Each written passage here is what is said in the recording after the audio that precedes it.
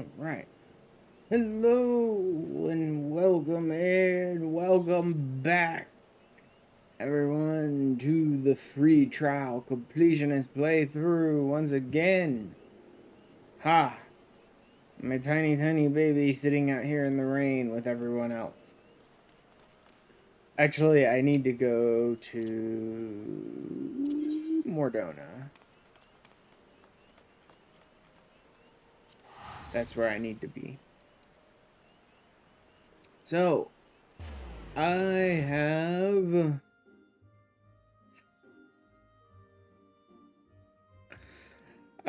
spent a lot of time working on this one. Let me show you. If it'll load in.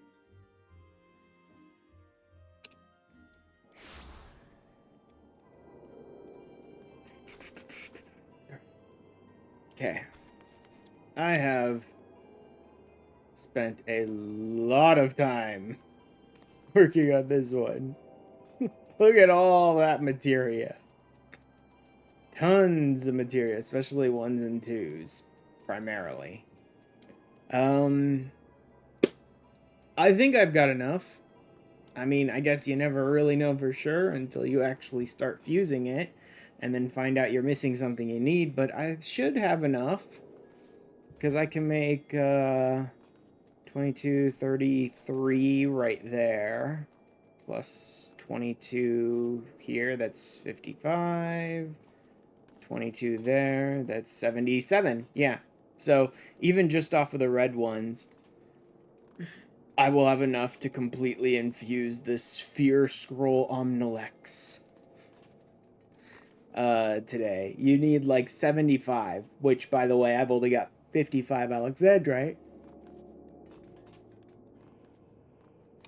I knew that I was going to be working on this today, and I figured I may as well leave a little something to work on.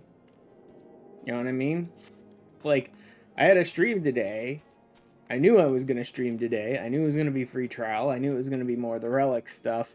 I knew that it would be boring just sitting here fusing 75 freaking materia and then nothing else. I could get that done in like 20 or 30 minutes probably. So I left a little something for me to work on. Not a lot. This is going to be like one dungeon run and a couple of treasure maps. So it's not a ton, but it's some stuff.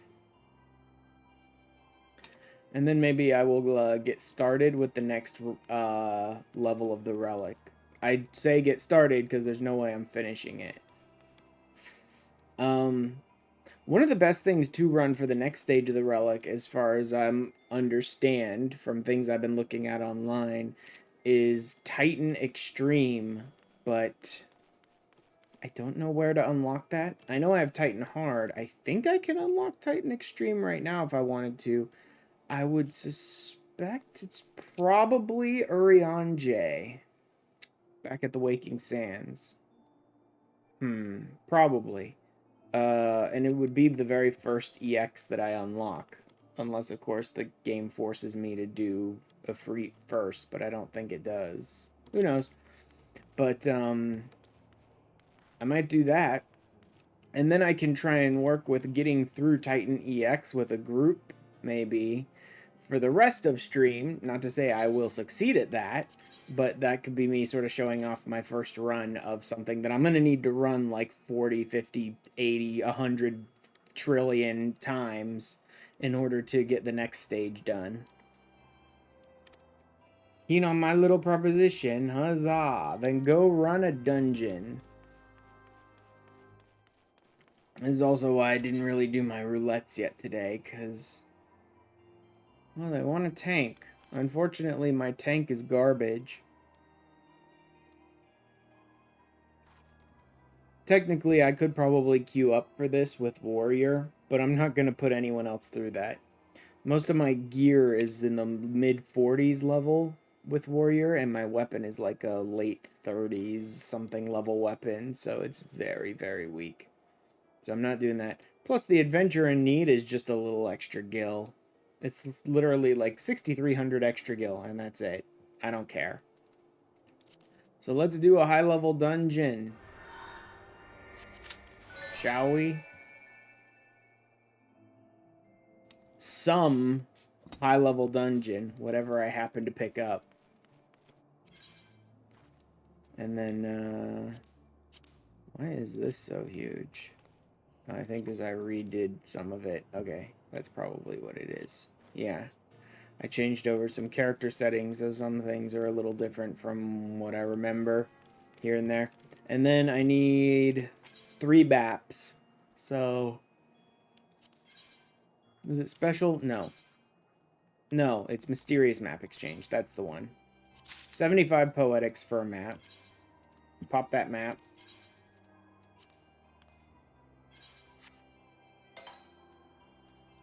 North Shroud. It's gonna be...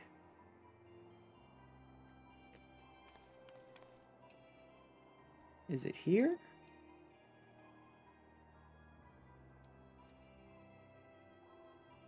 That might be it. Yeah, if I go up here. I think it might be here. Game, why are you... Oh, no, because control. Not shift, control. There we go. Let's get rid of that flag marker from my inventory here. Should I pick up another map? Because she's going to give me one when I finish the dungeon. Yeah, I'll pick up another map. Pick up a second map. This is basically how I've been doing it. It's mostly been maps. I could run a lot of the daily. That high-level dungeon thing is a daily thing. And so I have been doing that, but I've mostly just been doing maps. Because 75 Poetics is the easiest thing in the universe. I had enough to get all 75 Alexandrite.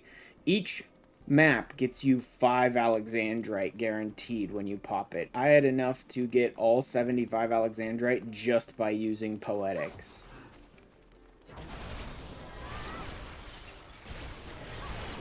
Oh, I see. We're doing single pulls. Okay.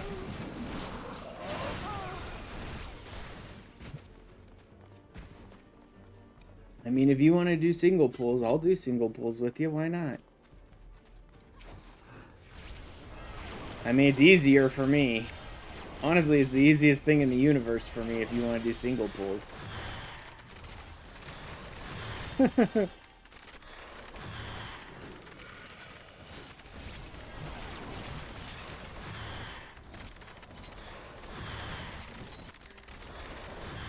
Okay, so now we're not doing single pulls.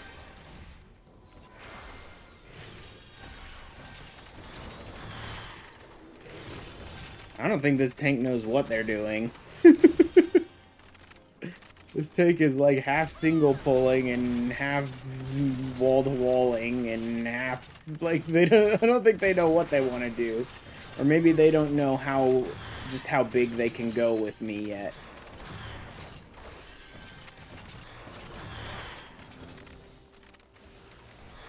Maybe they're trying to feel me out as a healer.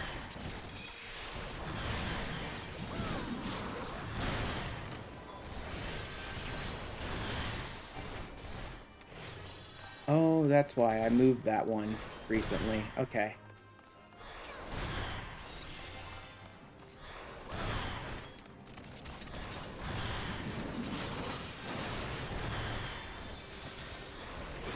Make sure I get that. Our DPS is pretty good. They're able to sort of burn through most of the enemies while we're just sort of running ahead.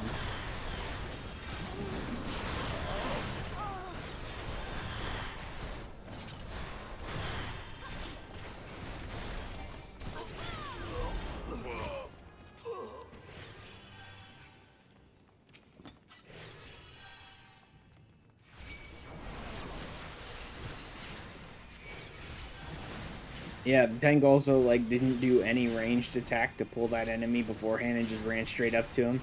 I'm not sure this person, like, plays tank normally. So maybe they're not feeling very secure and trying to sort of figure out what they can get away with.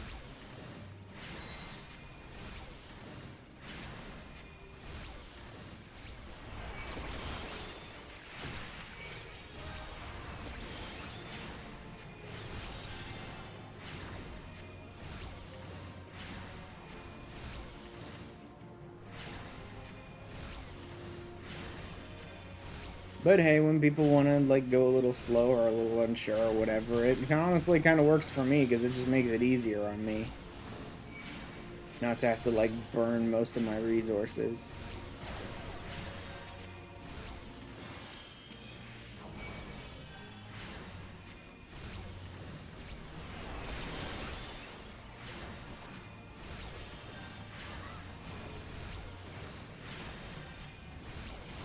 Bye-bye. Heal.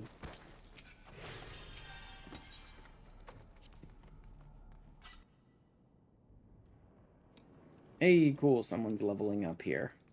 At least someone's getting something out of this.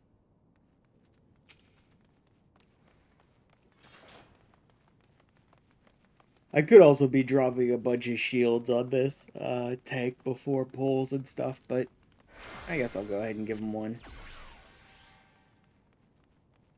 Realistically, with how this tank is running stuff, it's not that difficult. It's not that strenuous on me, you know what I mean?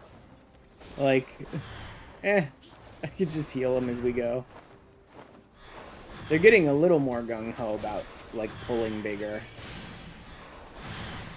I think they're maybe gauging it based on if I run past them, the tank. Like, if I run ahead of them, then they pull a little bigger.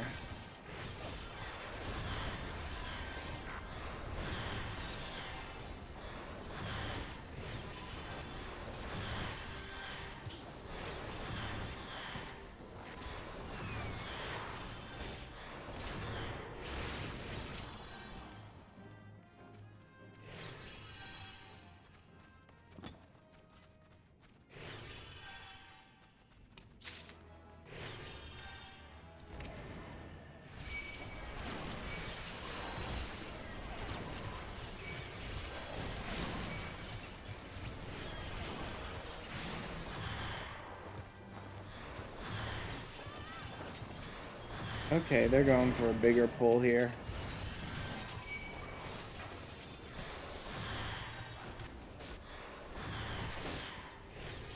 Go ahead and use a normal shield here.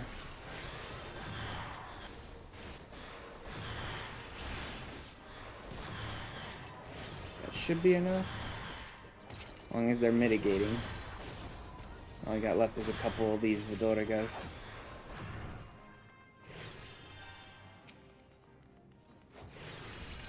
I mean, they definitely know they have a ranged attack, because they're using it occasionally, but not very often or very well-paced.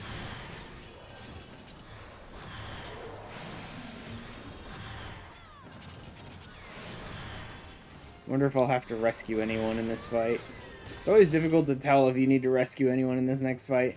Too many people don't notice the rappel and get knocked off the side, but since it's such a small gap, it's difficult to tell if they're just waiting till the last second or if they're going to screw it up.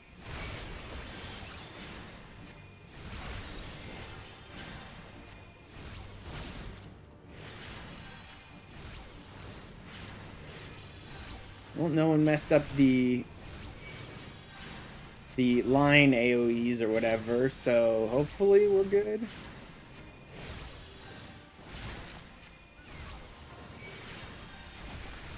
I think we're good. Everyone's in the center.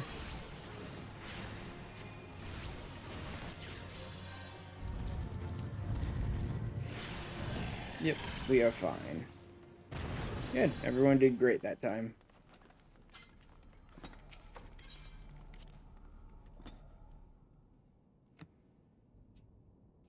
This is a pretty calm dungeon run, honestly. Far too often, especially at this level of the dungeons, these like high level 50 dungeons and hard mode dungeons and stuff in ARR, you get people who aren't really ready for it in various ways. Like tanks that try to pull too big and don't know how to tank well enough, or just people who aren't really ready for sort of the step up that you get from normal dungeons in ARR to the like hard mode level dungeons in ARR.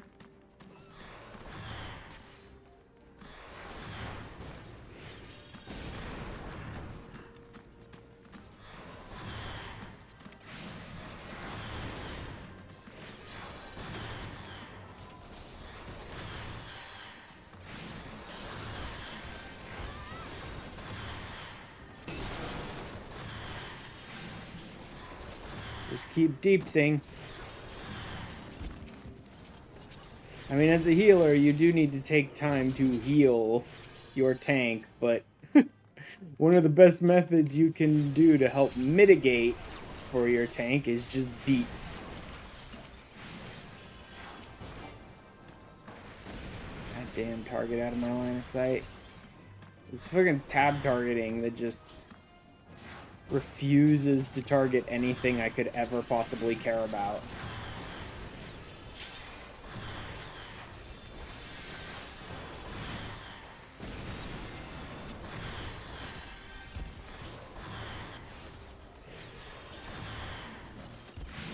DPS, DPS.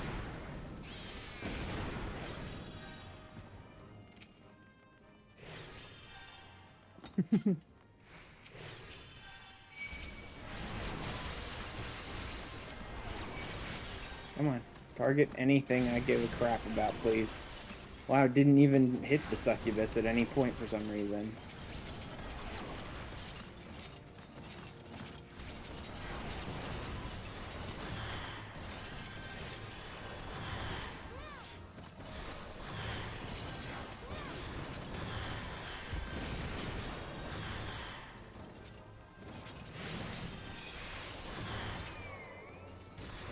I don't see enough dots. More dots now. Come on, more DPS. Oh, that's a new... That was a wholly new, like, visual representation for Blurp there. That was interesting. I wonder if the website's, like, busted, or is it just look different now? Huh. What was that fucking animation? Yeah. What was that? That was new. Swung down. Hey, Baron. Yeah, I don't know. I never seen Blurp look like that before. Maybe they changed it visually. Ow.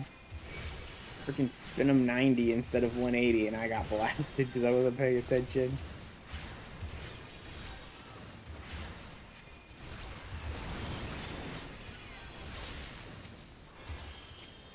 Bitch, little bitch. I made you my bitch, Jesse. Bitch. Yeah, bitch, Jesse. Let's see, I need to see it again.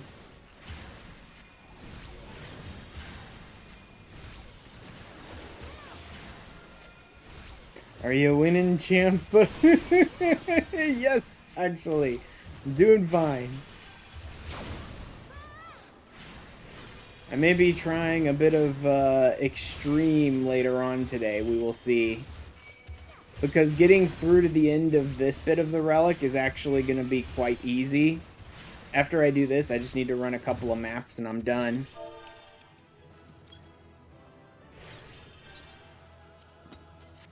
Right? And so I'll probably move on to the dodging all the fear itself. So I'll probably move on to the next tier of the relic. Not do all of it, obviously, because that requires like 150 runs of the thing. But I might start the next tier of the relic. In which case, one of the best places to grind light is Titan EX. So, there's that. I can't go and get that map from her just yet. I need to get this one out of my inventory first, so let's go deal with this. You did your first actual map, like, ever on your cat girl. You never done one on your bunny. I got all the way to the end. Oh, yeah. Treasure maps. Yeah. On your very first one, that's surprising, Baron. The odds of getting to the end are so bad that, like, getting it on your very first one is very lucky.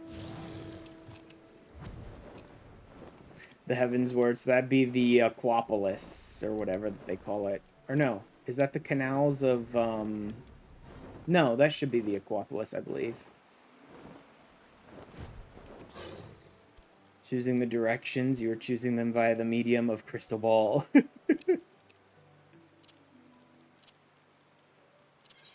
Okay, did I pick right? I'm not sure I'm in the right place. Yeah, I'm not in the right place. This is similar looking, but it's not right. Nope. Okay, there it is. It's over there. It had a similar shape, but it wasn't the same. You were pondering your orb. Glass on your desk, you were picking your directions based on the flecks of light in the ball. I mean, there are worse ways, honestly.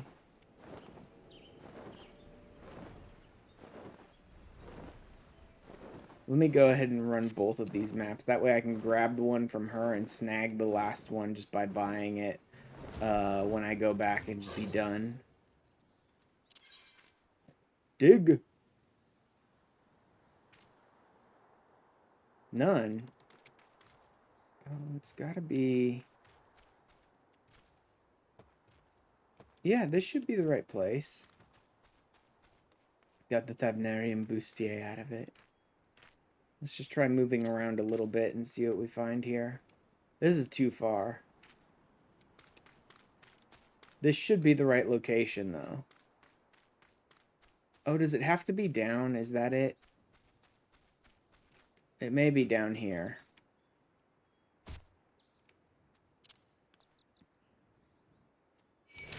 Praise be the orb. There it is.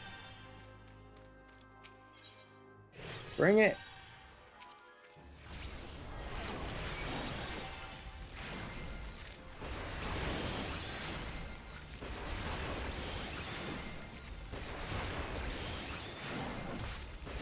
And this is how you handle these treasure maps.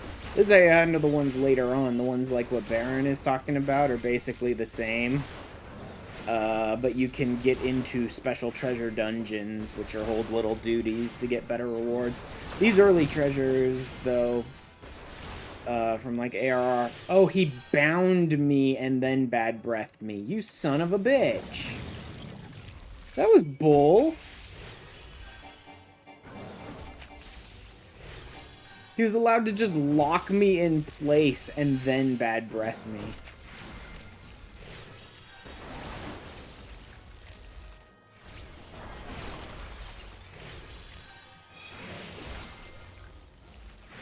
Fucking cast something, idiot! How am I getting ticked with Paralyze every single tick possible? Uh-huh. I mean, there's nothing I can do. There's nothing I can do. He's allowed to... This bitch is allowed to bind me before using Bad Breath, which means there's literally nothing I can do to resist it. Like, thanks, game. That's cute and all. There's nothing to do about it, but that's funny that you think it's hilarious to have me sitting there in the Bad Breath AoE for like 5 minutes before it goes off.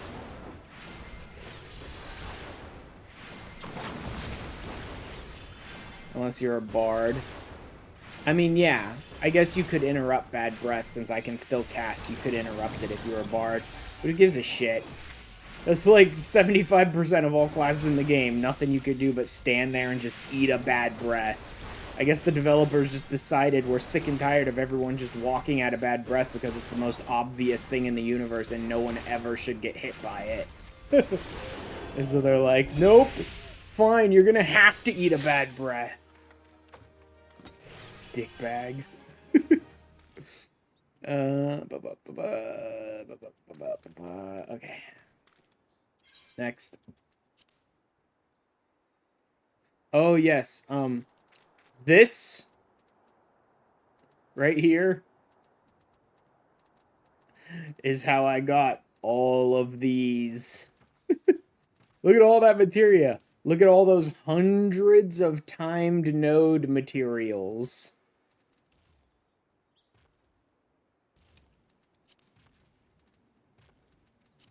Next map.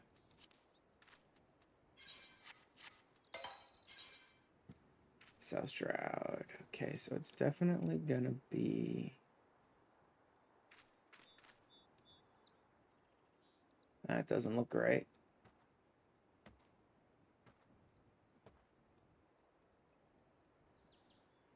That looks right.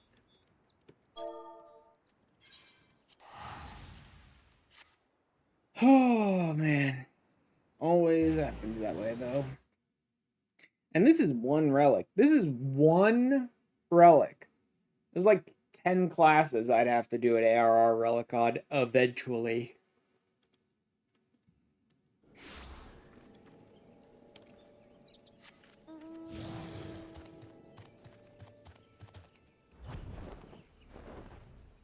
I will be able to make it a little easier on myself for the later relics, though. I'm not going to bother doing the other ARR relics till much later. Much, much later. Maybe not until I've completely finished MSQ and I'm working on only, like, side stuff. Type of later. And, that guy seemed to run real fast.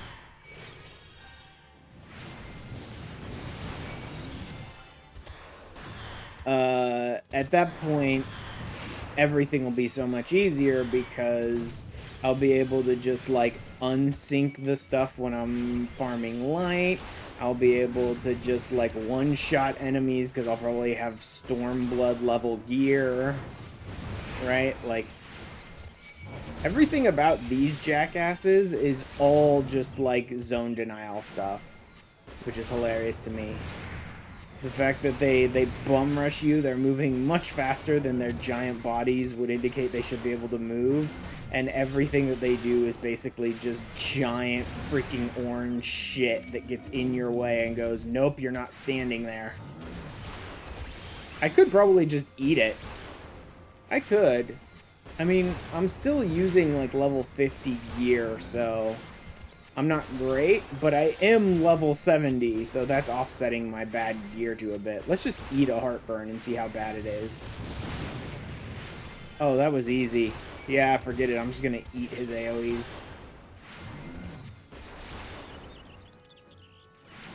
I thought it might have been much worse, because I'm only using eye level 90 gear, so as much as it's cute that, like, I'm level 70 when I'm still in ARR is cute and all, but I'm using eye level 90 gear, so it's not like I'm super overpowered.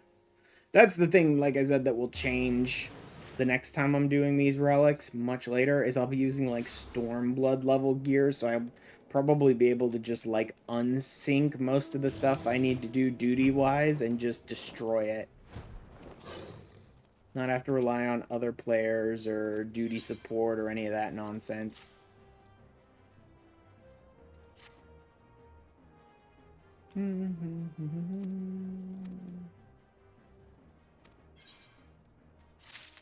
There's one map. Pop it.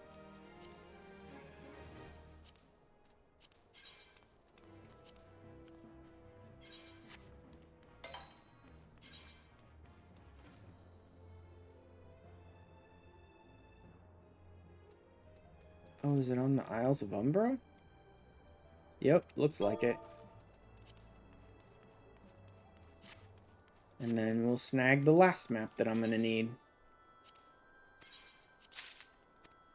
And there we go. That'll get me to 75.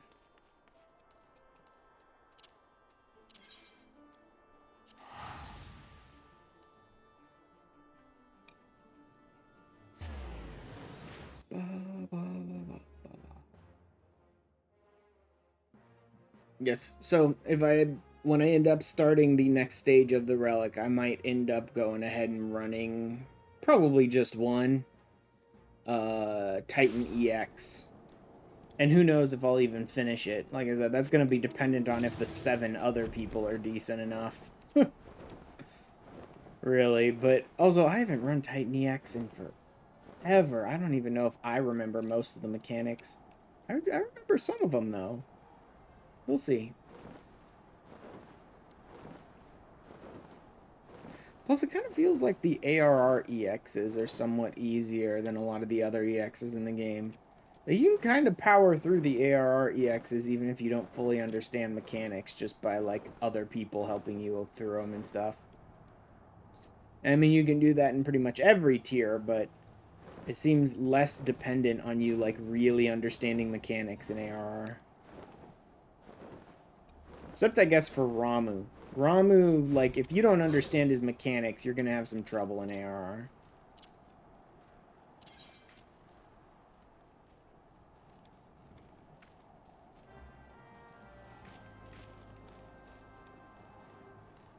Where? Oh, it's right behind me.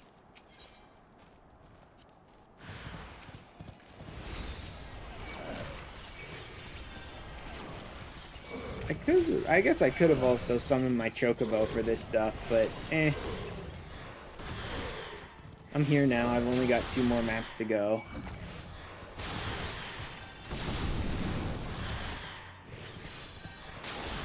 Again, they're just completely covering the area in AoEs.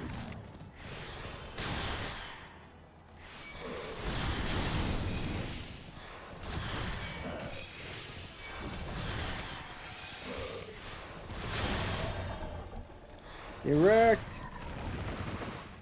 Alright. 5 more Alexandrite. Last map.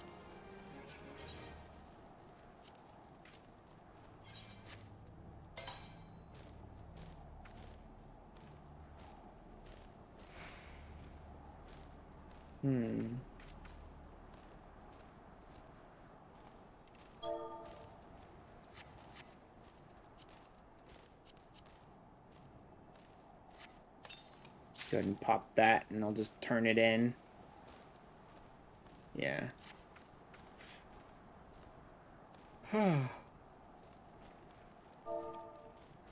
Where was that flag again? Middle Ladosha, right?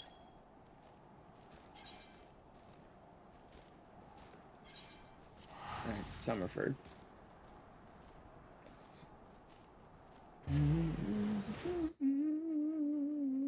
Oh, yeah. I should mention that when we get back from the ads real quick. I completely forgot to talk about that, but since an ad is just run, it'll be a good time to talk about it once we get back.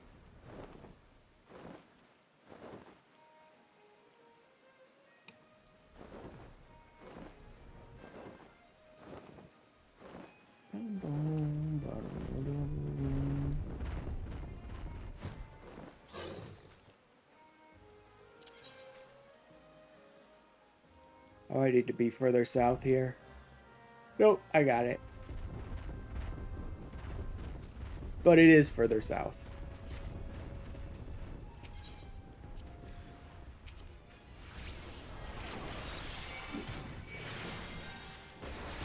Oh, I gotta move quick.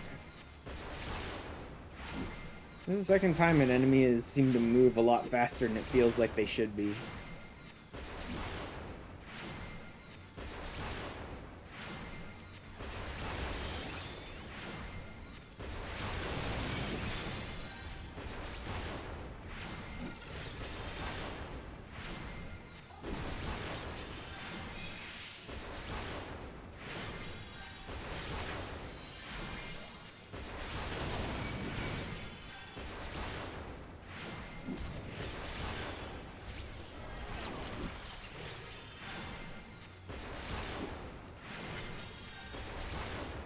Let's finish this idiot off.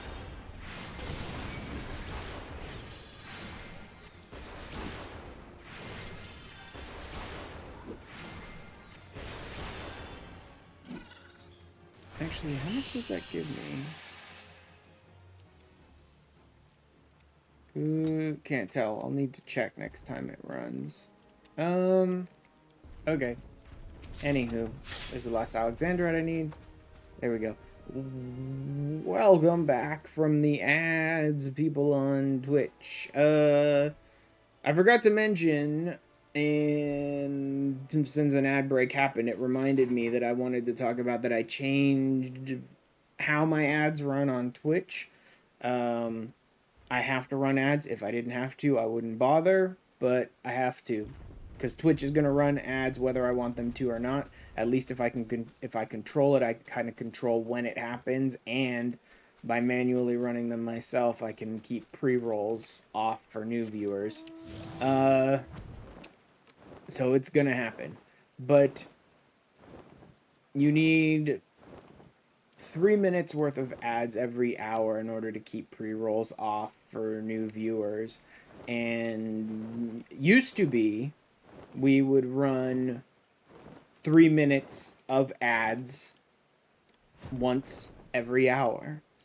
Like, once per hour, we just roll out 3 minutes worth of ads. I need to change that. 180 would be 120. But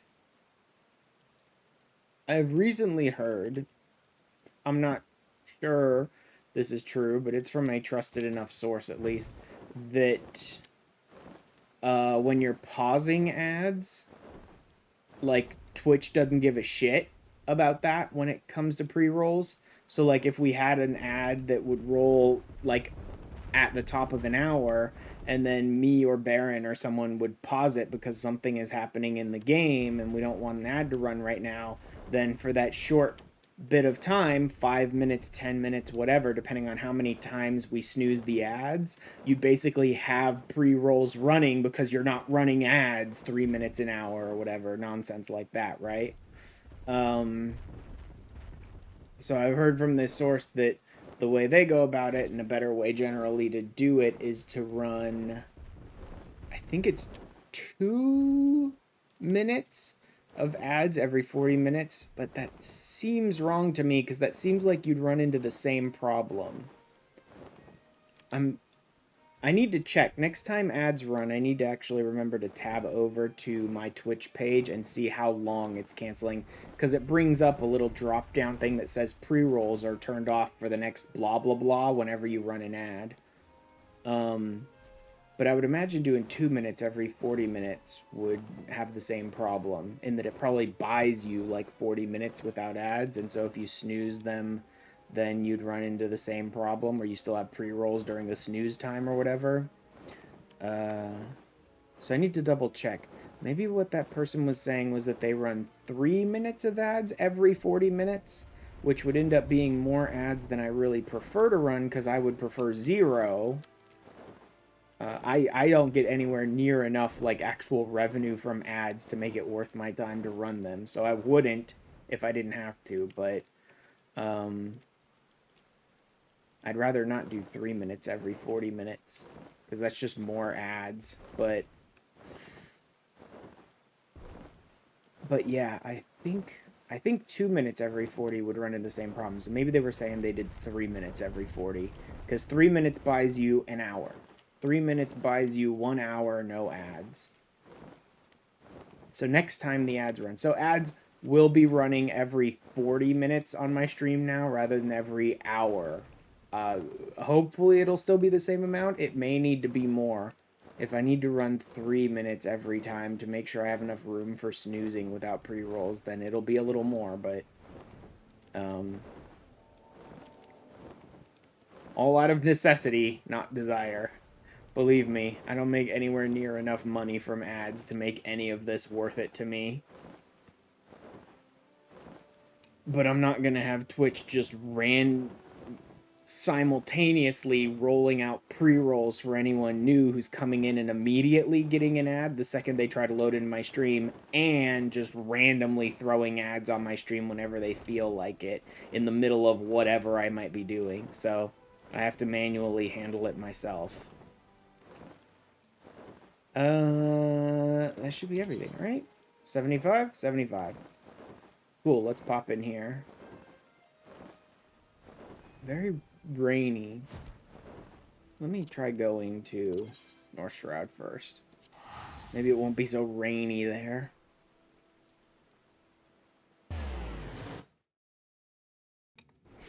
Yeah. Next time the ads pop up. Which mount is that? I don't recognize that one. What is that one?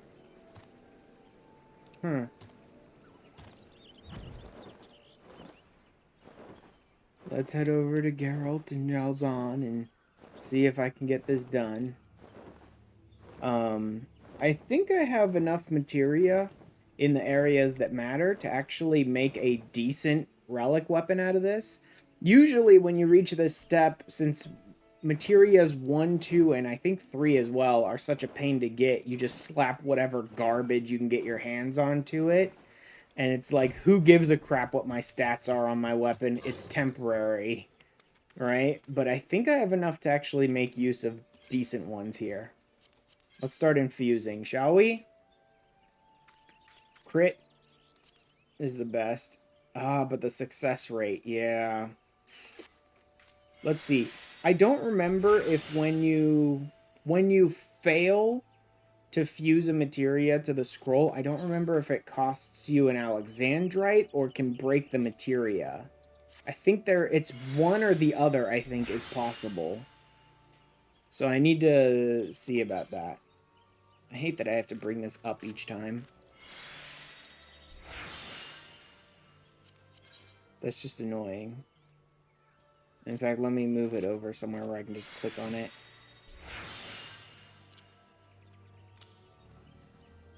There we go. Let's see how we're doing. Still 100%. Still 100.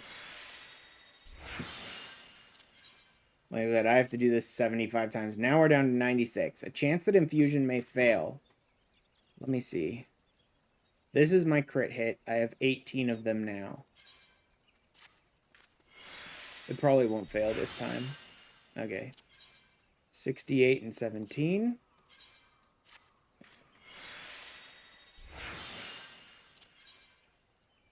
67 and 16.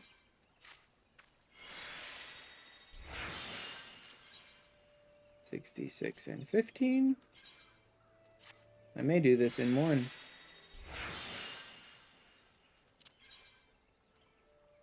65 and 14. Here's a 60% chance. I may not break anything here. Let's see.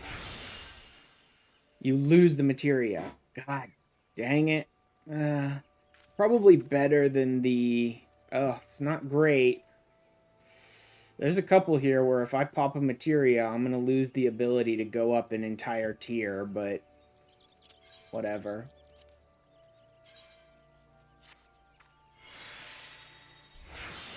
It's a good thing I tend to have quite a bit of extra materia in most places. Let's see if I can do all of this in one. I've got 2 materia I can spare at this level. I should be able to break 2 materia and still move up to the next level here. I mean, you're not losing the Alexandrite, which is kind of nice, but part of me almost wishes you lost the Alexandrite but not the materia when you failed, because Alexandrite is easy to get. I could just go run some more maps. I can't really go about getting more materia right now because it requires me to put on certain gear sets and go farm time nodes for like 10 hours straight. Hopefully we don't break any. But like I said, I think I can spare 2 here without running out. And still get up to the next tier. Which is preferable. If I can reach the next tier, that's a whole nother set that I can infuse into this. Okay. Okay, 2 more. Yes. Very lucky. I've got 3 chances to get this 60. Let's see. Got it in one. I didn't break a single one. Now that was very nice, which means I can get up to the tier 3s here as well. Now I've only got 11 of these, so if a single one of these breaks, then I don't get to do any of the tier 4s. That being said, it doesn't matter too much. I'll still be able to get about 30 or so out of these, just this one set of materia, which is almost half.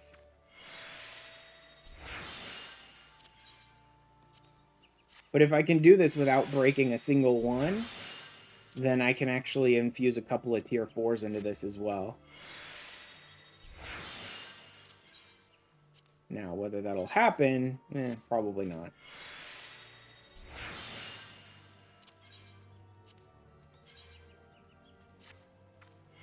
But hey, I'm going to have quite a bit of crit hit out of this, so that's nice.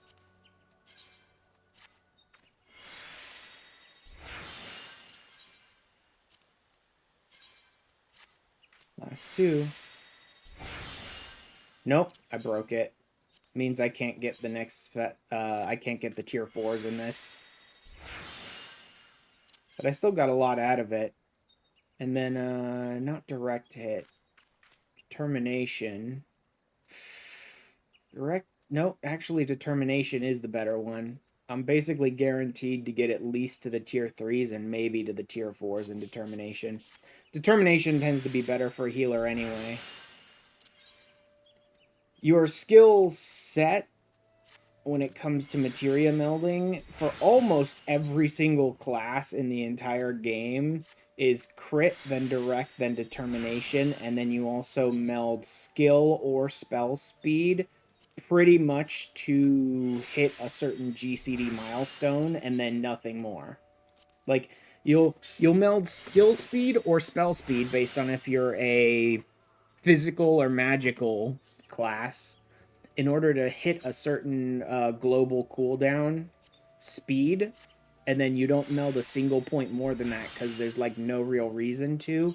That's basically like your soft cap on skill or spell speed, is to hit a certain point on your global cooldown, like seconds wise.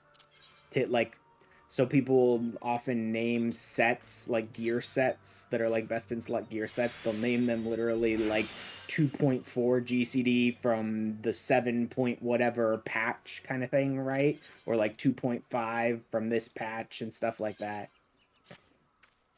to tell you like how fast your global cooldown's running. And so that's what you do with skill and spell speed, just to hit that certain break point, and then you don't do any more, and then you basically go crit, then direct, then determination as much as you can. And maybe you'll find a piece of like piety or tenacity here or there, but probably not. Most people don't bother to meld piety and tenacity almost anywhere. It happens occasionally, but it's rare. But for a healer, crit, direct hit, then determination can still be viable, and in some cases even still preferable, but in most cases you will find crit, then determination, then direct for healers. And the reason for that being that direct hit rate can still affect your attacks as a healer. You can still direct hit attack an enemy as a healer, which, for those who don't know, crit and direct hit are basically like two names for two mechanics that are almost exactly the same. Like, everyone knows what a crit hit is. It's a big hit. A direct hit is basically the same thing. It's just a more damaging hit, right? I don't think it's as strong. Crit hits are stronger. I think crit hits are like double and direct is maybe like 1.5 or something. I don't remember. But a direct hit is basically just a stronger normal hit, right? Which is why people go crit, then direct, then determination is just flat damage. Determination is just straight up how much do all of your attacks do damage-wise. If they don't crit or direct or anything, how much damage are you doing?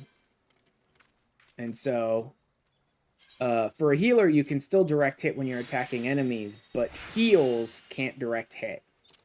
Most, I think all, but I'm not certain of that, at the very least, most heals in the entire game, probably all of them, cannot direct hit. They have no capability to direct hit at all. And so it makes determination generally the better meld for a healer over direct hit. Now you can still crit with your heals as a healer, and so you still meld crit. But like if you're a DPS, you generally go crit, direct, determination. If you're a healer, you'll usually probably go crit, determination, direct.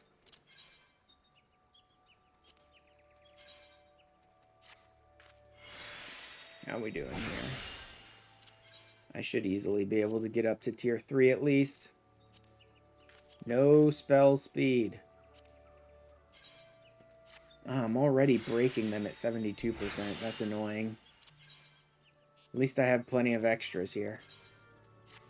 I should still be able to get the stats I want out of this, though.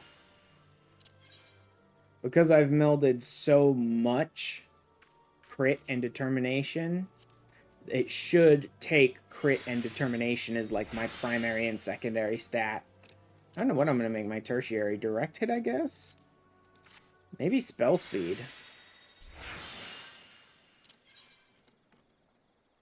Again, it really doesn't matter that much. I know that this affects the stats on your Novus weapon. When you level this up to the next tier of the Relic, this affects like what are known as your like primary and secondary stats and stuff on it, and so it affects them. on the Novus level, but the second you level it up to the next level after Novus, I think it may just ignore these stats and just have a flat, this is what the next tier of the relic stats are.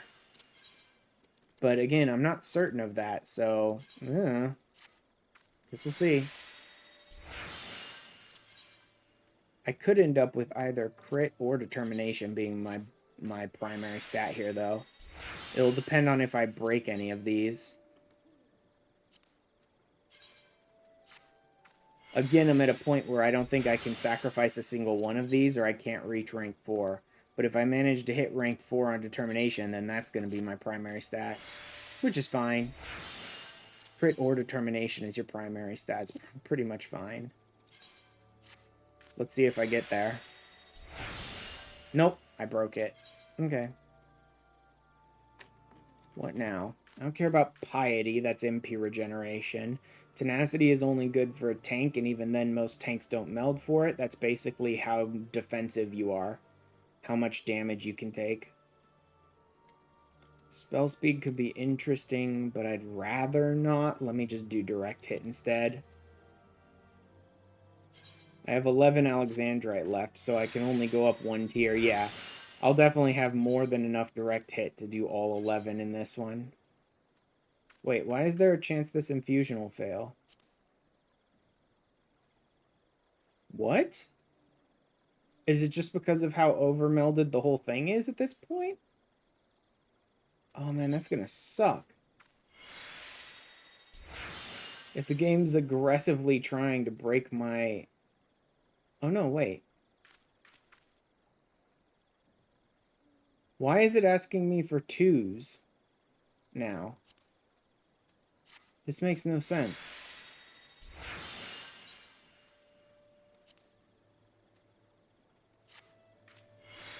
I've only got 3 points in there.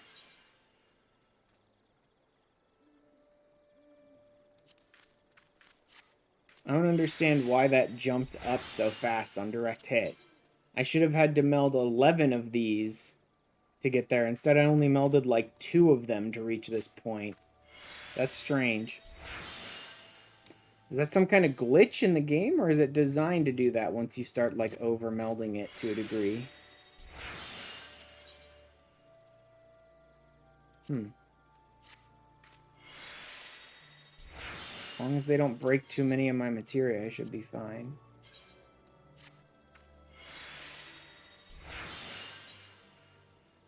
Two left. Here's, come on, 74. 74 and 75. 75. There we go. Fully melded. It's infused with 32 crit, 32 determination, and 11 direct hit. That's like all DPS. Literally, it's just infused with like every DPS stat I could possibly muster, basically. And we'll send this back to my inventory. Jazan, guess what I've got?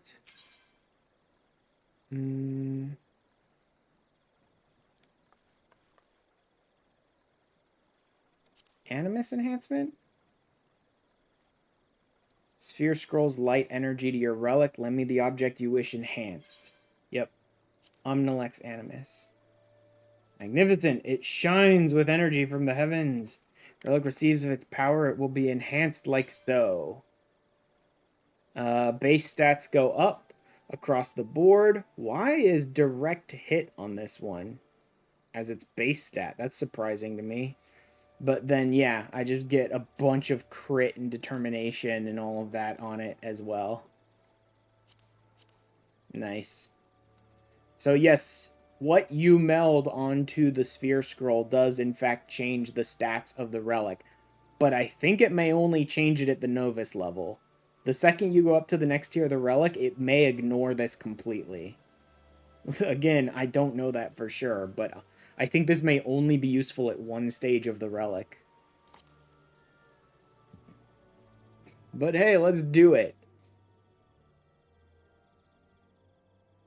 Finish the task that you and Huberton have started. This will take but a moment. Relic of Held, receive of this scroll the memories of toil and triumph. You found light. Illuminate this adventurer's path. Although the question is it actually going to glow at all? Oh, it does glow. It's interesting. Usually for the relic, you get a tier that's just a normal looking weapon and then a glowy version of that weapon. And then it changes physical appearance again at the next tier, and then there's a glowy version of that weapon kind of thing. But for some reason, I got 2 glowy stages in one.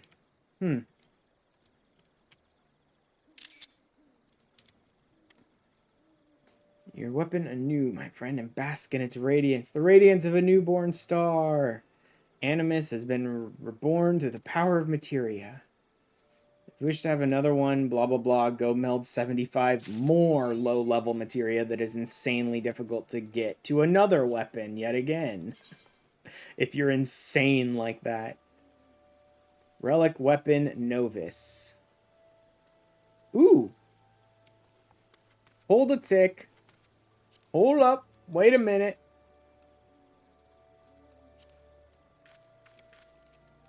Where hunt?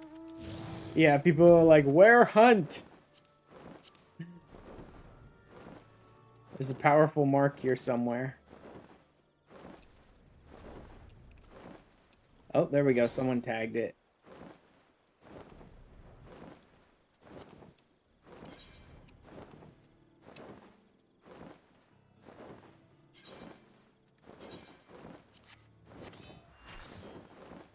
There we go.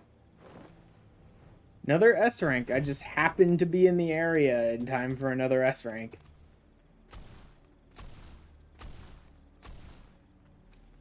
Well then. Wait.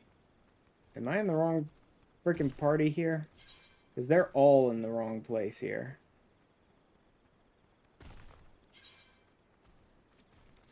Northonolin.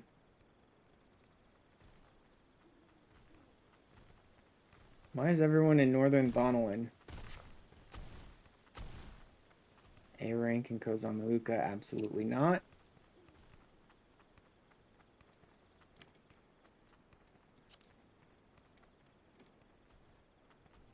I have no idea what's going on, man.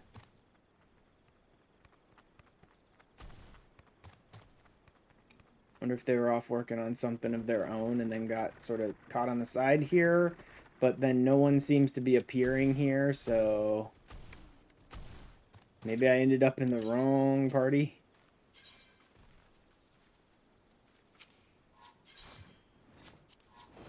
Skip. Let's join this one in Shroud here, shall we? It sucks not being able to, like, make my own party finders, man. Wish I could. Oh, there's the wings again. I need to get myself a pair of those on my main.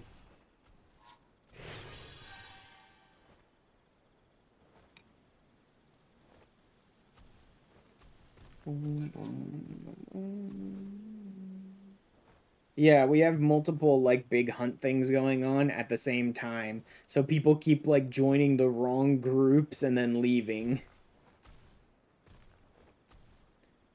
Because oftentimes when an S rank comes up, people want to get parties together so quick, so they'll often just put up something in the hunt that's like S, and then just throw it up in Party Finder.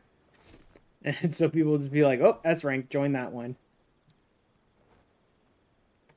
But it looks like we have multiple things going on simultaneously here. Maybe multiple S ranks or something, I don't know. And so people keep joining the wrong group.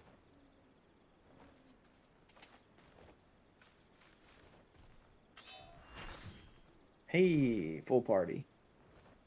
Nice. So we should be able to handle it even if it's just us, but there may be other people coming. Yet, again, I cannot shout chat either, so I can't ask if anyone else is. There we go, someone else did it.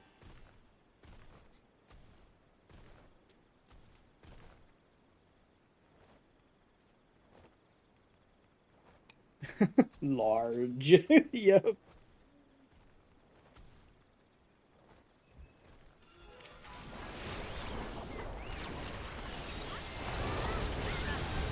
Ow. Let's just go ahead and, like, do this, shall we?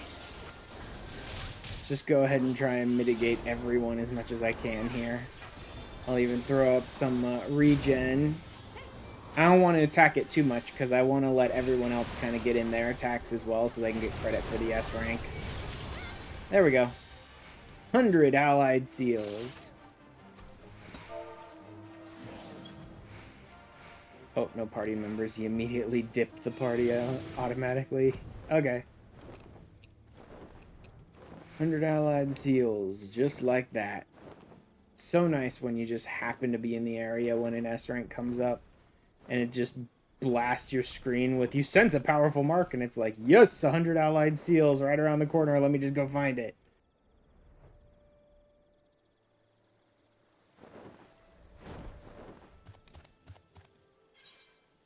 All right.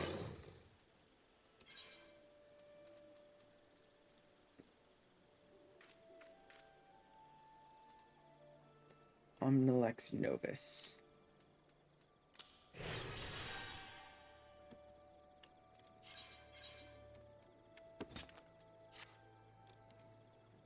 Ooh. Nice glowy book.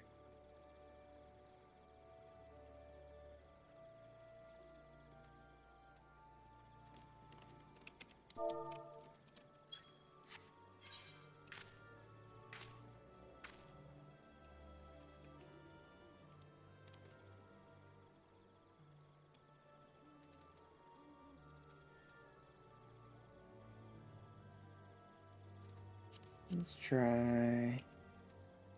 What should we try? I only have a good... Yeah, you know what? I should just cast something instead. What do we got that'll look good? No.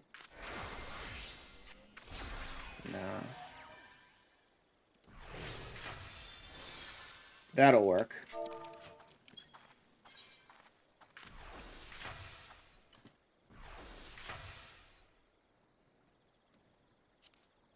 Just gotta cast something, really.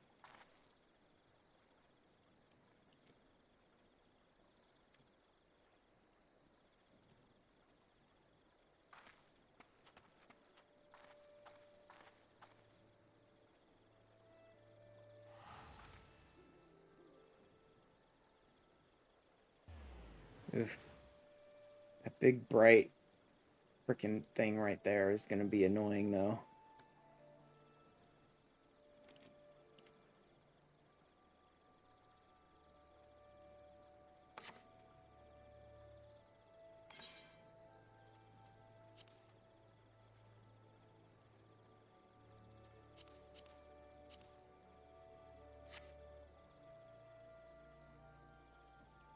That'll work.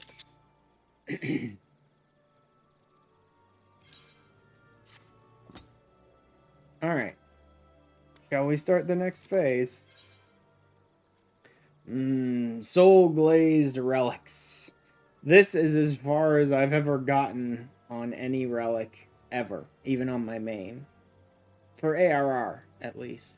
This is as far as I've gotten on an ARR relic. I've had the Zodiac Glass and been about halfway through the light grind on this tier before I basically gave up. Because I just don't care about the relic weapons enough. I was still fantasizing about, like, maybe I'll try and do, like, everything I can possibly do on my main. And then I'm like, I don't want to do this on a paid account. I'm not going to keep this sub alive long enough to be doing everything possible on the main. So I moved the Completionist stuff into a free trial character so that I can work on it all the time rather than just whenever I happen to have my subscription up. Keeping well, my friend. So you doubtless guess that, and also because there's like 3 expansions less of stuff that I have to do. Searching the enhancement of your relic continues. I've been delving into the subject of soul attunement. Explain how it pertains to our endeavor. No small amount of effort on your part, your weapon has become host to abundant soul energy.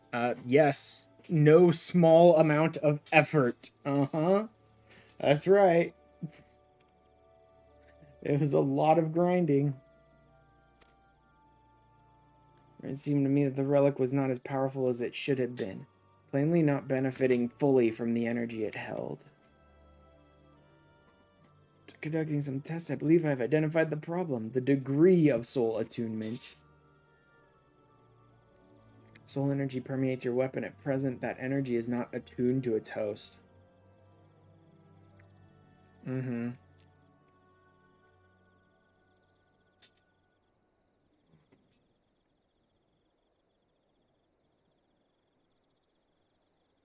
This is that one that's like, cool, now go grind out this dungeon over and over and over again so that your weapon can get used to fighting with you, basically.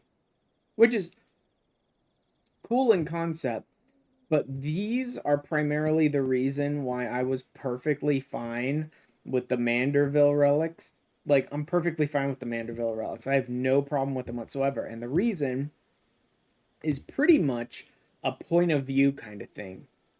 My point of view, the point of view of a lot of people who dislike the Manderville relics is I'm not doing anything for my relic. I'm just using poetics. It's boring. I'm not doing anything for my relic. But you see, you get poetics from 1,000 different sources. My point of view is I'm doing whatever I want for my relics.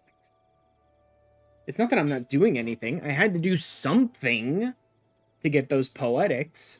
I mean, it's very easy to get poetics, but I had to do something to get them. It's not like I just left the game turned off for a week and then turned it on and came and got the relic. I had to go do something to get those poetics, right? So I can do whatever I want to do, whatever I feel like doing on any given day on my main character, and I'm slowly making progress towards making a better relic weapon.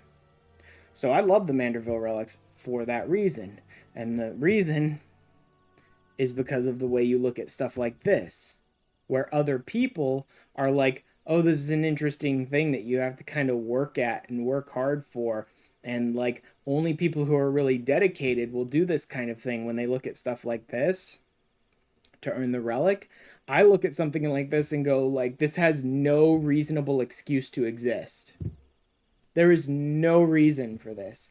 Because what the game is going to try and tell you to do is you can basically earn soul glaze or whatever, earn light by doing a number of different things. I think basically if you run any extreme, if you run any of the high level dungeons, anything like that, you'll earn some amount of light or soul glaze or whatever you want to call it. People basically just call these light grinds every single time, even though it's not always quote unquote light you're grinding.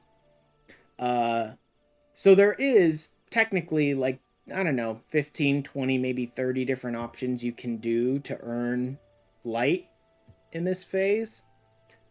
And some are better than others at certain times. Like there will literally be something almost kind of like the Adventure in Need that changes every, not 5 minutes or anything like that. I think it's like every half hour, every hour or something, it'll change over. And like one particular thing or a couple of different things will give you like bonus light if you go and run them while you're working on it. But that's cute and all in concept, except humans don't tend to work that way.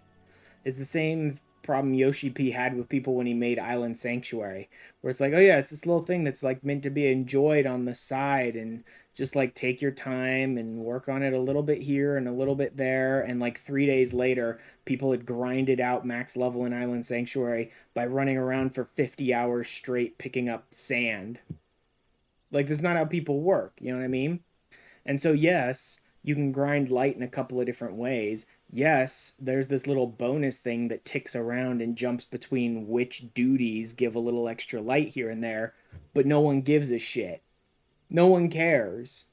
You want to know what you do to grind light?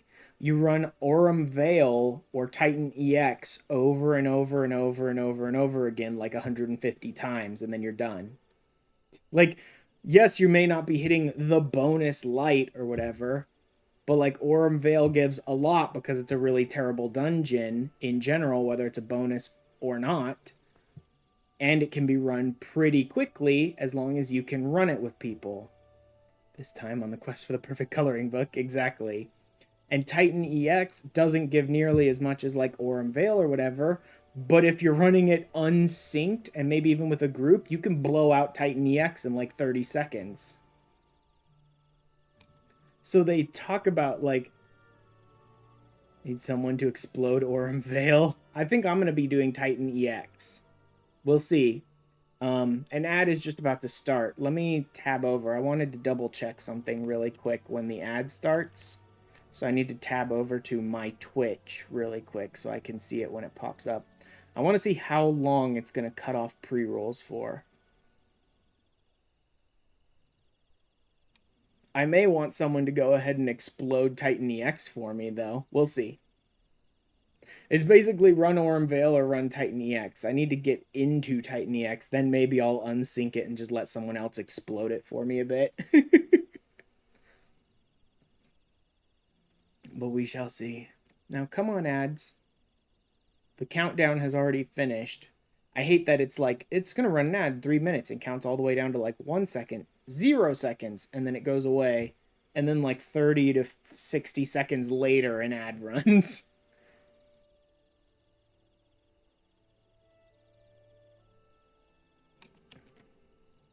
Come on. I believe in you. You can do the thing. Okay. Pre-roll ads are disabled for 62 minutes, so that's an hour. That's interesting. Ad break ends in 2 minutes. Okay. So running 2 minutes for some reason does turn them off for an hour. Why do we run 3 minutes at the top of every hour then? Oh, because that's 90 minutes. Right? Isn't it 90 minutes? Wait, then why did he run 2 minutes every 40 minutes? Because if running them at the top of each hour buys you 90 minutes, then even if we snooze the ads multiple times, it should still be fine. Because each snooze is 5 minutes, which means maximum the most damage Mirror Baron could possibly do is about 15 minutes of extra time. Because you only get 3 snoozes per stream, pretty much. Technically, you can get more than that, but eh. Titan Exploder, Veil Exploder will be available after I boot. And you monochrome. That's interesting, though. I should go back and rewatch that YouTube video and listen to his explanation, like more in depth. Listen to it a second time to make sure I'm understanding what he was talking about. Whatever. Ads are being run every 40 minutes, but it's only 2 minutes of ads instead of 3 for today. Maybe that'll change in the future. Either way, it looks like I should still be able to make do with 3 minutes of ads for every 1 hour of stream. Like, the amount of ad time I need overall should stay the same. Where exactly I put those ads and how long they last may be changing a little bit here and there. But it doesn't look like I should have to actually put any additional ads in order to make this work. I may just change around my like ad manager's timings here and there. All right, let's do this then. So as such, much of it remains latent and untapped. Well, that sounds like you were a piss poor smith and did a very bad job on my weapon then, doesn't it? To realize its potential, it must have full access to the energy. I fear that my expertise alone is not suffice to find a solution to this problem. The person who reforged your weapon, Geralt, may well possess knowledge that is of use to us. Go talk to the drunken moron. Recall the man hasn't been exactly accommodating of my requests for assistance. Unless some manner of miracle has come to pass, I doubt that he'd be willing to help me now.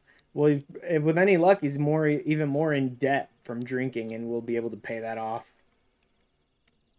You have something of a rapport with Geralt, yes? I believe you stand a far better chance of winning him over to our cause. Be much obliged if you could speak with him in my stead.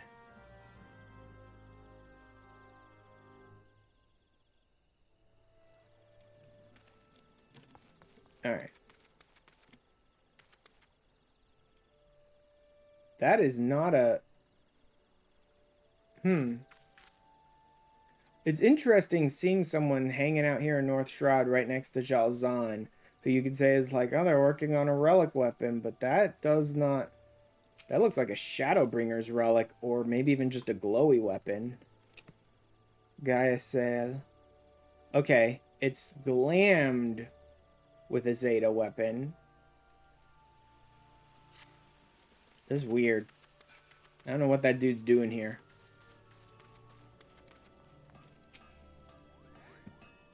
Here for your kettle, it ain't ready. Takes time to get the contours just right, Can a man mend kettles in peace? 7 hells do you want this time? I need you to make a better book. Will you guys please stop making a crappy book for me and make it good?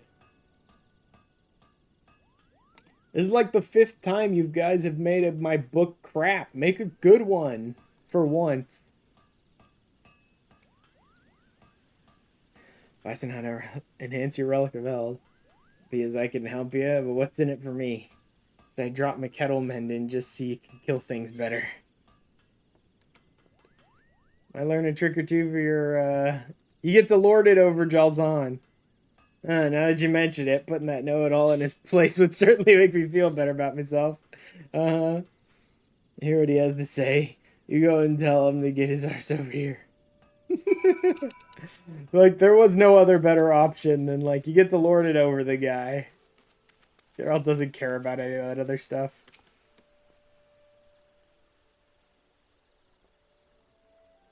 Great to help us. Incredible. I know not what honeyed words you used to convince him.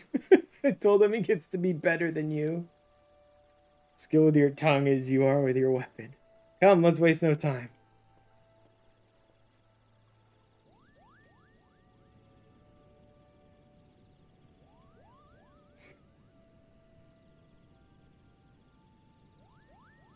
Ah. I got questions for me, old man. I ain't got all day, so be quick about it. Resistance, I've sought to recreate the mighty Arbs as wielded by the Zodiac Braves of Legend. Darway succeeded in... Yep. A couple of things. I want to tune the relic's soul energy to its host, is that right? Have you advice to give us regarding this endeavor? I reckon I do. You need to isolate the energy inside your relic from external influence. See, soul energy naturally becomes attuned to its host through use. Yeah, spirit bonding. Is being composed of ether, that energy is fickle as sin. It's easily distracted by forces outside. Attunement to happen, you need to get rid of them pesky outside forces. And it is by making your weapon ether tight. Buggered if I know how, though. You'll have to work that bit out yourself. Once your weapon's ether tight, you just need to use it as usual. Run around and kill things with it. Over time, the energy ought to become one with its host. After that, I imagine you'll need to undo the ether tightness. Their newfound power will remain sealed. Have to undo the ether tightness.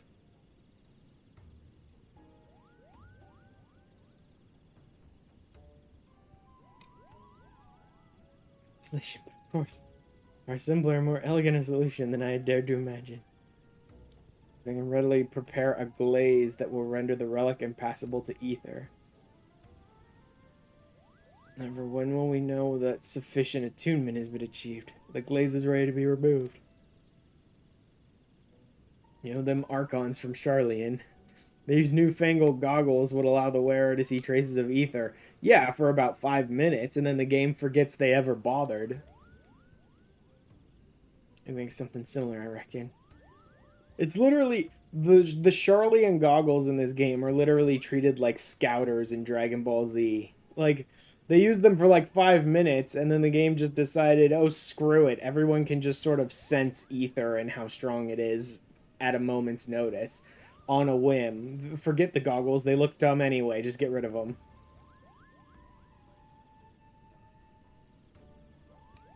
You don't need nothing near sophisticated. Magnifying glass fitted with lenses, what are crafted from ether-sensitive material, ought to serve our needs.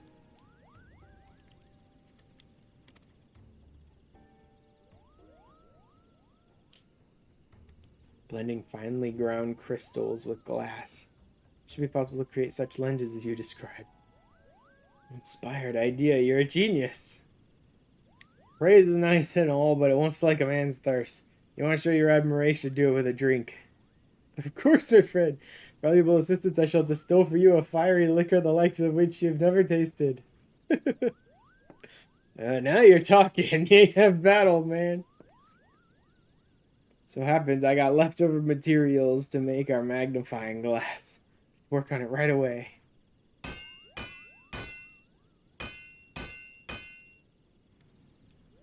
It's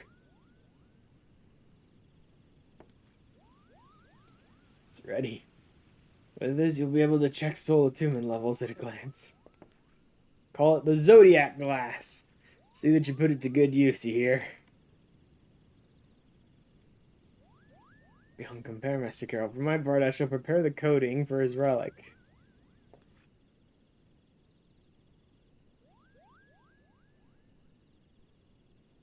Preparations are in order. Come see me, and we shall make the weapon ether tight. Take my leave of you.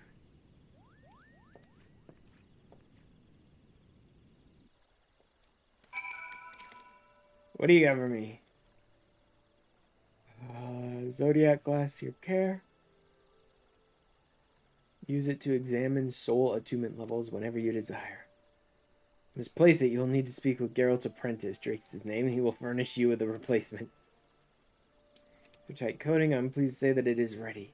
Observance of the fine tradition of naming our creations should be known as soul glaze. Soul glaze. Present to me the relic you wish enhanced. I shall coat it with a layer of soul glaze. This begins the next stage of our quest to recreate the legendary arms of the Zodiac Braves. Now upgrade your relic by way of soul glazing. Saga of the Zodiac Weapons, soul glazing available. Then select Relic Weapon Novus Soul Glazing. Novus can be soul glazed. Speak with Jalzahn to have him apply the coating so they may begin attuning soul energy to the item by wielding it in battle. Use the Zodiac Glass while equipped with a Relic Weapon Novus to determine the item's current level of soul attunement. Actually, you can't. You don't get a good readout when you use the Zodiac Glass. When you use the Zodiac Glass, it gives you one of like 8 or 9 different phrases, which is basically generally about how far along you are to attuning it. And then like one final sentence that it gives you when you're finished. Misplace it, get another one from Drake. Participating in certain duties will accelerate the rate with which soul attunement is achieved. Inquire with other adventurers as to which activities yield the best results. This is meant to have us actually speak to other players and figure out which one is giving you a bonus currently. I don't know that there's a way to know in-game which one gives you a bonus. You had to sort of figure it out by playing with other players. I don't think it tracks in-game at all. And I think that's the other reason why people said, fuck your bonus, and just burned Aurum Vale and Titan EX over and over again. Was because it was quick, good rewards, can't keep track of the bonus anyway, and who gives a shit.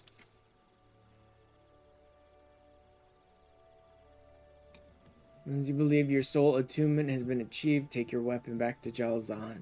Remember, soul energy can only attune to weapons which have been soul glazed. You decide to enhance additional relic weapons, do not forget to first take them to Jalzahn. Yep.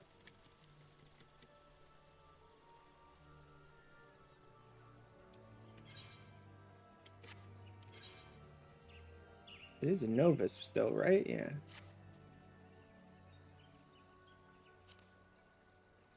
Alter the properties of your relic. As grandmother will present to me a sphere scroll. Whoa, that. Properties of your relic. As grandmother will present to me a sphere scroll. For Nexus? No idea what he's talking about. Anyway. Wait, where's my... Oh, they put it here. That's interesting.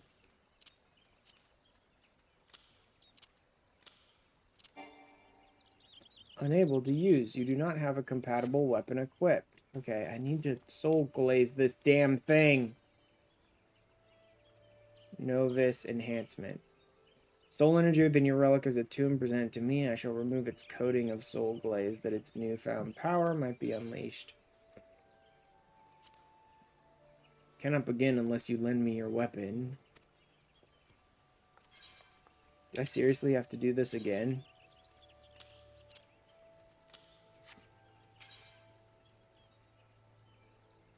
Novus soul glazing. Render it ether tight, thus allowing the soul energy within to fully blah blah blah. Copy soul glazed? Yes. It added like 4 extra things to his menu, so it's difficult to know exactly which one I'm supposed to click on. This is a thing that's really annoying to keep track of, that they got a little bit better at helping you keep track of like which tier of the relic you're on at any given time in later expansions. That's not to say right away. Like, the Manderville ones are pretty good to keep track of what step you're on in the relic, but even then, all the way through, it's a little difficult to keep track of where you are in your relics at any given time. Shall apply soul glaze to your weapon. Not a spot shall be left uncoated. The relic is now completely ether tight. Your weapon in hand, do that which you do best, adventure. Due course, the spirit energy it bears shall become fully attuned. Using Zodiac Glass, it's possible to visually verify attunement progress. This is one of those things where they, like, expected you to just go and work on it for a couple of weeks straight. Like, just go and, like, run your dailies and do your roulettes and, like, go and do some extremes to try and get mounts and weapons and stuff like that. And go do a little bit of this and a little bit of that. And then come back someday and see how you're doing. And everyone's like, nope. Screw you, I'm going to knock it out in a day. Achieve full soul attunement. You may present it to Jalzan to have it enhanced to a relic weapon nexus. Upgrade weapon, retain the power it received from materia by way of the sphere scroll. Okay, so it doesn't completely get rid of it. Possible to alter the materia enhanced properties of your relic, but before and after aforementioned upgrade to initiate the process, speak with Jalzan. I don't care. I'm never doing that. There is no point at any point ever in this that I am ever going to do a whole nother sphere scroll just to alter a couple of stats. Who gives a shit? I could not possibly care. You peer into the Zodiac Glass. No etheric activity. Yeah. And I don't think there's any way to really keep track of it. I don't think there's any way to track what is providing a bonus. I want to actually look that up, because I don't think I've ever bothered to figure that out.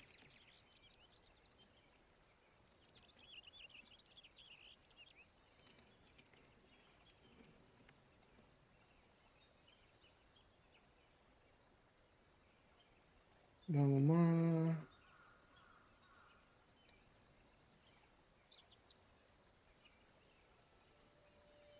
Track the soul glaze bonus of Fantasy 14. Focus on low-level dungeons, which should be speed run and have a higher chance of no. The bonus window resets every 2 hours in real life time. Bonus is determined by the start time of the dungeon, not the completion time. Make sure to check the time of your dungeon start to maximize your bonus. Light values. Blinding, brilliant, or feeble, or gentle. The bonus provides increased light values. Okay. Complete the duty with your weapon equipped. To efficiently farm it, focus on dungeons with bonus light and aim to complete them in under 5 minutes. Now, that's probably why people run Orem Vale so much. For high-level jobs, unrestricted runs of 1,000 Maws in Orem Vale can be very effective. For very high-level jobs, try unrestricted runs of Bowl of Embers, Thorn March Extreme, or Orem Vale. Pull of duties with bonus light changes every 2 hours. You cannot predict which dungeons will have bonus light at a given time. Instead, focus on completing a variety of dungeons to increase your chances. Yeah. Yeah, you can't predict it. There's no way for you to know for certain, looking at it from the outside, what is providing bonus light for the soul glazing. You literally just have to start running them. Like, you run a dungeon, and if at the end of that dungeon it says a brilliant light shines on your relic or something like that, then that means that one has a major bonus, right? Like, at the end of a run, you'll be able to tell if maybe there's some kind of bonus going on in that thing. And so you just have to randomly guess.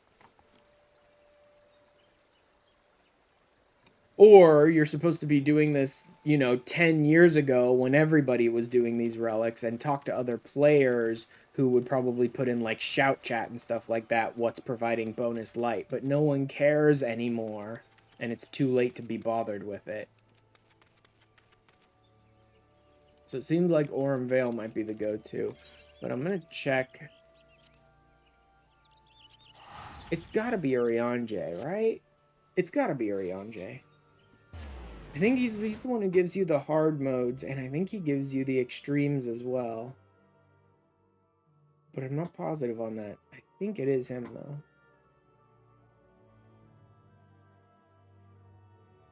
So yeah, you can run Aurum Vale. Or you can run Aurum Vale unrestricted, or you can run Extreme Trials unrestricted and just, unsync them. It's interesting being in this place where my relic weapon really is like the highest eye level weapon that I have access to, which makes it worth it to actually use the thing. Eye level 110 relic weapon. Nice. I want to keep leveling it though. Because the relic weapon can get up to 135, I believe. And I don't intend to replace the relic weapon. Once I have the eye level 110 gear, I do intend to replace a lot of that with like raid gear, because it's the highest eye level gear I can craft, so I'll replace it with raid gear at that point. But I don't intend to replace my weapon, because it is like the highest eye level you can get in the entire ARR is your relic weapon. There are some weapons that can meet that. There's none that exceed it. Primal Nature. I assume this is the one.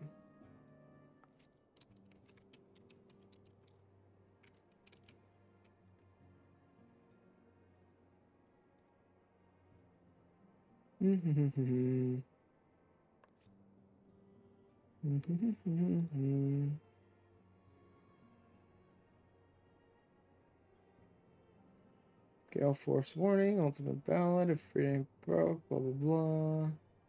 Quake me up before you Ogamoro. Requires Gale Force Warning. Requires Primal Nature. Okay, so you go backwards. You go backwards. Should I bother? I'd have to start a whole nother series of these things. I kind of don't want to. I kind of don't want to have my first interactions with the extremes be me blowing them up unsynced with other people. It'd probably be the fastest. But getting other people to unsync me through Aurum Vale and we just blow that up would probably be pretty much just almost as fast. And it doesn't require me to go and like run something I haven't run before. If I could get straight into Titan, I might try, where I would do it synced the first time. Try and like group, just go in raw and like pick up group whoever and see if we can get through the extreme today. But it doesn't look like it. I have to go through Garuda before I can get to Titan, and I don't want my first run through the extremes to be unsynced. Because I could unsync, blow through Garuda, get to Titan, blow through Titan, and then just keep doing that over and over to glaze my relic. But I'd rather have my first runs of the extremes be synced. Okay.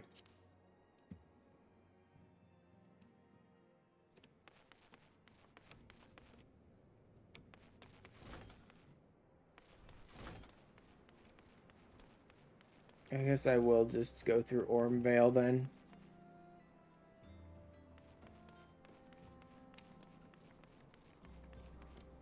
Let me see on like a normal run of Ormvale how well I do. You can pretty much always get an instant Q pop on Ormvale, especially like as a healer or a tank.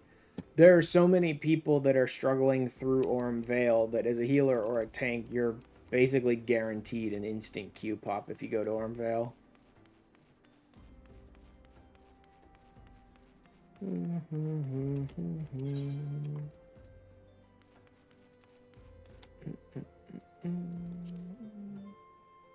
So much crap.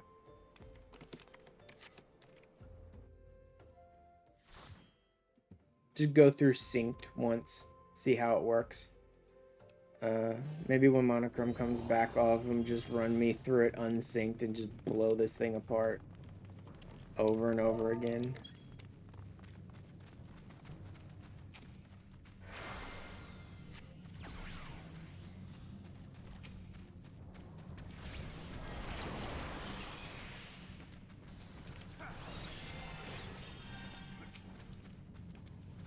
Okay, so we're just going straight through this first part.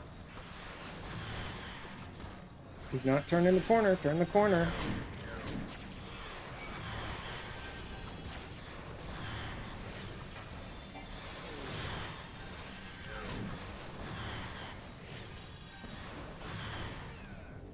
There we go. Hey, we got through it. I mean, we got through it in one as well. That's pretty surprising. I don't have any ether charges left, but then you don't really need ether charges for the boss. Bosses are pretty easy, honestly. Random trash packs will always be harder than bosses.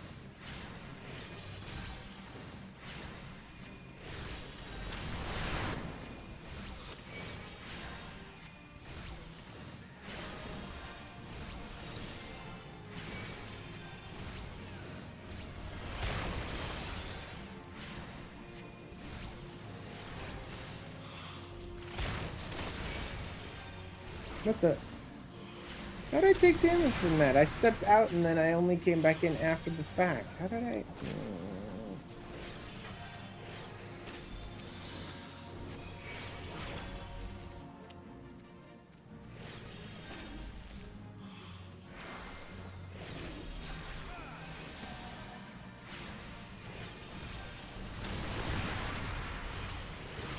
Shit, he's got 3. Okay, I'm gonna have to.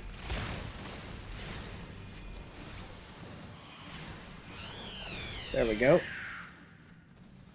Like I can still drag people through Ormvale. Ormvale is a pain in the butt, sure, but it's not that difficult. A bunch of people freak out with Ormvale, but like I've been doing this for a while now. I can still drag people through Ormvale even if they're not handling things great. As long as they don't handle things the worst possible and just get themselves killed, like, instantly, I can pretty much handle it. He didn't even bother to pick up the Marble Fruit, which means he still is suffering from Gold Bile. Oh, no, I am. I still have it. Oh, I didn't even realize I picked up another rank of Gold Bile. Oh, well. Doesn't matter. The fairy can keep me up long enough to make this fine.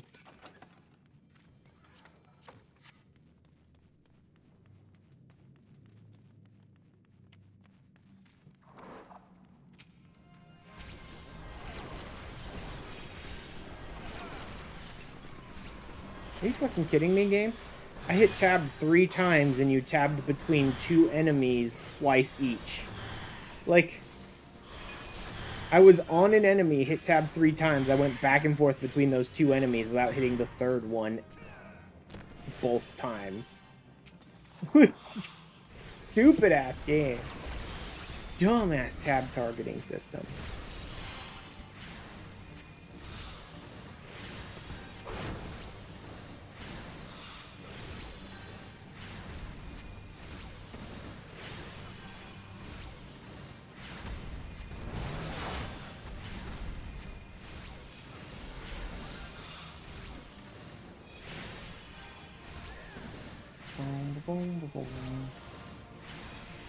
Real easy to deal with.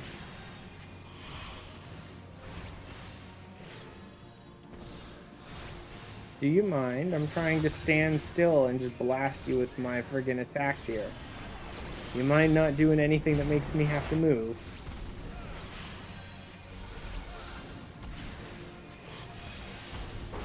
Oh yeah, this is an interesting group. Like, 0 interactions, no one's saying anything, someone's not even rolling on the loot, so, like, completely not interacting.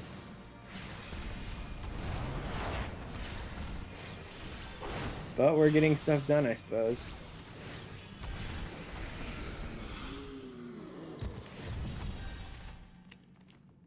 No one's opening treasure coffers either, which is interesting. I mean, I know it's not very good loot, but it's still loot.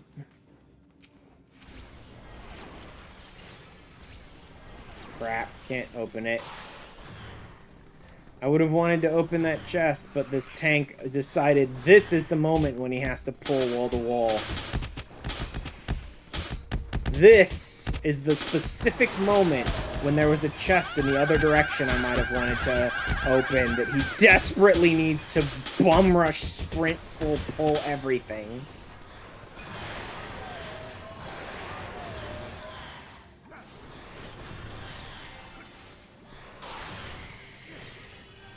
Fine, so be it. Hi, Kiri. Just waiting on a friend to come back so I can unsync Orm Vale about 150 times. Finally got your M4S mount. Dude, I haven't even done the Savage at all. I did finish the normals, though. Which was fun. Can't go that way, idiot. We have to do this one, too.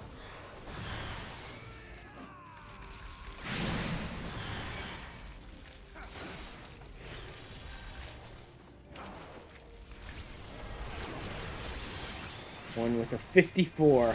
Why, everyone in your group must have rolled real bad then.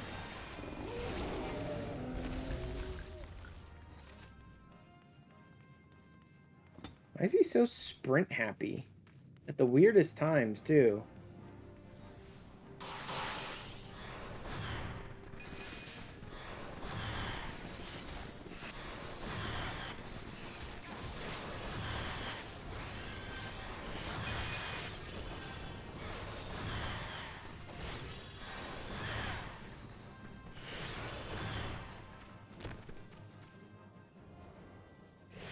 This is not too bad.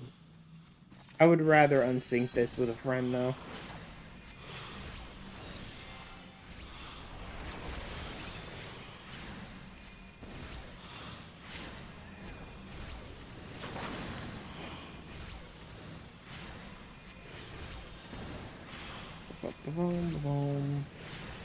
Burrs.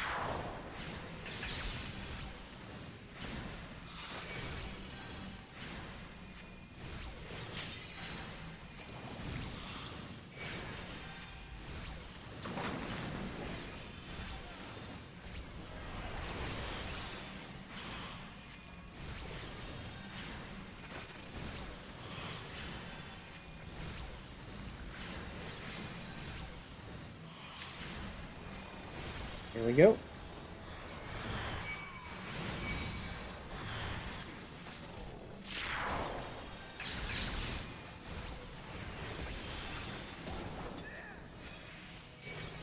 Oop. It's just not.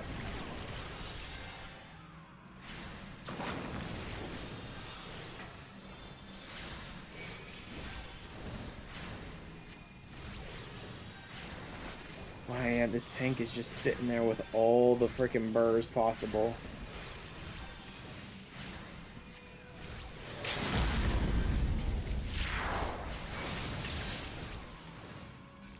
A brilliant light, huh? So this actually is the dungeon that has a bonus right now. So if I can get someone to run this with me, unsync it, and just blow through it over and over again, I'll be able to do this quite a bit.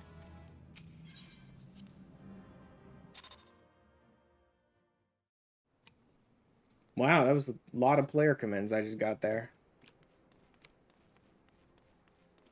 Not that this matters a whole lot. Like, it's still going to take forever. It's still going to be nothing. No etheric activity. Yep. That was the first time I've run it, so big surprise.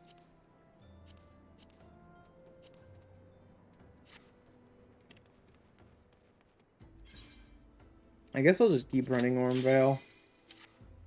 At least till Monochrome comes back. Then Monochrome was offering to unsync Ormvale with me and just blow us through there at like level 100 or whatever.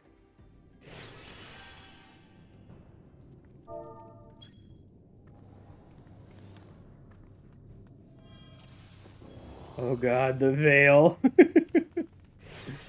Oh, I love it when people freak out. I should probably give them a shield then.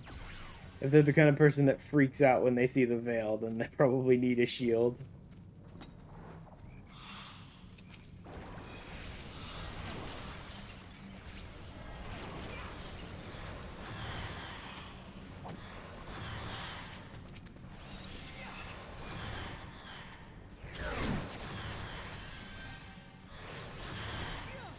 Dude, turn the corner, please. Ugh, they won't turn the corner. Which means that these lilies are further away than they really need to be.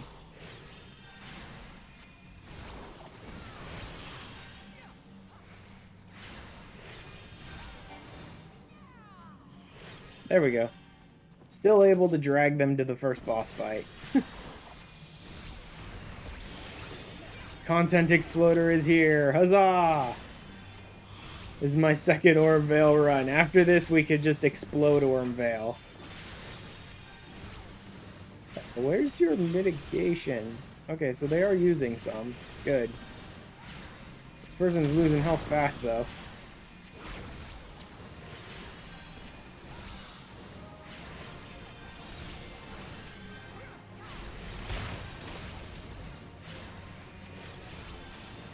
I love when I can be sitting here like, nah, I'm good. I'm perfectly fine. Whereas the tank will be like freaking out or whatever. And I'm just sitting here like, your health is fine. You've still got about 10% of your health left. We're good.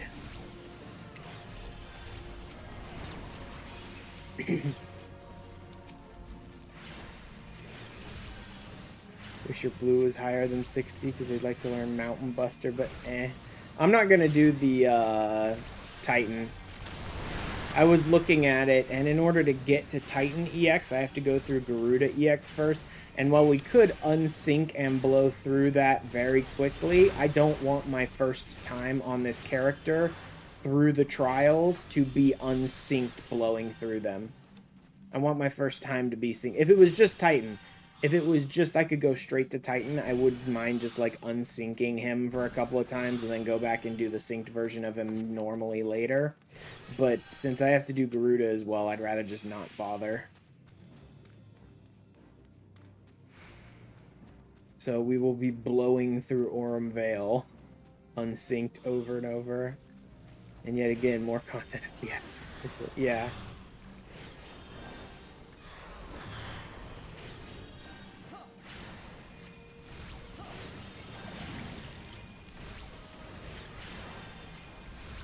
Wait, why are you standing in Gold Bile? Are you insane? What the hell? Are you trying to stress me out or something? Why was my tank standing in the Gold Bile?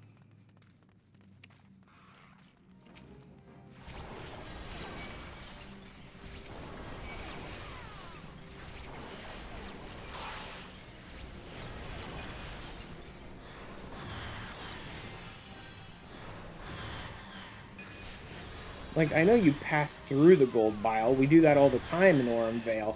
But my tank was literally just, like, standing in the Gold Bile for, like, 30 seconds straight while fighting that Morble.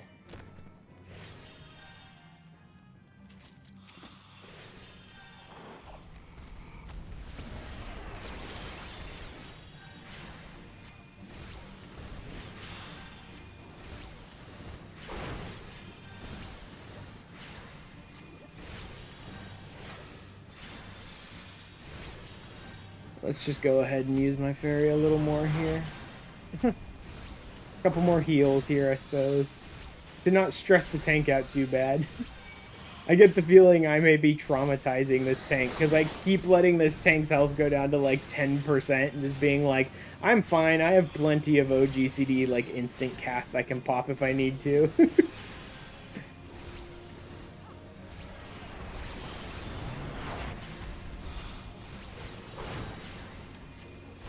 Considering they're in Paladin, I'm pretty surprised they haven't, Wait, when does Paladin unlock Clemency?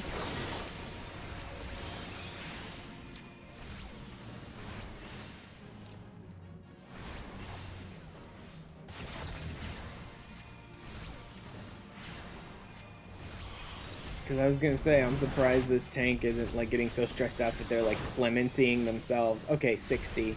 So the tank can't... This tank can't clemency themselves. If they could, they probably would. I keep letting their health go down real low to where most tanks probably who don't trust their healer would probably be like, oh my god, I'm gonna die!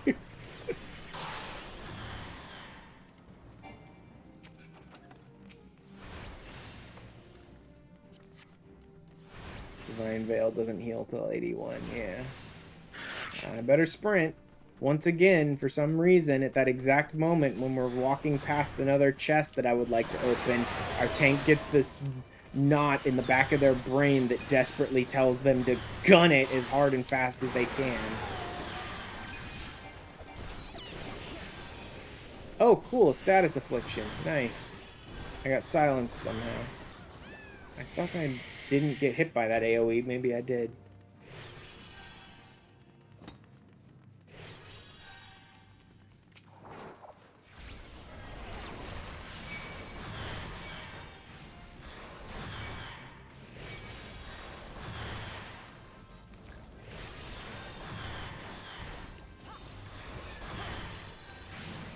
Oop.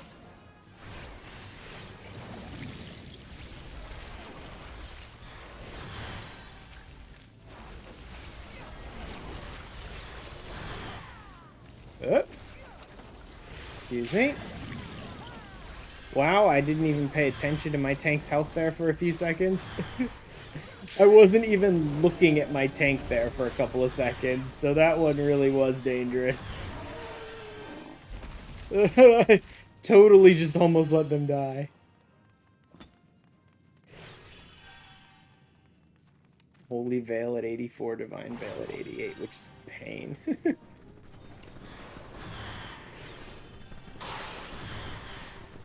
They still have a basic 1, 2, 3 heal, though, don't they? On Paladin. I believe they also have a 3 that heals.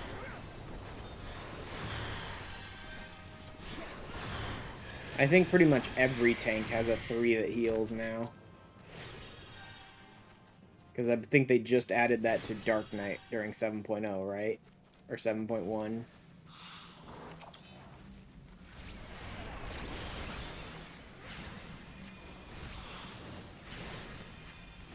Okay, fine.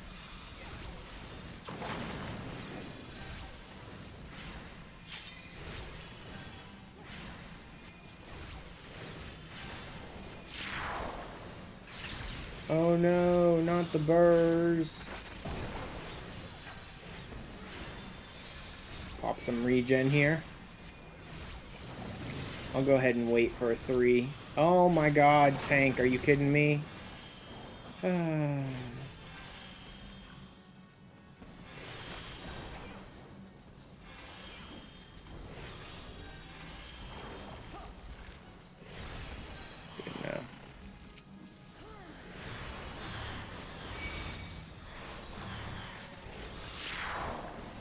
And there's the 3. Let's go ahead and heal it up here. Oh cool, not everyone is bothering to.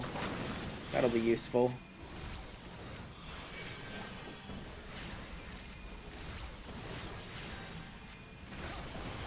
You know what? I need the DPS. Let's just DPS here.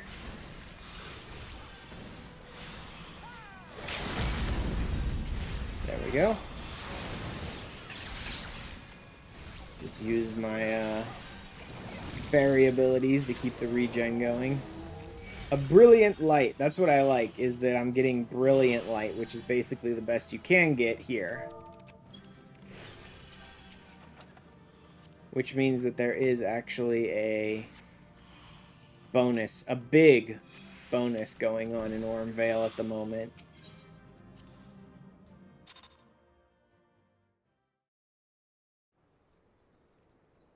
Ready whenever you are, Monochrome. Unfortunately, I can't create groups. Also, I don't know if I have you on my friends list. What DC? Crystal, Coral.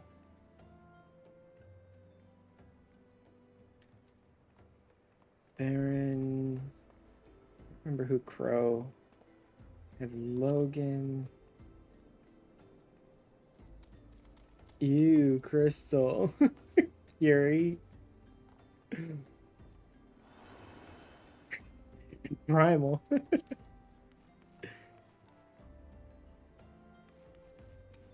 Nah. All the stupid data center stuff is so goofy.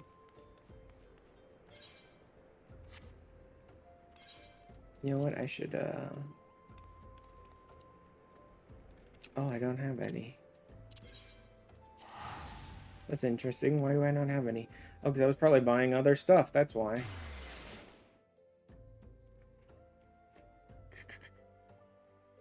Worst combat experiences on Crystal. People talk about that kind of shit all the time, but I don't. I generally don't.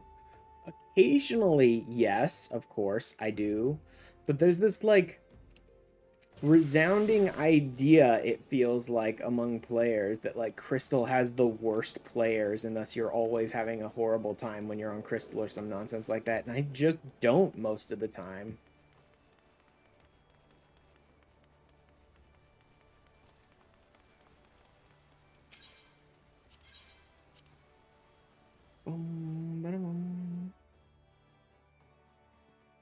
I don't know how long we're going to be doing this. Having someone who can help me just blow through Ormvale in a matter of like a couple a minute or two means I may actually get this entire process done today, but that's not likely.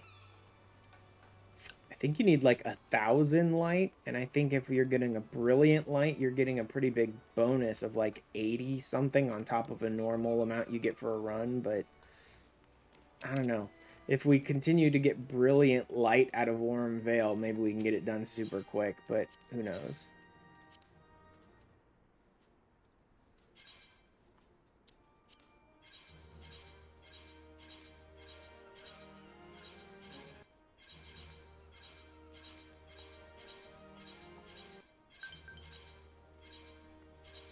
Tumbling.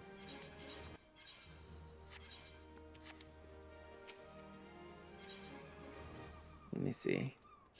If I can get some, Oh, I can't get Maelstrom Aetheryte tickets. Insufficient rank. That's the reason why I don't have any. Because it's insufficient rank, and the only way I can rank up is with Squadron. Which, let me double check that really quick. Let me see how my Squadron's doing. Did they succeed? No, they failed again, as they always do. Taters! The Squadron will not succeed this mission, no matter how much I make them. Can't do it while they're training.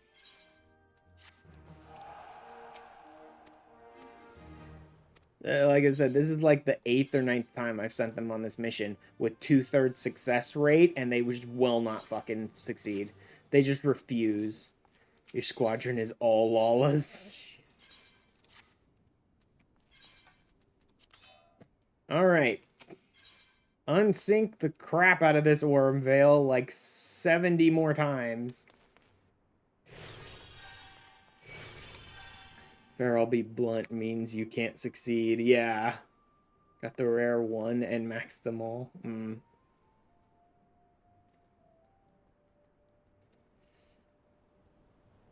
Love that you made your squadron entirely taters. It's so bad.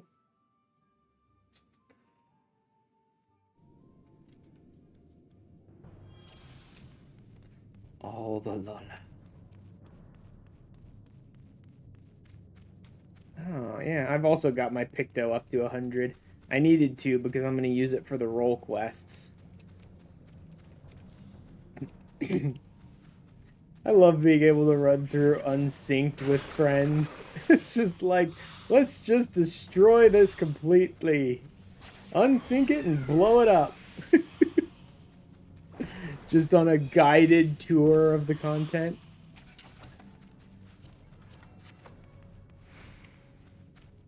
Maybe I shouldn't even open treasure chests. It may be pointless, honestly. And then you fainted from Lala to cat. Yuri's a cat? I thought you were still Lala. I'm surprised you're not.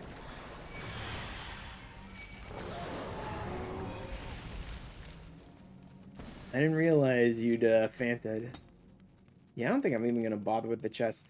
Every time I open the chests, I then have to go to the Grand Company to turn this stuff in. Otherwise, when I later open the chests, I get like, you can't have that or possess one of those or whatever.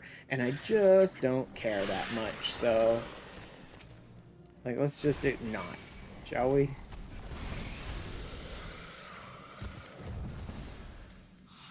Like, Grand Company seals are always good, but right now, Aurum Vale is undergoing a brilliant bonus to its Soul Glaze Light, and I'd rather just run Aurum Vale as fast and as many times as we can to get as much light as possible out of this.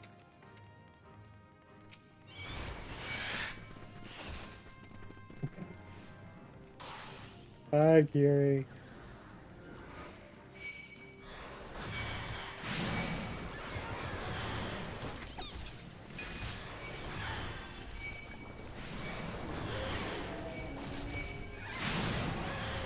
I love that even I'm able to pretty much explode these dungeons. Like, my gear level is still holding me back quite a bit, because most of my stuff is like eye level 90 to 110-ish right now, right? But even so, I'm at level 70, so I do have some extra, like, just innate power from my character level to offset the fact that my gear level is not the best. A brilliant light. I'm gonna need a lot more of those. And as many times as we can get it brilliant, the better. Maybe I'll slow down a bit. Brilliant lasts 2 hours, actually, I think. I believe the bonus cycles every 2 hours, real world. But, I have no idea how long it's been up on Aurum Vale, so I don't know how long it'll last. Although it's good to have brilliant. I was just lucky that the first time I ran through Aurum Vale, I'm like, a brilliant light? That's amazing. That's the best you can get, and it's like an extra 80 points or something like that of light. I think you get out of having the highest bonus possible. It's pretty big.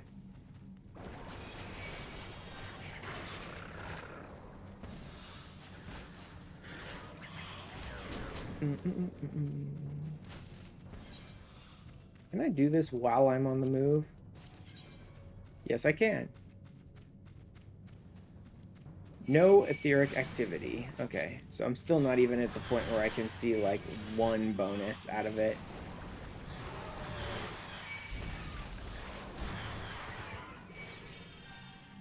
Okay. We definitely need to just keep running this as fast as we can. I do like the fact that even I don't feel all that in danger. Like, these enemies could totally kill me, but unsynced, I don't really feel like I'm in danger pretty much at all. Because, like I said, I am level 70. My gear may not be very good. Like mid-level ARR type gear, kind of. Like, mid-master level ARR gear. But, I'm level 70 and my relic is decent enough and, like, I can do this. Definitely couldn't do this solo, but I can keep up with this pretty well.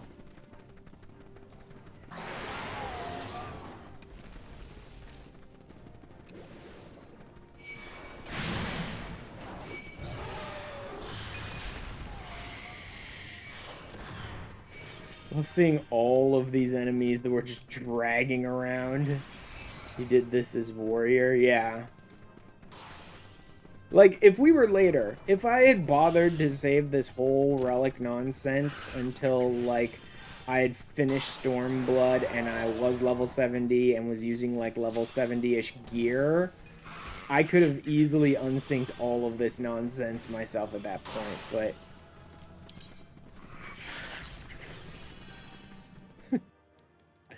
But I wanted to get this relic done before I go back into the Coils of Bahamut so that I have a high eye level weapon. All of my other relics, on the other hand, all of my other relics, those things are waiting until, like, I'm done with the Stormblood MSQ, and I'm just doing side stuff for my Completionist. Because then I can just, like, unsync all of the, like, terrible stages.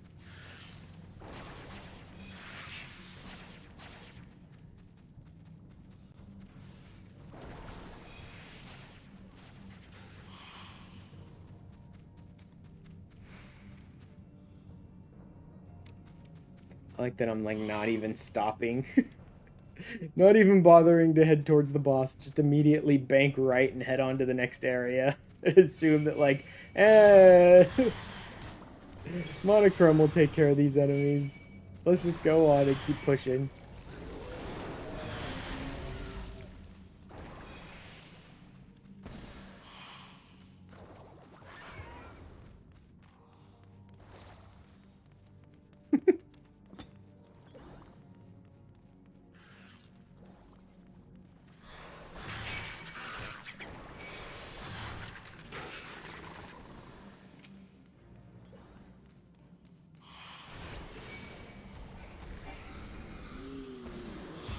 I love being able to just destroy. I always have loved, like, unsyncing content in this game. It's just hilarious to me to just, like, walk through it and destroy everything.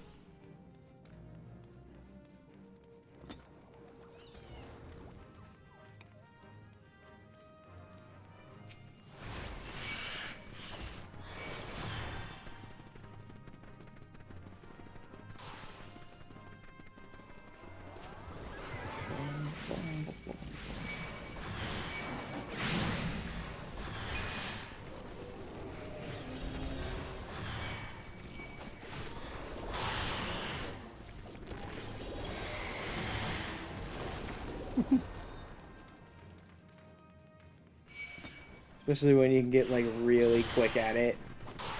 Where it's like, oh, we finished it in, like, 2 minutes and 40 seconds. And then we finished the second run of it in about 2 minutes and 20 seconds. So let's see how fast we can get at this. We're still at Brilliant Light.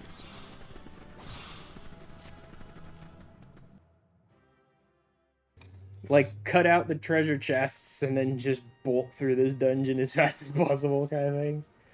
Hey, I'm still getting brilliant. I like that.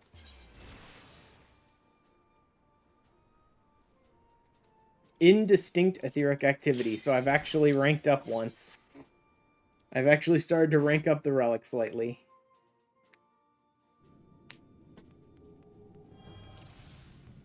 I don't remember what the final one is. It's probably something like bursting with etheric activity or some nonsense like that.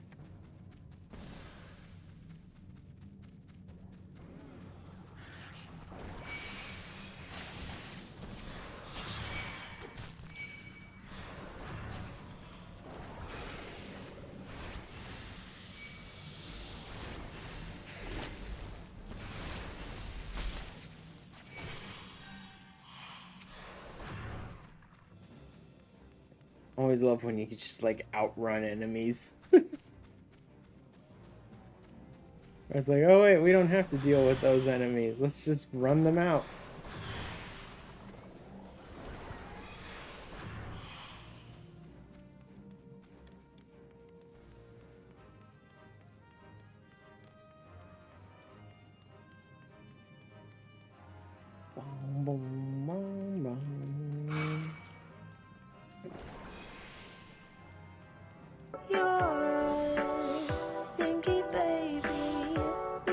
Yep. Stinky baby.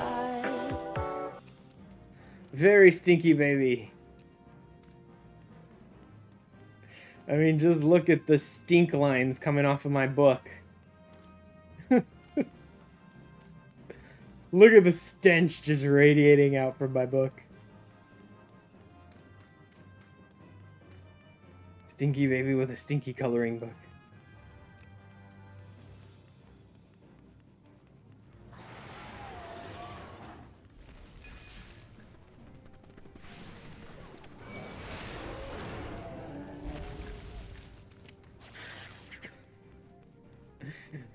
The Baron.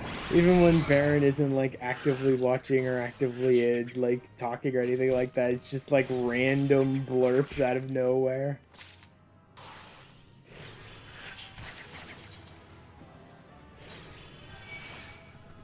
I also like when I'm doing things that are like spoilers. And like Baron's not interacting at all, and then you still just get random blurps the whole stream. And then posts in like my Discord of like, here, I hope you're enjoying my blurps. Stuff like that. It's like random blurps.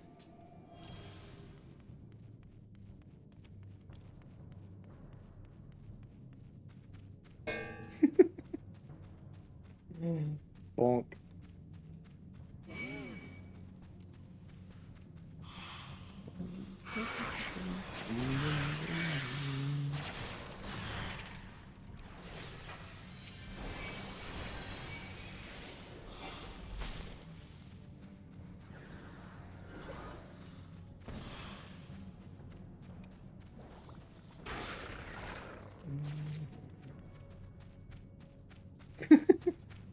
Just leading a train of monsters following us.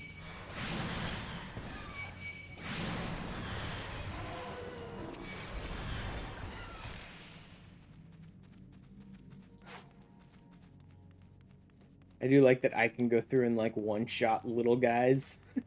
Just like little enemies I could just one-shot as we're going through. That Monochrome could just blast the bosses and stuff down.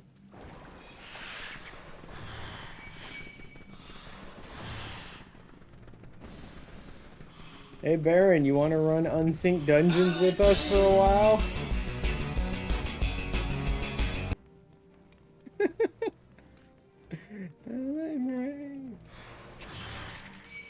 Want to help me explode unsync dungeons for a while, Baron?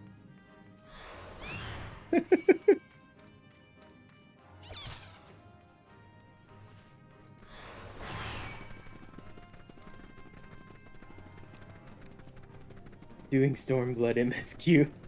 Yep. I'll have to get there eventually too.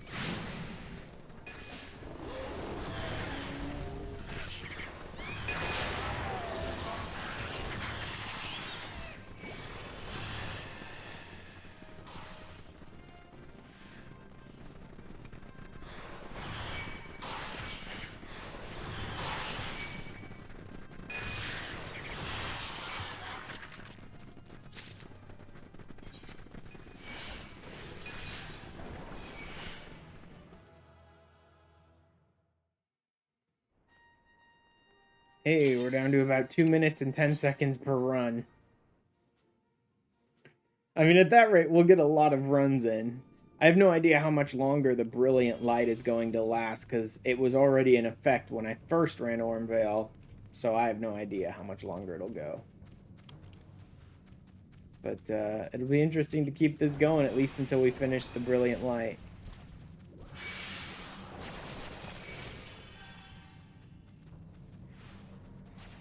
Or until I finish the Relic, whichever comes first. This is insane that I just happened to choose a dungeon that just happened to be in the maximum bonus possible. Like, Ormvale was the one everyone runs all the time, so I just chose Ormvale to run, and it just happened to have the highest possible bonus light event going on right at that moment. It's like, well, that was lucky.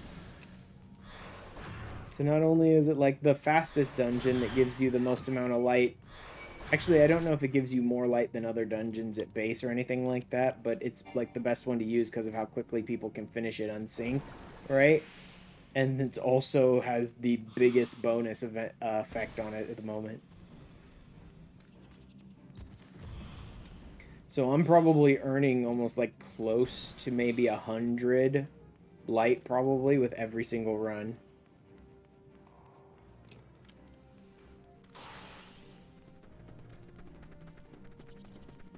Because I don't know what the base is. I think Brilliant Light gives you like an extra 84 or something like that. And I don't know what the base is. Huh? Yeah, yeah, totally, Kiri. Yep, definitely new. We definitely haven't known each other almost since I first started being a VTuber.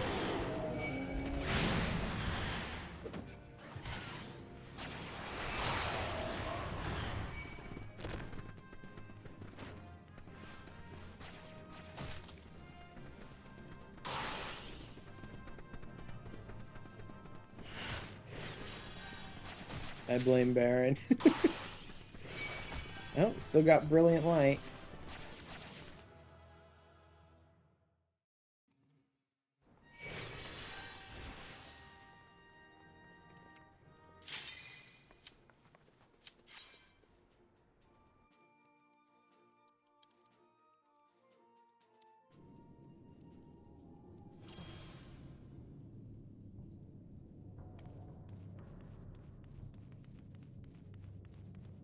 T9 is gonna be a trip. Those will be a lot of fun. Definitely gonna try and make sure I get as many of my FC mates back together to do those things too.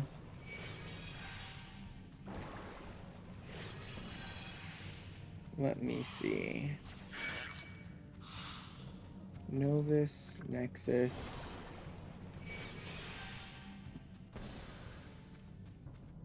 Not at all what I'm interested in. I'm interested in the quests. I'm literally over here on like my browser looking up information about the relic quests while we're running through here because Monochrome doesn't need my help. In fact, I could probably just go follow. There we go. Let's see. Damn it, Baron.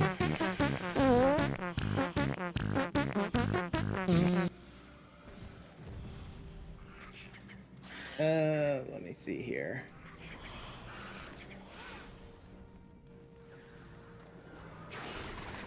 Next one, Nexus Zodiac Weapon Quest.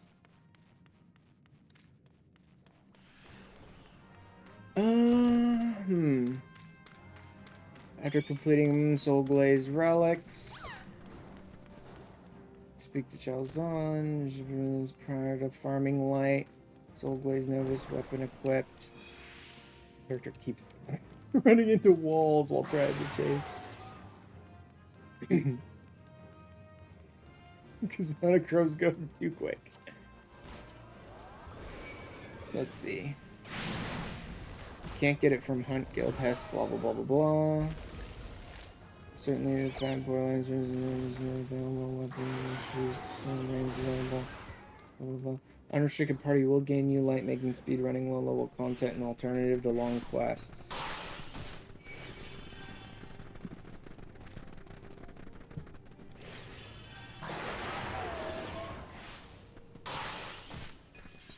Still brilliant.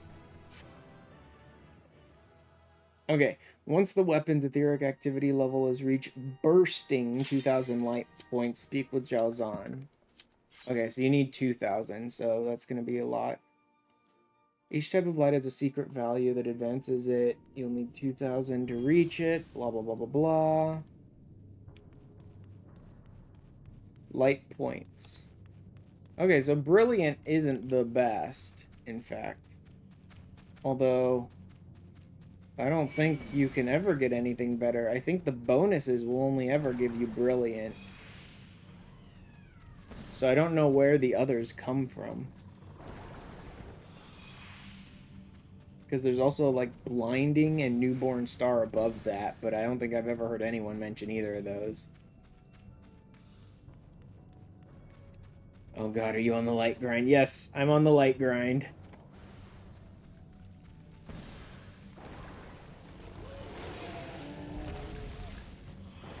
I'm basically just letting Monochrome blow through the dungeon over and over while I get brilliant light every time. Alliance raids, probably? Maybe. Let's see. Light events. Each event complete has a base light value and a possible bonus, which is usually the tier above. Only certain duties will have a bonus. For higher level 60 unrestricted, unsynced runs are efficient due to the simplified blah blah blah. World of Darkness has the highest value in the last step. Let's see. Dungeons. Hard trials. So by default, Aurum Vale has Brilliant. Oh. Oh, okay.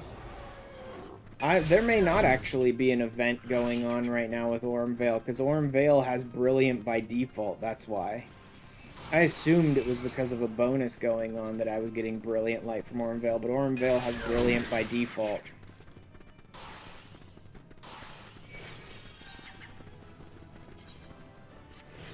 So there may not be an event going on at all. It can reach blinding. Yeah. World of Darkness. So Labyrinth of the Ancients has Brilliant, but Circus Tower and World of Darkness both have blinding by default. And if they have a bonus going on, they both get Newborn Star. Veil is still the fastest. Yeah, Veil's still the fastest. But there's not a special event going on right now for Veil. It just has Brilliant by default. But it's still definitely like the fastest. But yeah, Circus Tower and World of Darkness are like the strongest, but they're gonna be real slow. Do you like boys? What the hell, Angel? That's an interesting first thing to ask me. And also no. Not really. Not in the way I think you're asking.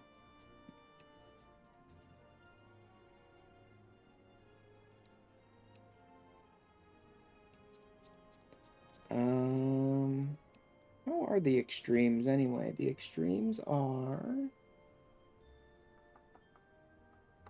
Extreme trials can be bright, and if they have a bonus, they're brilliant. Well, that's why. It sort of fits in that zone where it can be real quick. It can be real quick, because if you're super over-leveled and you unsync Titan, you can blow up Titan in like 20 to 30 seconds. Right? And so having it be just like one tier below Aurum Vale, but you can finish like 4 or 5 Titan runs in the same amount of time as it takes for a single Aurum Vale run. But yeah, the last 2 of the Crystal Tower raid are technically the strongest, but they would also take much longer to run.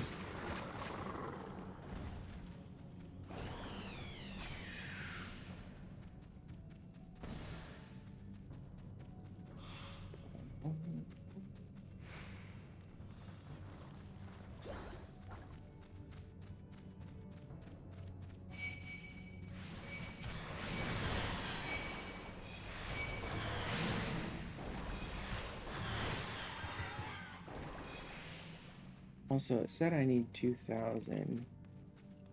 Brilliant is... Crap, I closed that. Let's not close that, please. Let's reopen that.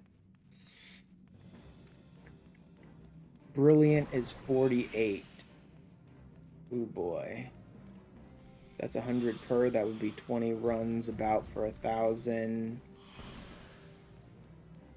Yeah, that'd be about 20-ish runs, about 21 or 22 to get to 1,000. So that'd be like 45 or so runs of Aurum Vale. And then if we happen to hit a bonus event on Aurum Vale at any point in this, it'd go faster. But you know. Quite a bit faster, actually, because blinding, which is the next stage up, which is what we would get if we had a bonus event in Ormvale, is double brilliant, right? Each one is double the one below it. So that'd go a bit faster if we get an event here. Even so, it'd probably take us about 45 or so runs of Ormvale to finish this relic.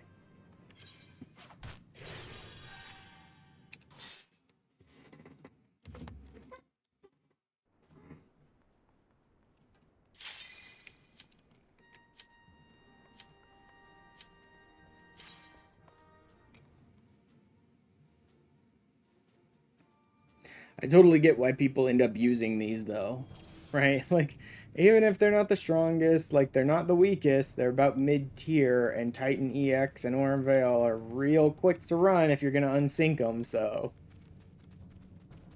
You can really, like, blow through the relic pretty quickly that way.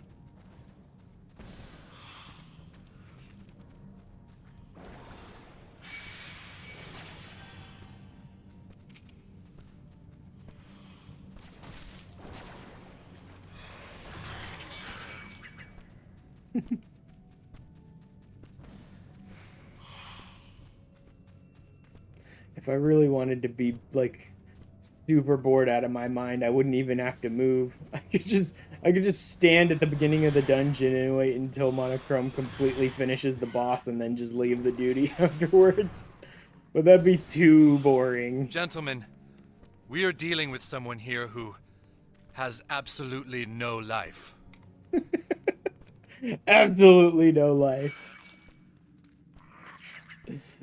Well, luckily, I have some friends who are willing to come in with their over-leveled, unsynced characters and destroy content for me, so there's that bonus.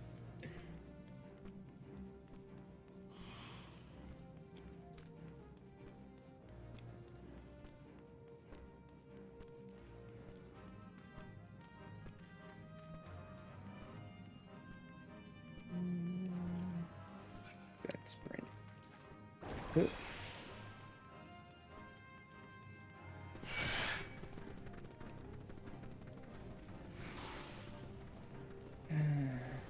The interesting part about this is that this is just the first light grind.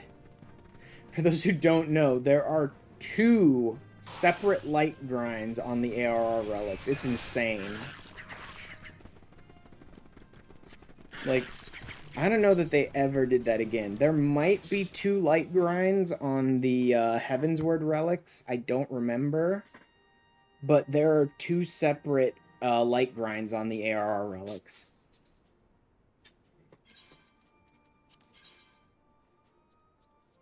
There's 1 grind on Heavensward. Okay. Faint etheric activity still. Which puts me at somewhere between 400 and 599.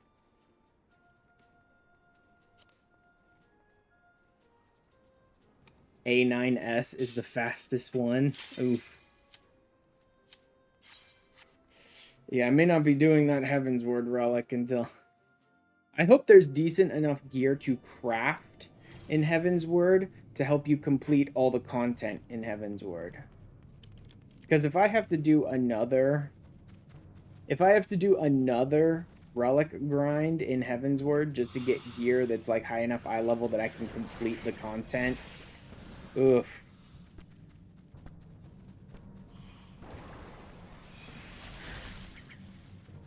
The bad thing about Heavensward relic is the poetic number. Like, I hope I don't have to do any on-level relic grinds anymore in this game. Technically, I guess I didn't have to do this. I could have, like, cheaped out and just been like, since I'm saying, like, once I prove I can craft the best gear possible by getting myself a set of eye level 110 stuff, then I'll go ahead and use things out of the raid or whatever to actually bump my eye level up higher than that. Because there's stuff in the Alliance raid that's eye level 120 on the left side. I think the best rings, the best accessories and things I can get are mostly the crafted. I think you might be able to pull some out of the out of the Bahamut raids. I think you can pull some out of there. But I'll already be in, like, the highest level raids by the time I get any of those pieces, so... Might be slight upgrades while we're running them, but nothing I can do beforehand. But, yeah, like... Second's 110, final is 130. Yeah, so it really doesn't matter. Like, there's a chance I may find a 130 accessory on, like, the first or second or whatever turn of the final one, and be able to get a slight upgrade to my eye level last second, just before we go into, like, the very final turn, but not by much. And that's only if I pull something out that I can immediately turn around and equip. But, like, yes, I could have cheaped out on this whole relic grind and just been like, I'll just craft myself the eye level 110 book, and then I'll just get a book somewhere else. Or whatever, right? But, actually, where would you get the book from? Wouldn't be an extreme. Those are eye level 90. I can craft a 110. Where would be the highest book that you can just pick up and use? Out of one of the raids, probably, but I don't know that... Alliance only has clothes. Does the Bahamut... Oh, Bahamut has a book. But, yeah, I wouldn't be able to pick that up until the last... Oh, that's a pretty good tracer. I wouldn't be able to pick that up until the final turn, so... That wouldn't really help me either. Either way, we really are going to end up relying on, Shiva EX is 110. Okay. Either way, we're definitely going to be relying on group eye level in order to get me into those last few turns. Like, no matter what I do, there's no way I'm going to hit the eye level requirement for the last couple bits of Bahamut.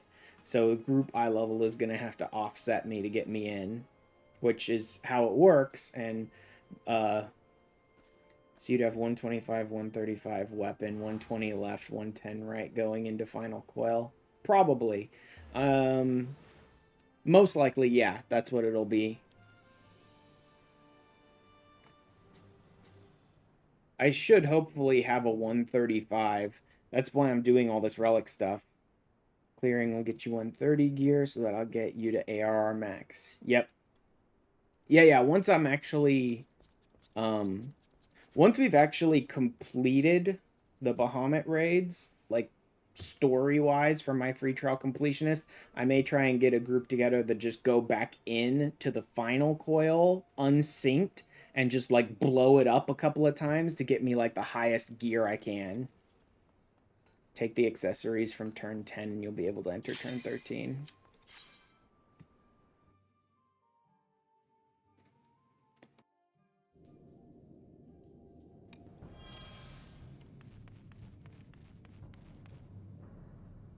That's the weirdest one, is that the coils go so high, man. So high, with no real... Thanks, ads, for silencing it. That's the weirdest part, is that the coils go so high, with no real option to sort of craft your way into them. I know they want you to be running content to get into them, but considering how I was trying to have this be a challenge run and be like, no, I'm going to craft my own gear, and the game just aggressively is like, no, you're not, is annoying. But, like, no way to really get into them without pulling raid gear. I mean, I can. If I really wanted to be a shitter about it, I would just craft myself the eye level 110 set. The other raids let you enter fully crafted. If I really wanted to be a complete shitter about it, I'd just craft the eye level 110 set and force my FC mates to deal with it and use group eye level to get into all this content. But I want to get into this content before moving on to Heaven's Word, and I don't want to be the freaking anchor that's basically doing nothing and getting dragged to success in the Bahamut raids. Right? It's fighting between, well, do you want to only use crafted gear, or do you actually want to contribute to the content so you're not just being carried constantly? And ultimately, I don't want to be carried. So I'm making a few exceptions here and there on the crafted rule because ARR just plain does not let you get by on only crafted. You can if you really push it. If I were going to come back to the Bahamut raids and when I was mid-Heaven's Word, then I could get by with just crafted gear, but I'm not going to do that. Just take the raid gear and final foils and I'll be good. Yeah.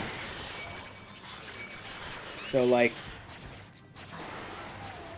by the time we get to turn 13, by the time we get to the very end of the Bahamut raids, I may or may not meet the eye level 123, I think it is, which is the max eye level you ever need in the Bahamut raids. I think it was 123. I may or may not exactly get to eye level 123, but I'm going to push my eye level as high as I possibly can so I can contribute as much as possible to the group. Even if group eye level gets me past a couple of barriers.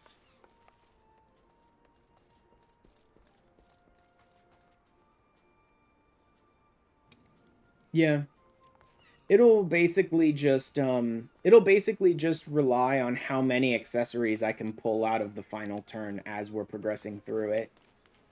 Basically, if I get a bunch of accessories as we're going through the final turn, then I'm sure I'll meet the eye level requirement, and if I get almost no accessories as we're going through the final turn, then I won't.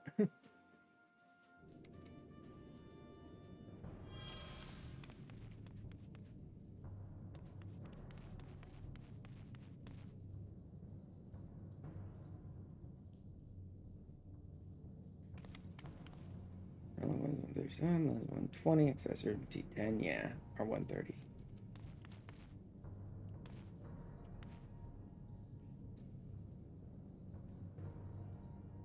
If you go in starting crafted at 110, just take everything from the raids and you'll meet it. Yeah, that's basically what I'm gonna do. A lot of my stuff, like, by the time we get into the raids, theoretically I should have a 135 weapon and 120 left side. And so basically anything higher than 110 on accessories that I see in the Bahamut raids, I'm just going to rip out of there and take and immediately equip. Chest and weapon, but you have relic, yeah. Same with left side, I suppose, because in the final turn you pick up the left side gear as well, the Dreadworm stuff, which I believe is 130, I think. I think the stuff you pull out of Bahamut is the same as the augmented ironwork stuff, eye level wise. So if I pull any of the Dreadworm stuff, I'll go ahead and take that over my Alliance raid stuff too. So I have multiple avenues that will theoretically be able to get me to 123 before we hit that eye level, but that just depends on what we pull before we get there, basically. Unless I really wanted to get us up to about turn 10 and then turn around and say to my FC mates, okay, now let's unsync that over and over and over again until I can get all the gear. Which I could, and they'd probably think it was funny as hell, but... like...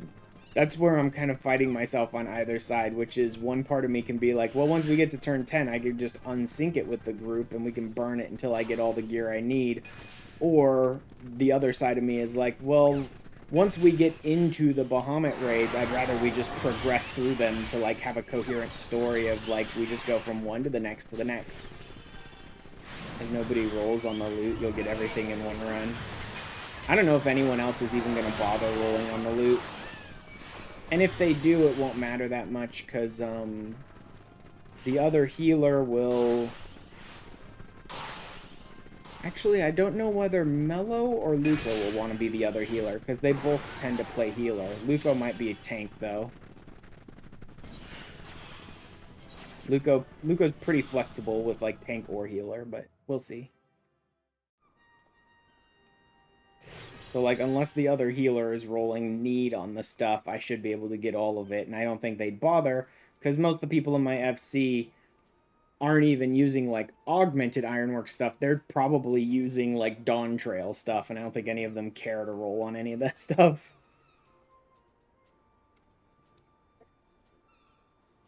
Grab accessory boxes, and you'll get everything.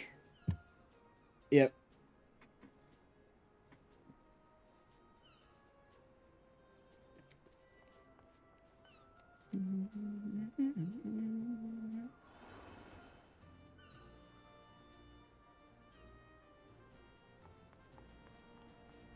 When we win 10 stuff, you'll have our 1 ring, chest, and weapon by turn 13. Well, luckily, my chest should be 120. My weapon should be 135, provided I really do go all the way through with the relic, which I'm planning to. And, well, ring will be whatever I happen to have.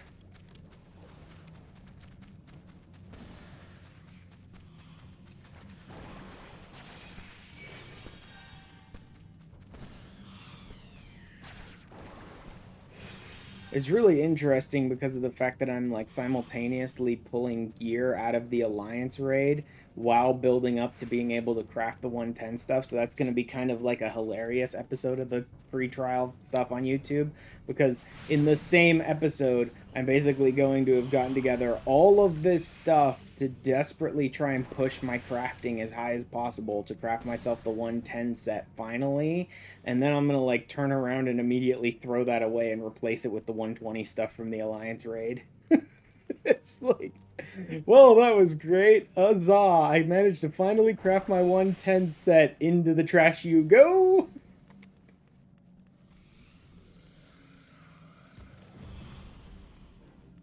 At least I'll be using those 110 accessories for a little while.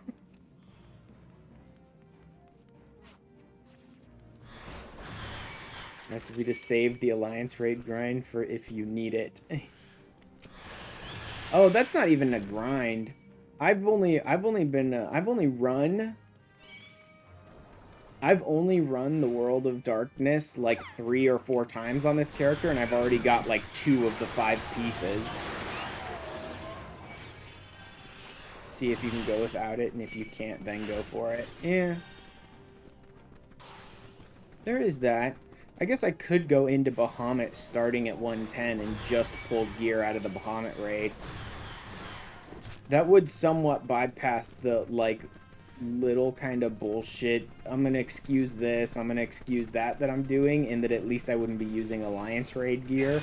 I would only be using, like, the best gear that I pulled out of Bahamut raids after I went in with full crafted. But, I don't know, we'll see. Streamlining it. Yeah. I think I will definitely have a full... Yeah, see, I've already got 2 of the pieces. I'll try and make sure I have a full set of the demon stuff on hand, just in case. But yeah, when we do go into the Bahamut raids, I'll probably just go in with my 110 set and then see what I can pull out of the raids as we're going.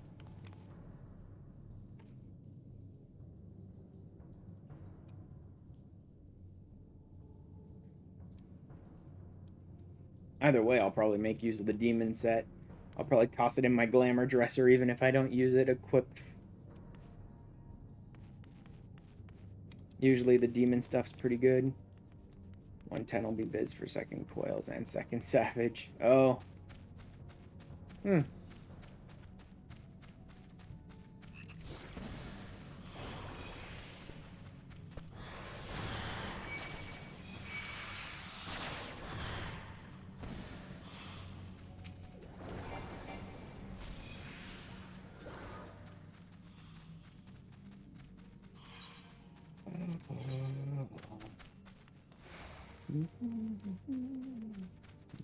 Slight. It's no longer faint, it's now slight.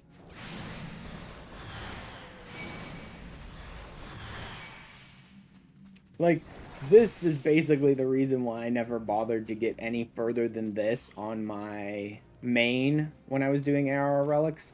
realistically, I don't really care for most of the relic grind because I don't care. The final products, most of them, not all, but most, don't even look all that good. And a lot of the grinds are like, why would I want to do that? So on my main, I kept having this idea of like doing pretty much everything you can do in the game, but then it's like, should I? Really? I'm not even going to keep my main going. I tend to let his subscription lapse when I'm not doing anything too important on him, like MSQ stuff or things like that these days. Right? Because I'm not going to keep the subscription up every day, constantly, for years on end anymore. On him, I need that money in other places. So I moved most of my completionist type stuff off to my free trial character now. Because it's like, at least I can constantly work on the completionist stuff with this character. And I only have about half the number of things to complete. Warrior stuff. I don't remember what the Warriors one in this one looks like.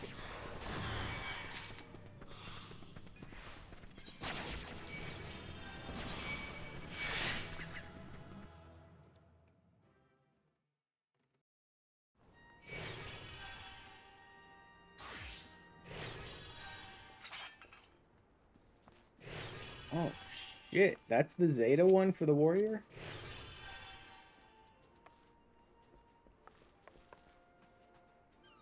That's not bad.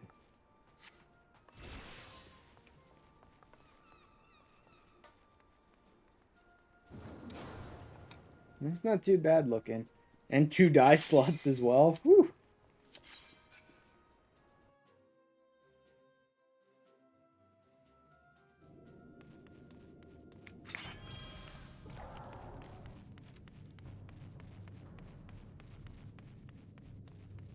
I love the fact that we get 2 die channels on a lot of stuff now.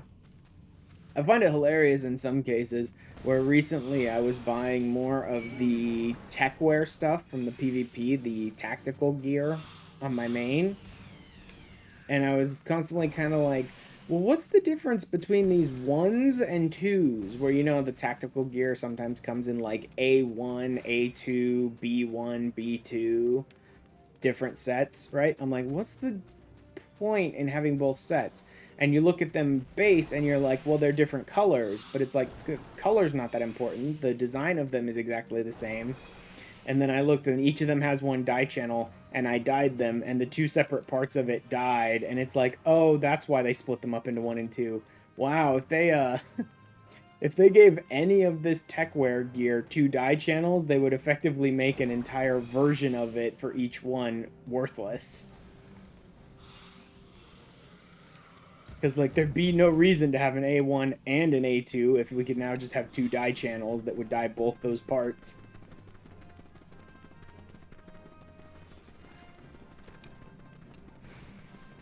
To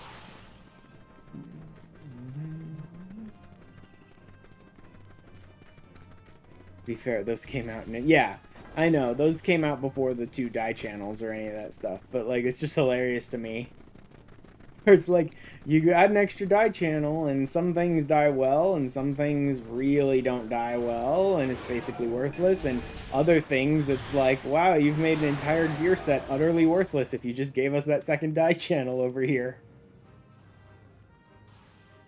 Or things like where they're like just palette swapping gear and then adding it in later expansions, and you're like, you know, if you just put a second die channel on the original version of this gear, then a palette swap would be utterly useless.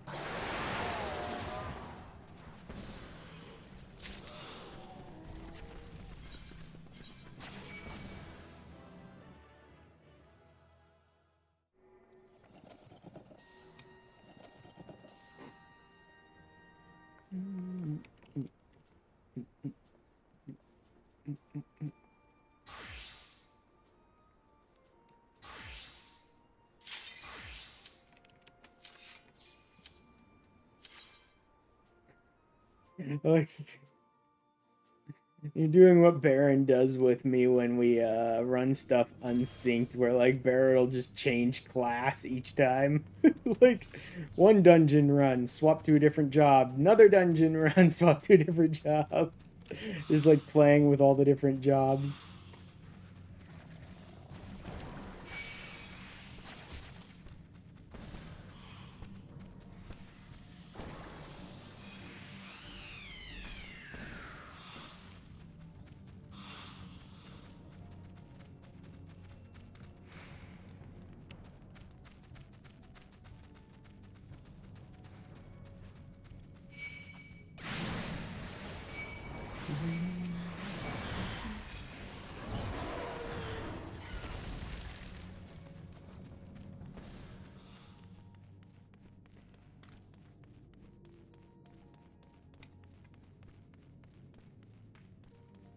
Yeah, even as fast as possible, this is a slow process.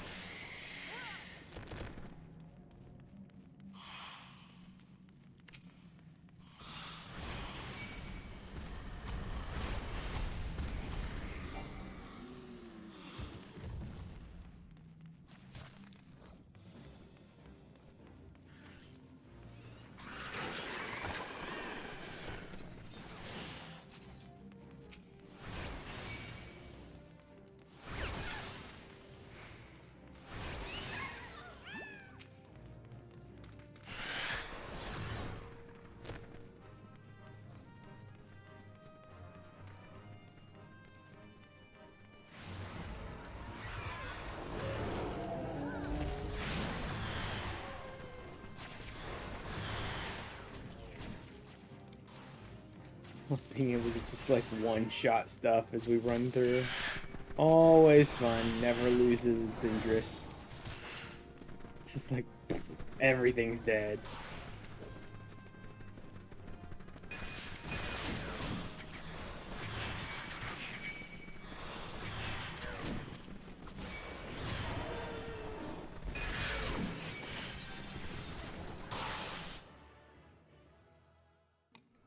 And then, like, ending every single dungeon run with me just surrounded by, like, 20 enemies, and then just like, nope, bye-bye.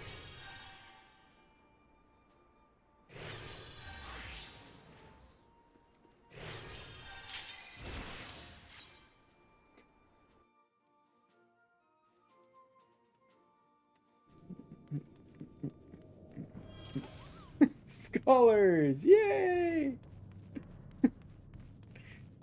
Too many scholars and not enough marauders for our Nimian Marines.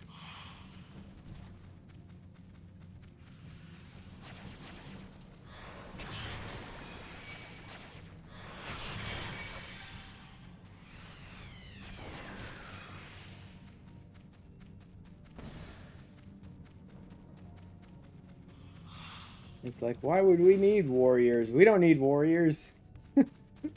We are warriors. We are the carnage.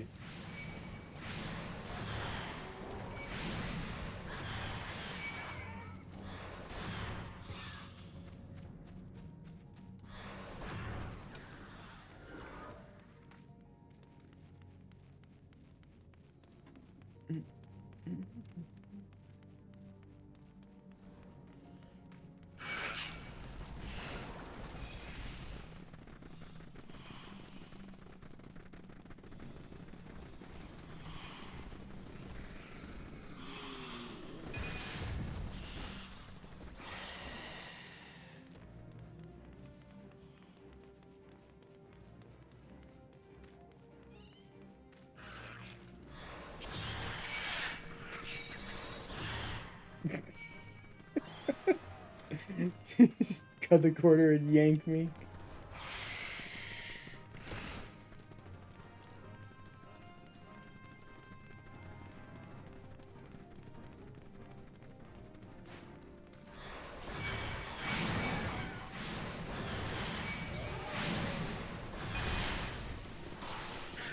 I love when the limiting factor of your completion time of a dungeon is literally just how fast can you run?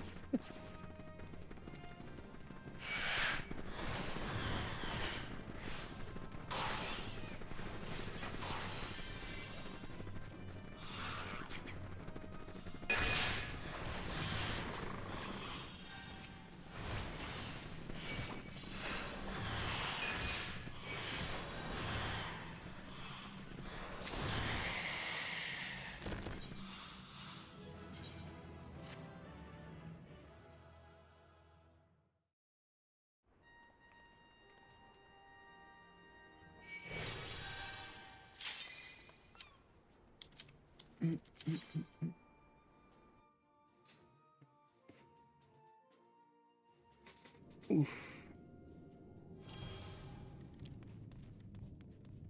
Getting closer. Well, I'm nowhere near done, that's for sure. I'm about, like,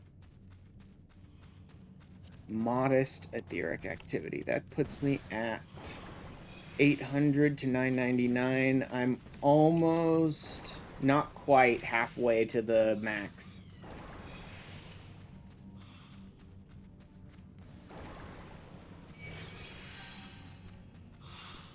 Almost half. Good.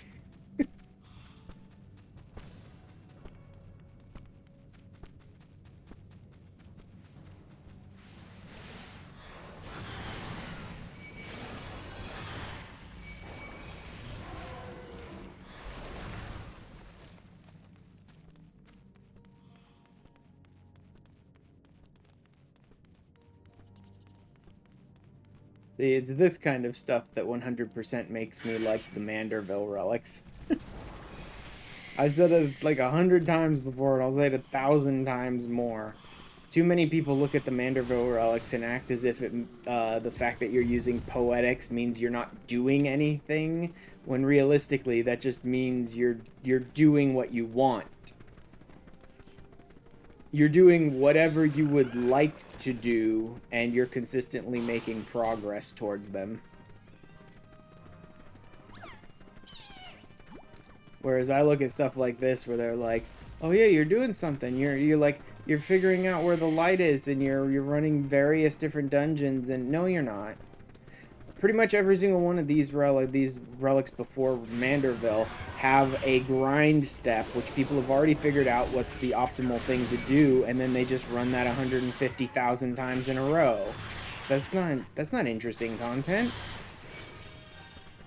That's not just spamming a single dungeon or a single trial over and over and over again. That's why I like the poetic relics, because I can play the game. I can play the game however I want, and know that whatever I happen to be doing, I am making progress towards completing my relic.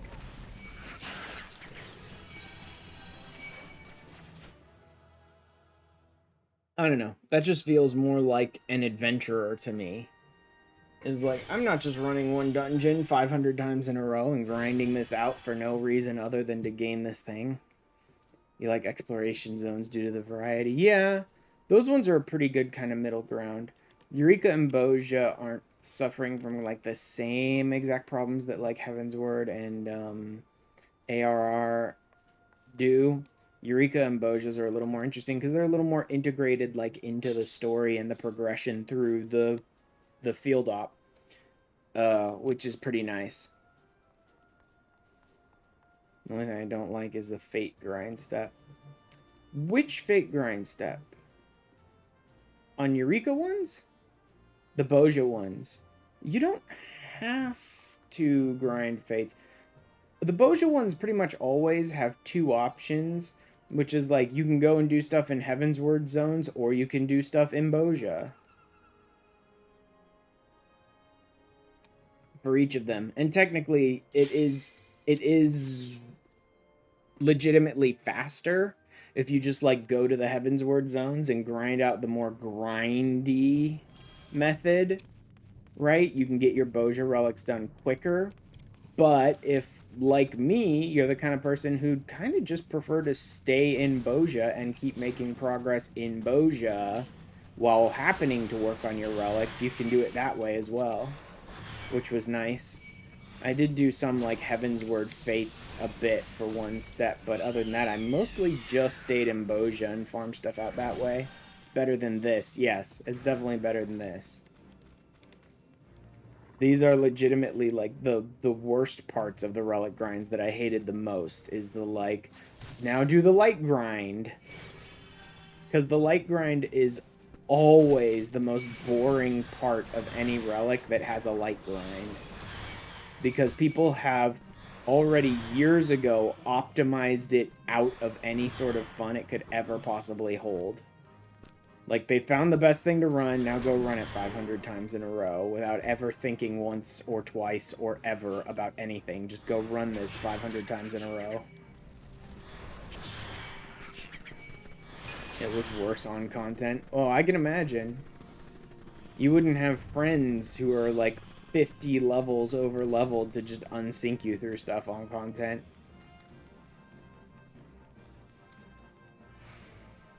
The light gains were pathetic. Oh, man. Oh, God. Did they really have to, like, increase the light gains over the years? Was it really, like, that much worse than it currently is? Because that's amazingly bad. Blinding was, like, 32. Jesus.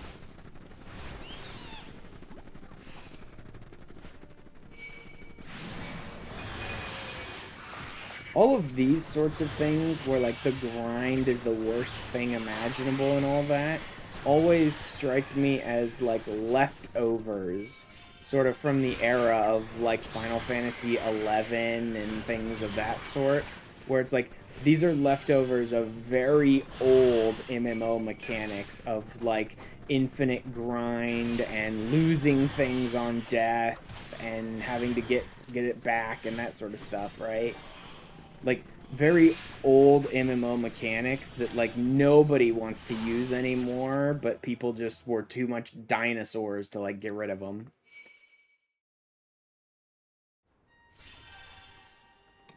Each book was 1,500 poetics. Screw that. Being able to get the books for 100 poetics, they should knock down the number of books, too. It should not be 9 books anymore. Because every single one of those books is terrible. The fact that it's still 9 books and that it's still like 2,000 light, and it's like they should crank down most of these steps even now from what they currently are. Because there's like no reason. Everything that you're gaining from this isn't really useful. There's a reason they never did this again. Exactly. Like, nothing you're gaining from this, for any normal person playing the game, not doing a weird completionist type playthrough like I am, you're not gaining anything that's actually of any value here. You're gaining something that you might use for glam, possibly, and some achievements, and that's it. Yeah, you're doing it for glam. That's the worst part, is I'm not even doing it for glam. Like I said, I don't even like the way most of the relics in this game. And I'm not just talking ARR, I mean all of the relics in this game. There's like maybe 15% of them out of the whole group that I like, if that. Like, there's like 5 or 6, maybe 7 relics in the entire game that I like the final look of.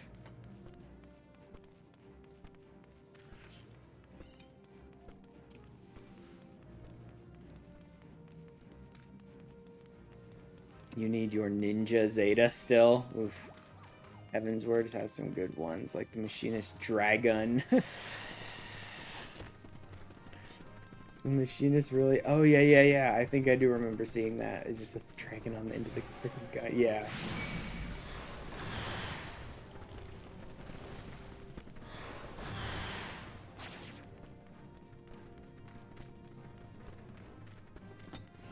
Law's Order.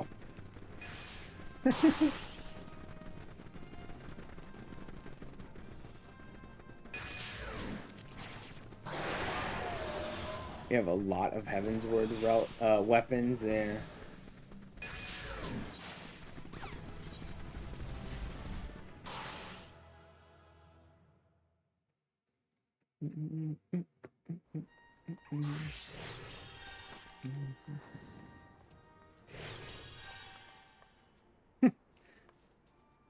Oh, man.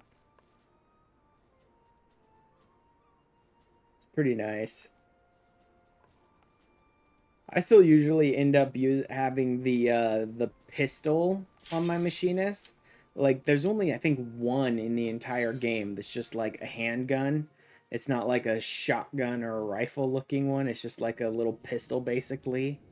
I think it was a PvP one. And I pretty much put that on my machinist glams because oftentimes I set up my machinist glams to almost be like a cop or a private eye or something like that. So I just use like the one-handed pistol design.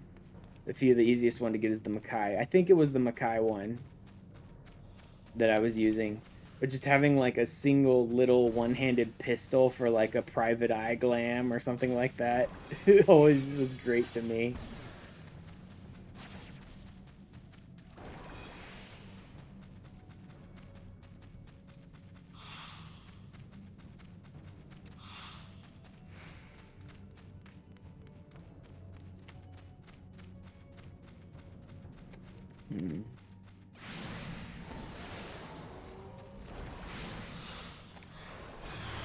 Maybe I should just turn on like some music and just sort of jam out to it while we sort of mindlessly blow through this dungeon over and over again.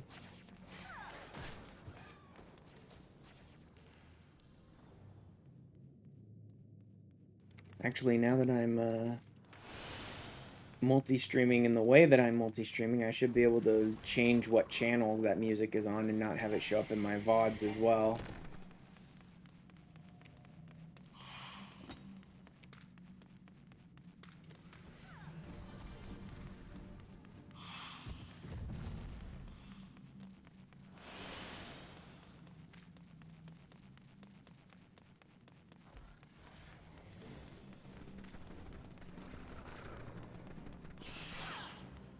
That's kind of the reason why I like the Fizz ranged jobs.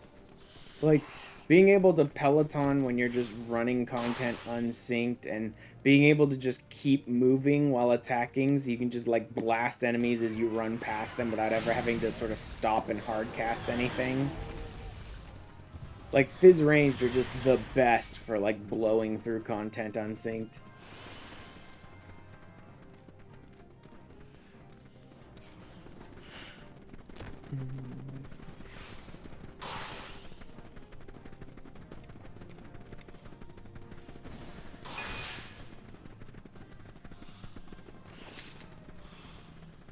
Okay, you know what? I think I will run some music. Let me just find something real quick.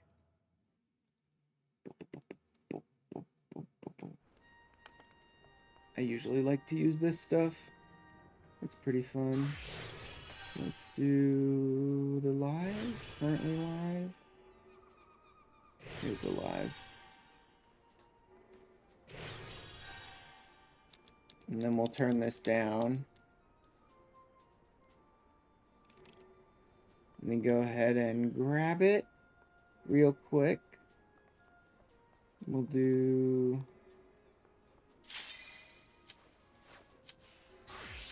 browser audio.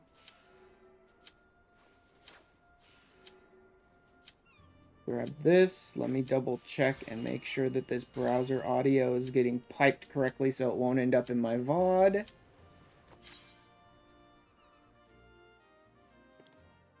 Browser audio is going to 1, but not 2, and I should be using 2 as my VOD track. Let me double check that as well.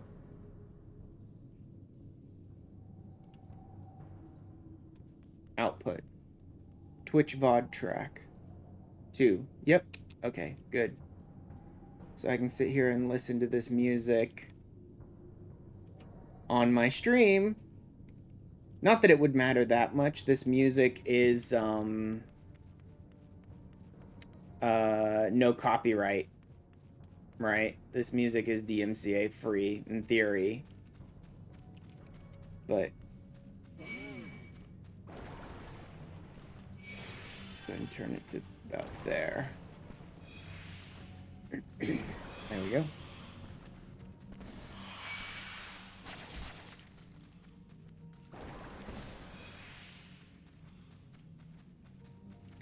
Your favorite relic is Blade's Resolve.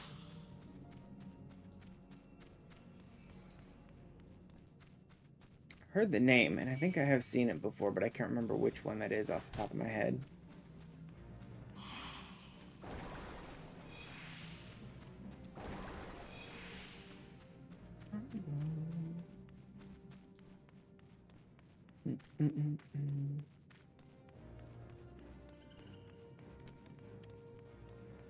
Yeah, I don't think I'm gonna be catching up with monochrome.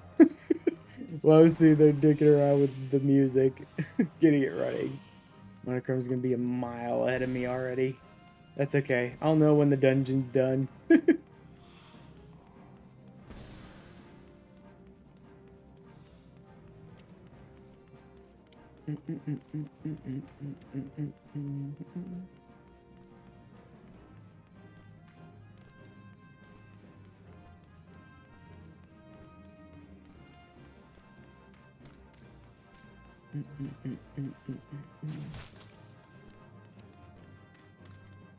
These idiots are still trying to shoot me.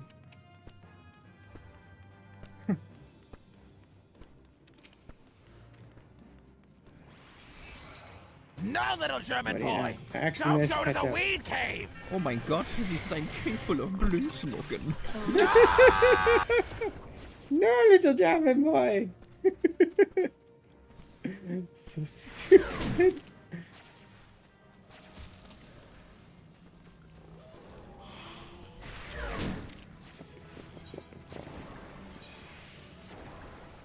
Brilliant light.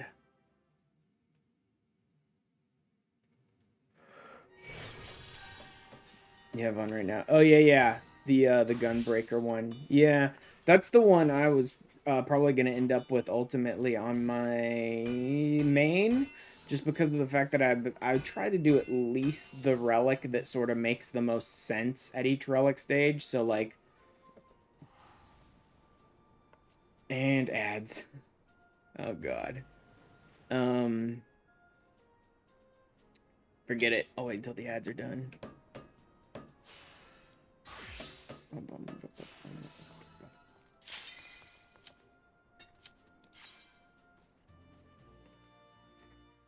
Summoner with the big horn. The biggest, thickest horn you can possibly have. Actually, the Dreadworm stuff might be. I can't remember if they ever made, like, a bigger horn for a summoner than the Dreadworm stuff.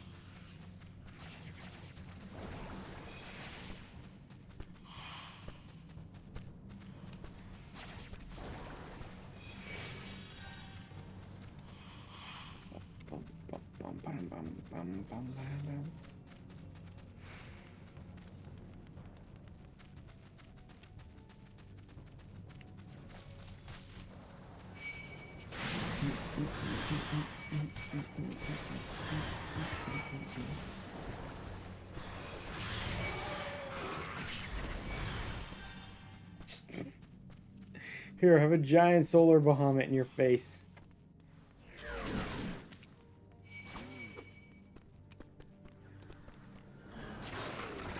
Ooh. And ads are complete. Welcome back, everybody.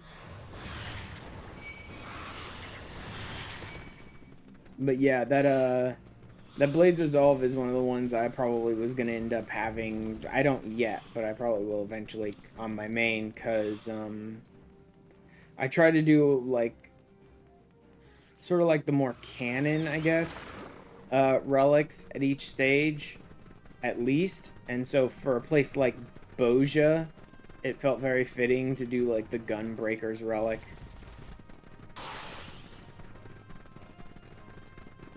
And then like in Eureka, I was doing the Red Mage relic. Well, because I use Red Mage in Eureka pretty much all the time. But also Red Mage is a Stormblood class, and so...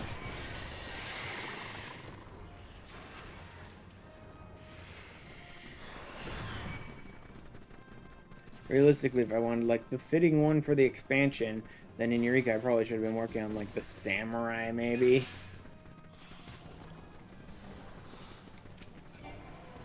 But like, I use Red Mage in Eureka, so it felt right to be working on that.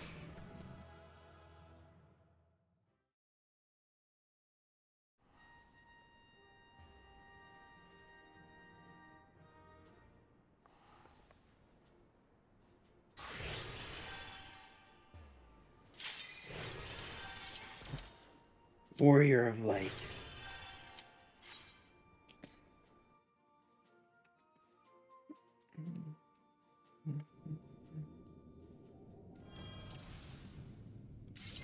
That's good. The only sword for Lalas.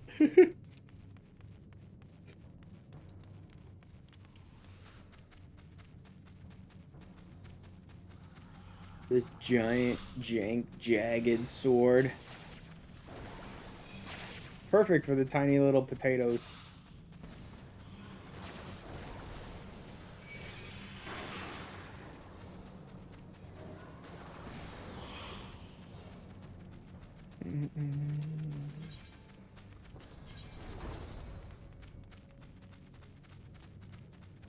Robust etheric activity now.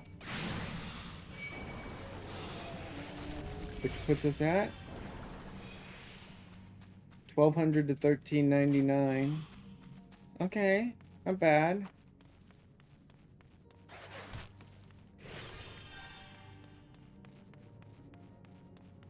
That puts us at what? About 3/5 of the way there? Ish. We're a little over halfway now.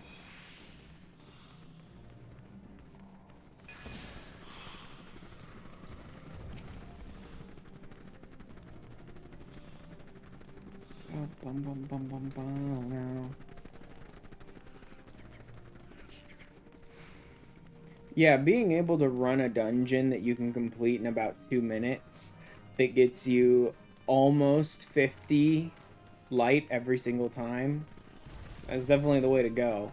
You still have to run the dungeon like 45 to 50 times to get there, but unless you hit a light bonus at some point, then it'll go much faster, but still.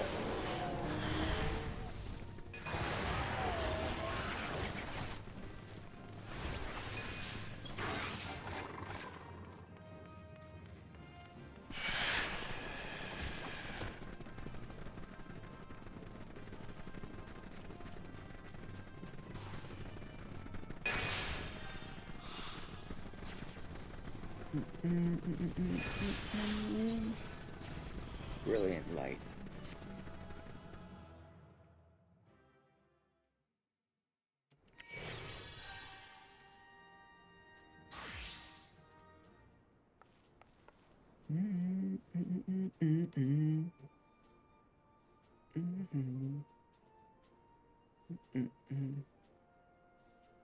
Warrior was fastest, I think.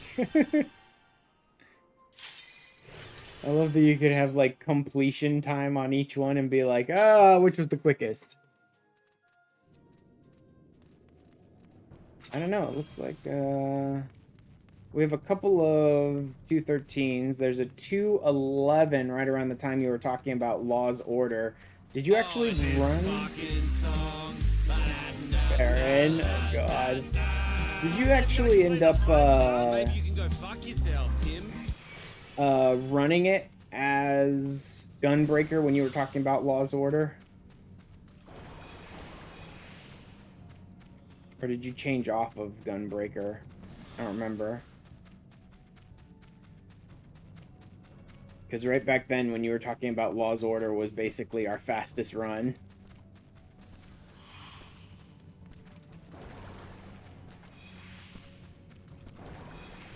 Gap closers out the ass for Warrior.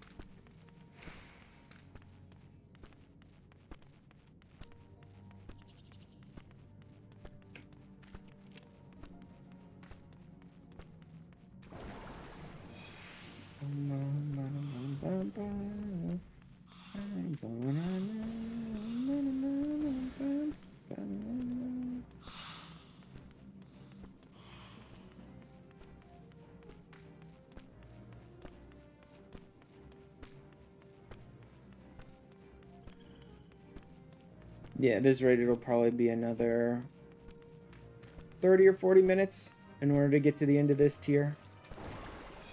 Oop. And then we get to start another stage of, like, garbage. After this, I have to start going out and actually, like, getting items, and I think spending Poetics, I think, is the next stage.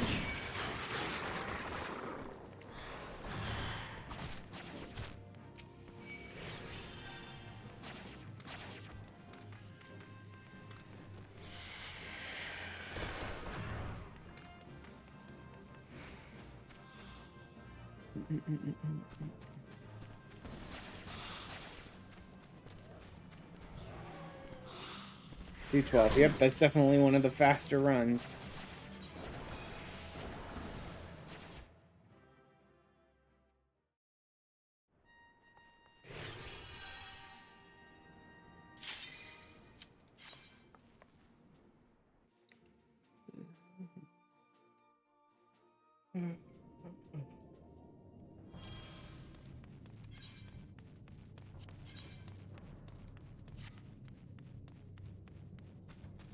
Still robust.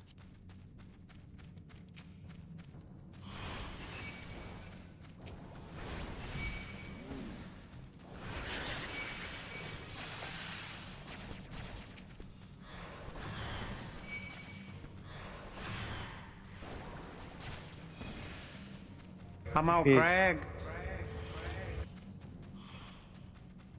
Hi, old Greg. I'll give it. Like, it's just like gap closing to bosses and immediately ending them and stuff. Easy now, fuzzy little man Peach. You ever drunk Baileys from a shoe? What? Wanna come to a club where people wee on each other? Bailey's from his shoe, Jesus Christ. Baron. Well, you just like being there in the background and you're running stuff with your friend and like half paying attention and then just occasional blurps.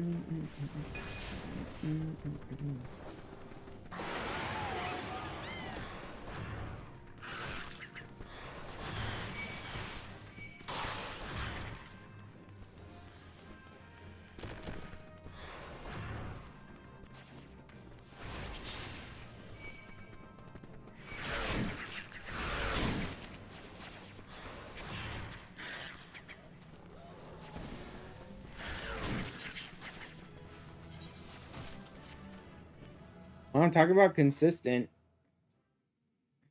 Talk about consistent. We finished in 2 minutes and 12 seconds both times you were a warrior.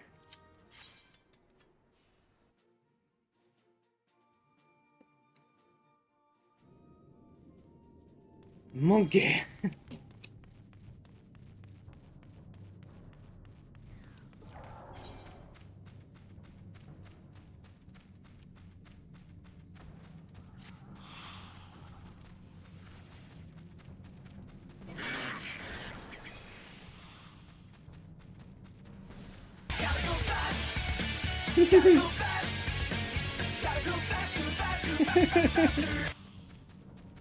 Oh my god, Baron. The speed of violence. Speed of violence.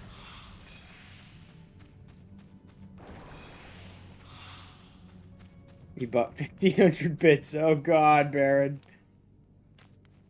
This can go on for a while. Jesus, Baron.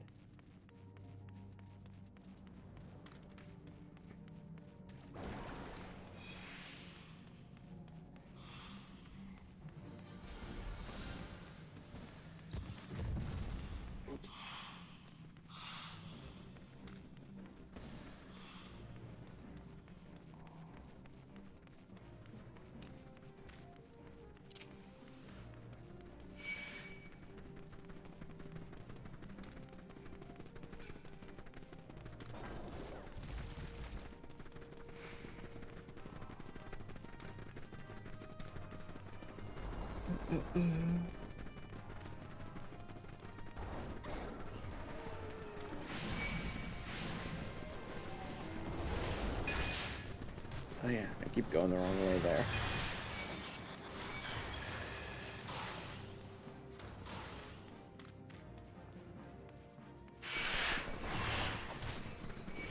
Like you can just keep running Like, I'm auto-running and just using Art of War as I go.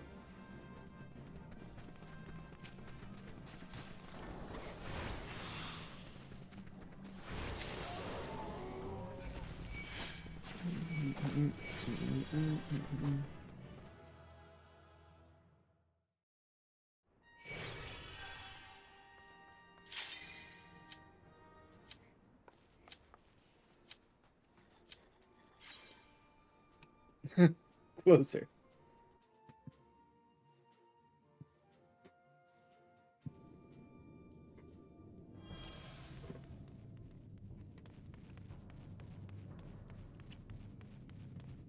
Yeah, we're doing Vigorous. Okay, so I just upgraded, which would put me at the low end of Vigorous, so that'd be about 1400-ish.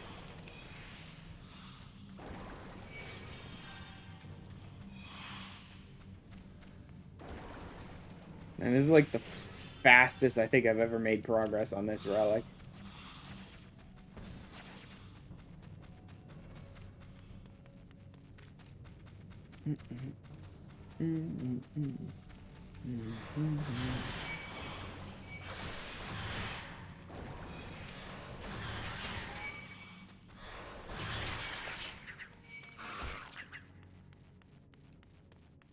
So about 500 or 600, that put us about... Not 10. That'd be like 11 more runs. 11 or 12 more runs, probably.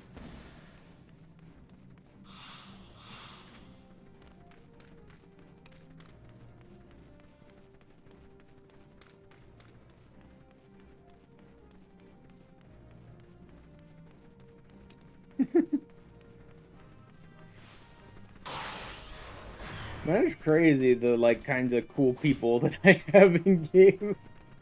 Like Monochrome, who's willing to unsync Aurum Veil like 50 times with me while just shooting the shit while I'm live. Always fun to have people willing to do crazy shit with you in game.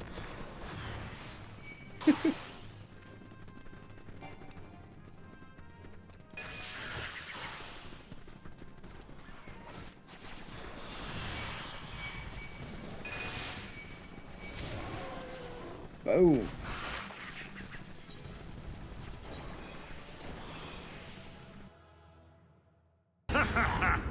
Fools.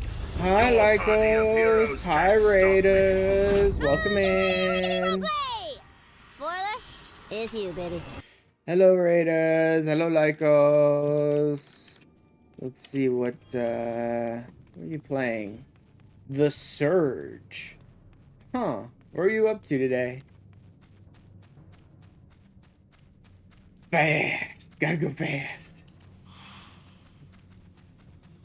Yes, I finished the...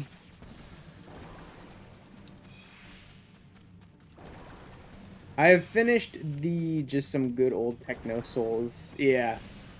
I managed to finish the Alexandrite step, which was a pain in the butt. I had to get so much materia. I've spent dozens of hours just farming timed nodes to gather my materia, just to spirit bomb my gear and get materia, so that I could finish the Alexandrite step. That was mostly off stream though. And then I did the Alexandrite step today, and now we're doing the light grind, which I didn't think I was actually going to get to today.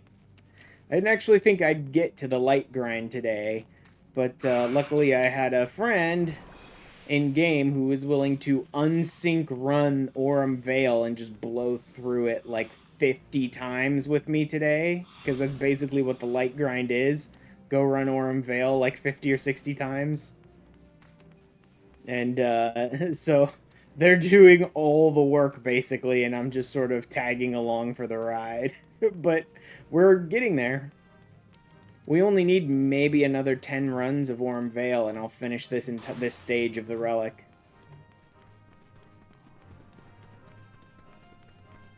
Aurum Veil's the worst. When you're unsyncing it, it's not quite as bad when we can just like one-shot everything.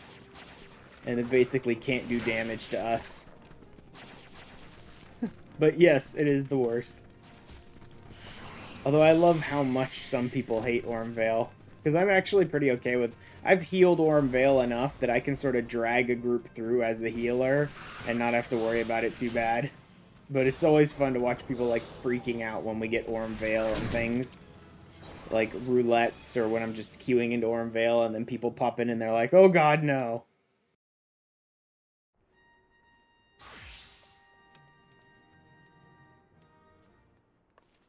I love ending this instance with monkey flip.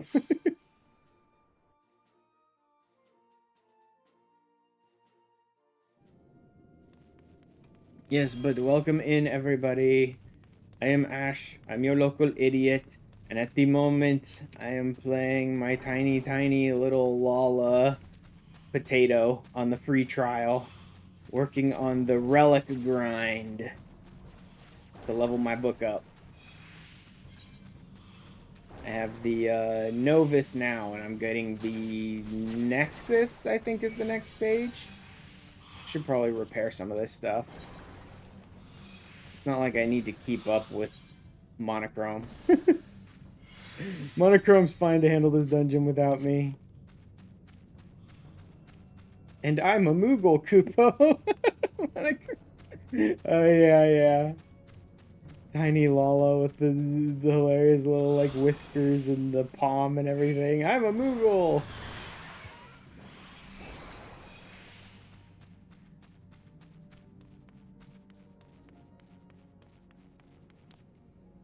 Yep.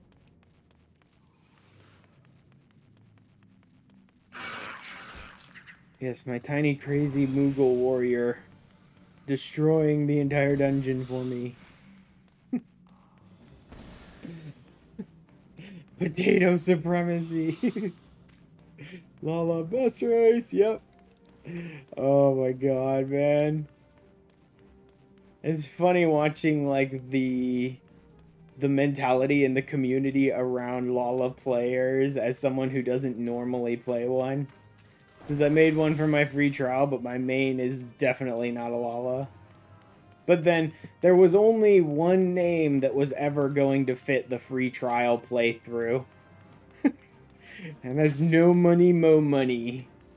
There's only one race that could be.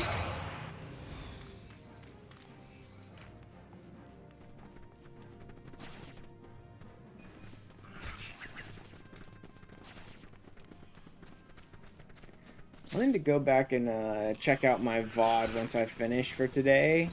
And just double check to make sure that the music did not get saved to the VOD. Again, doesn't matter that much if this music goes into my VOD, because this music is, by design, DMCA free music. But I'll double check the VOD afterwards just to make sure it didn't actually show up in the VOD. I love the fact that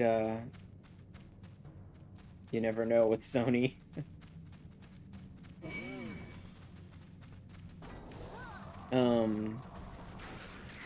I love the fact that streaming with Twitch as your primary source, your like primary ingest server or whatever, right, to Twitch, lets you select what audio track goes into your VODs, so that you can just, like, put stuff on different channels. So, like, I could sit here and listen to music live, and just, like, it doesn't matter. I can still just download the recording afterwards and use it for the footage for the YouTube video this week for the free trial playthrough, completionist challenge, whatever, however you want to think of it. It's a little bit of both. Because I don't have to worry about this music showing up in that footage either. Which is nice. And not something I was able to do before because of the way I used to multi-stream. I couldn't use Twitch as the primary server with the way I was multi-streaming before, which means you didn't have that option.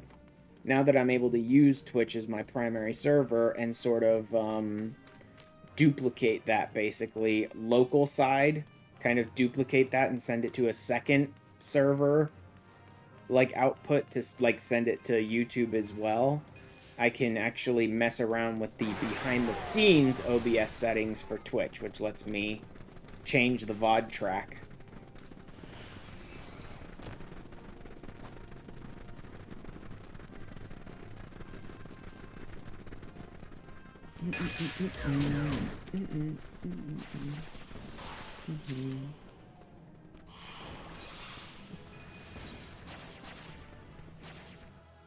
I know we're not nearly done yet, but I think I'll check again.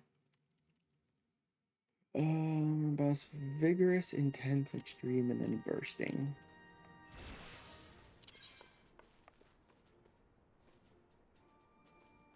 Intense. Soul Attunement draws near. I only have 2 more stages to go. If we're at intense, that means we only need at most 400 more.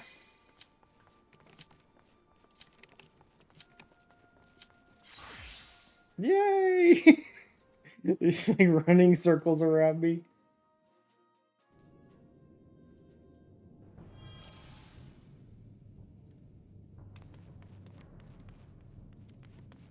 You use your ARR relic to skip an entire step. Yeah, I am planning to do that.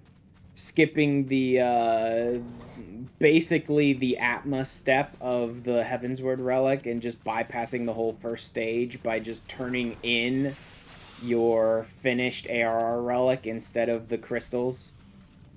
I used to do competitive camping, but it got too intense.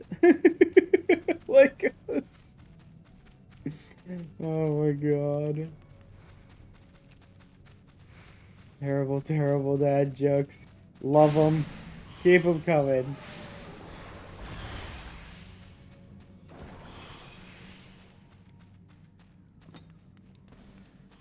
Has always been my sense of humor as well. Like, I love laughing at jokes that everyone else in the world, like, when I tell a joke and every single person who's listening to it goes, ugh, it just makes me laugh my ass off.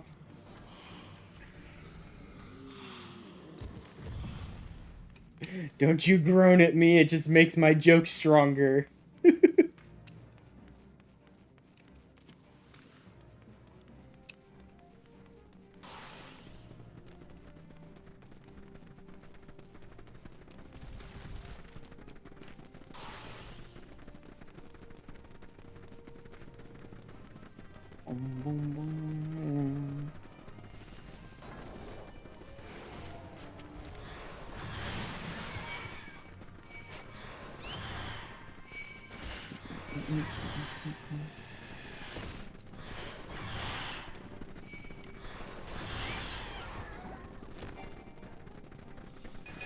I'm surprised that this song is on this list.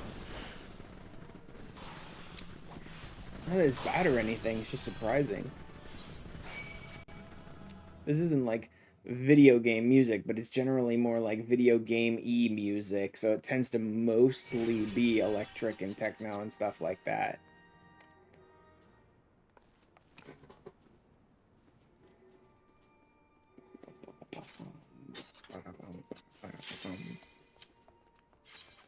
Oh, great. Another bikini-wearing lizard girl running around.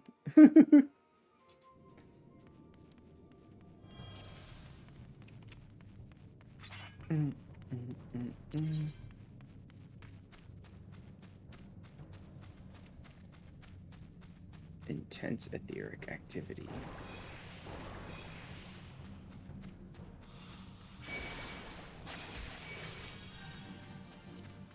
Let's put it there. Does it stay there? It does stay there. Good. I've noticed a couple of windows. Not many. Most of them stay where you put them and the size you put them, but I've noticed 1 or 2 windows that I'll like click on something to bring it up again and it'll just have completely repositioned itself.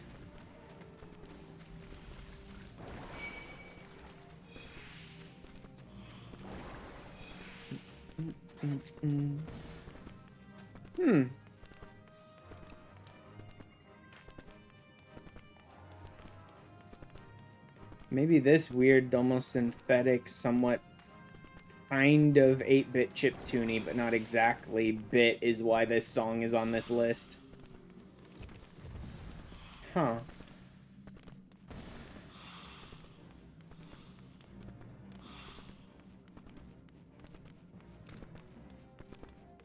Interesting song, that's for sure.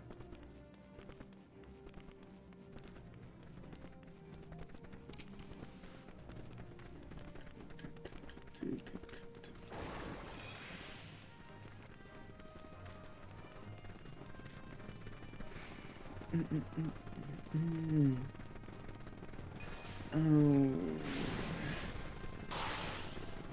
That, and actually later on I do know you can also work on like your ARR and your Heavensward relics simultaneously.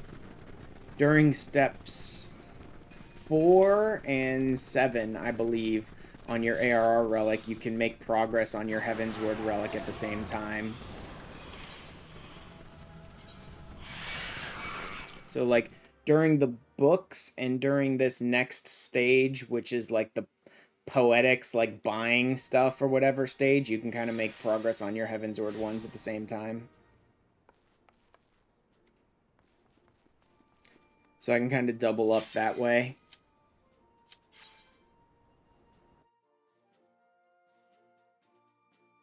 When we get there, when it comes to that, I can kind of double up a lot of my progress that way. But again, I don't think I'm going to be working on any more relics until like I've fully finished Stormblood and have the highest eye level gear I can possibly get on this character, and can just sort of come back through and just blow through most of this nonsense.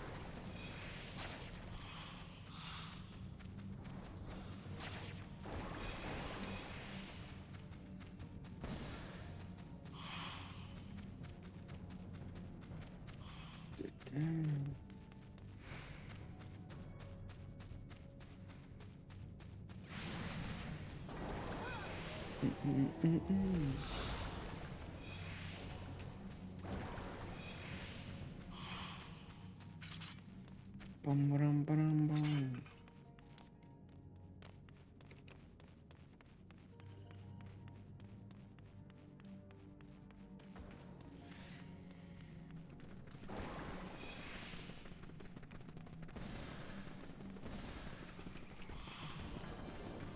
It's amazing just how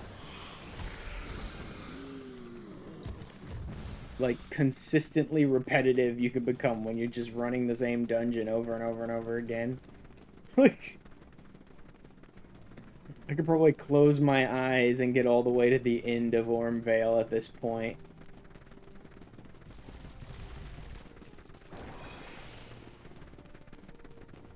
Because I'm not even having to fight. Bum.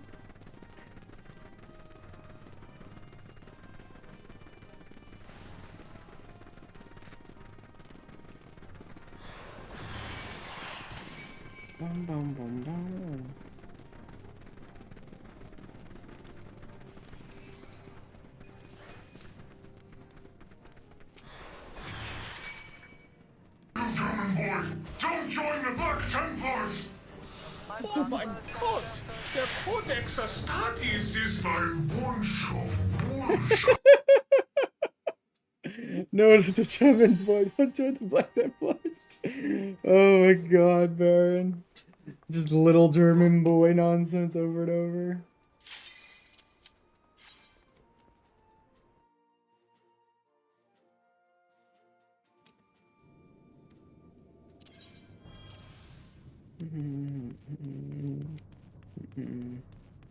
Intense still.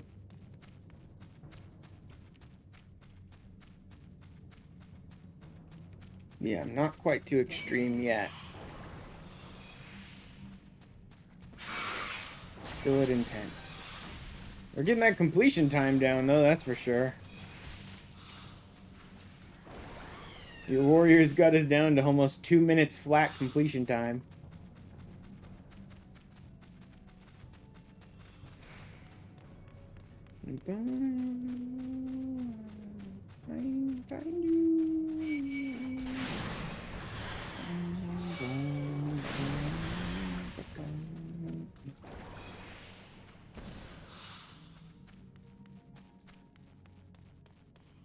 moving. If only I could, play anything other than the Scholar with my relic right now.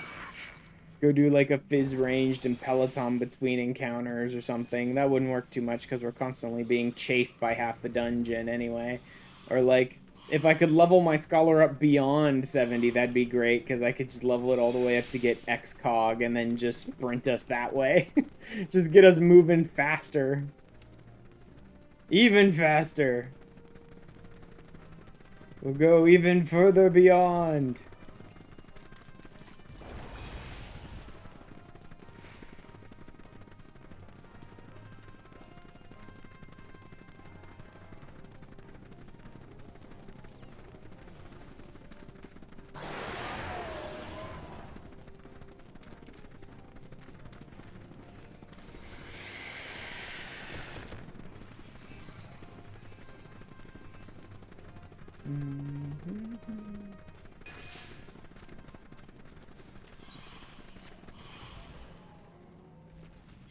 More brilliant light.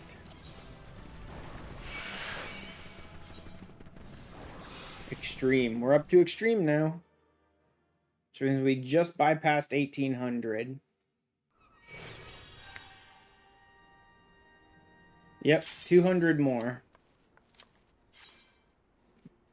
So we really only need another, like, 4 or 5 runs, probably.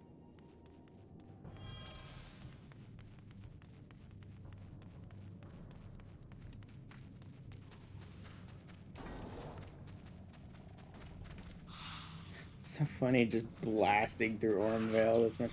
Like, I never want to do this again. I'm gonna have to, obviously, for all the other relics, but, like, it's certainly not fun, but it's kind of funny just blowing through Ormvale unsynced and just destroying it, like, hundreds of times.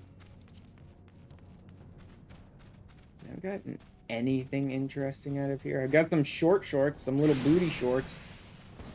Yeah, little booty shorts. Maybe I'll put those in the dresser. I may already have a pair of those in the dresser. Nope, not yet. Okay, booty shorts are going in the dresser. Otherwise, nothing that matters. All of that'll get sold to the grain company. But yeah, look at all this materia I've gotten. All that materia was for the last stage of my relic that I started today with the Alexandrite stage. Jesus Christ, did I have to get so much. But now that I've finished the Alexandrite stage, I can go ahead and meld all of this materia off to, like, all of my random gear that I'm still using for my lower level classes.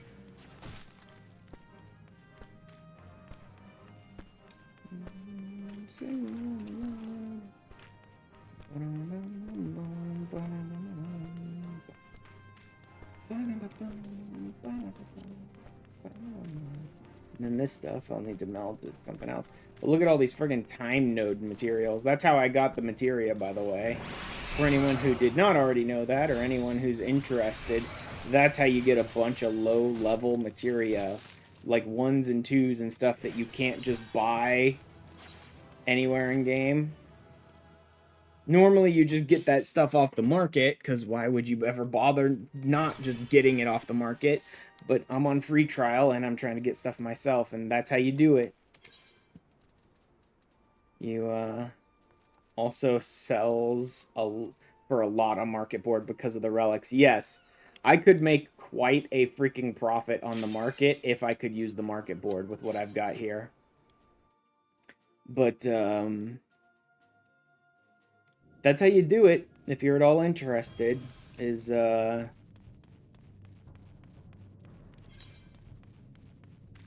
not I, control I. You have to make low-level sets. So, like, this one. Cotton Sugar Loaf around level 20-ish. And then another set... Was it the Velveteen Sugar Loaf? Here. Please be aware that I am about to use one of my core class abilities, which is called Ley Lines. Oh my god, he's doing it again. And then Velveteen Sugar Loaf. There's basically like a whole set of cotton stuff that's all classes. It's not crafter or gather, it's all classes. and a whole set of like velveteen stuff. I don't have the exact lists with me, but they're around those levels. To let you know, Ashton, I made that macro. Of course you did. I can actually go over it. Once we finish with the relic today, I can actually show you guys.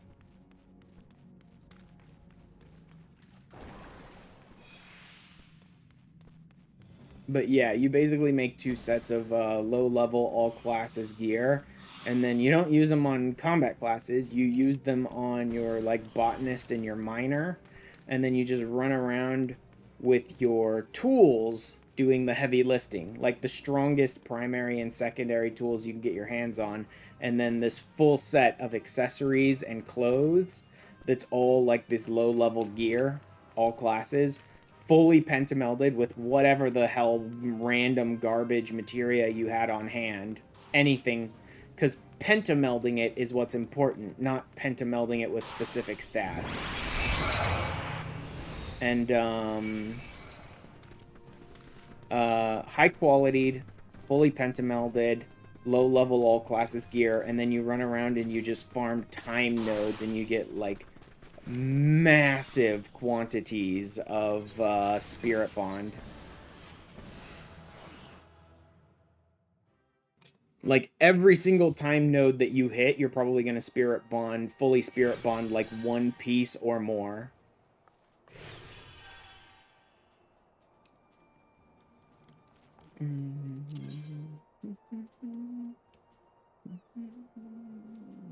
Extreme. Almost complete.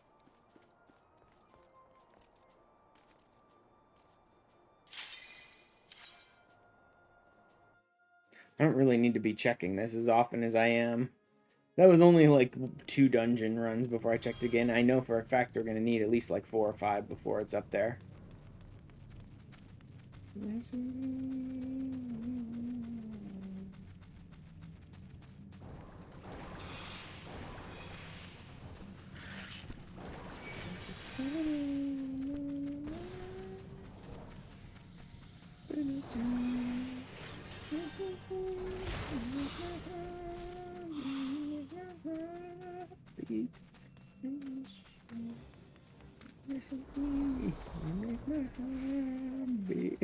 There's some very catchy songs in this list, that's for sure. Some of them fairly new, but some of them are ones that I've heard plenty of times before because I use this place a lot for just like listening to music. I use this YouTube channel like all the time because it has a 24/7 live, no copyright DMCA free playlist that goes on at all times. So I actually use this YouTube channel a lot. Not just when I'm streaming, because before I could split my Twitch VOD tracks, I didn't really like to play music during it. Even stuff like this. Even stuff that is, by its nature and by definition, DMCA free, no copyright music, right? I didn't really like to play over my streams when it was, like, gonna be there, on my VODs and stuff. Not that I was worried about DMCA, but just, like, I don't really want to put that music over my VOD, stuff that's, like, not even mine. I don't have any rights to it, even though no one has any real rights to it, you know what I mean, kind of thing.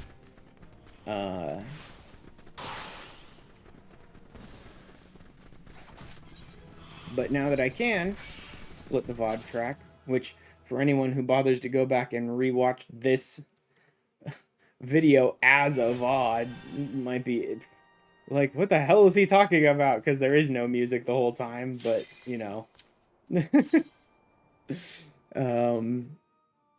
Now it's nice to be able to listen to stuff because this is the kind of stuff I tend to listen to even off stream a lot. And there are a lot of songs in there that I really kind of enjoy. No real reason not to check each time, I suppose. Extreme. Soul Attunement is almost complete. Yeah. It should be after this completion or the next one that my relic should be finished.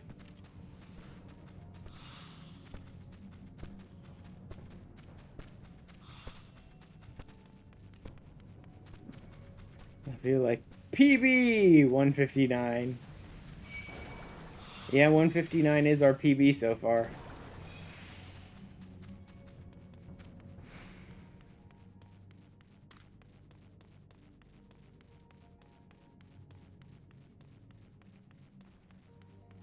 I do kind of love how funny it is that, like, I don't even need to do this. I don't even need to be running with you. I could just stand back by the entrance and wait till I hit brilliant light and then just leave. But, like, man, there's nothing more boring than that. I have actually done it that way once, where someone else was carrying me on an unsync thing anyway, and I knew I wasn't going to be contributing anything, because literally they're going to run faster than I can keep up with. Not even like I'm not going to be willing to attack the enemies, literally like I can't even attack the enemies before we finish the dungeon anyway, kind of thing. And I just like stood by the entrance and waited us for it to complete it over and over again. It's like, wow, there's nothing more boring than that. Just stand by the entrance for a couple of minutes and then leave.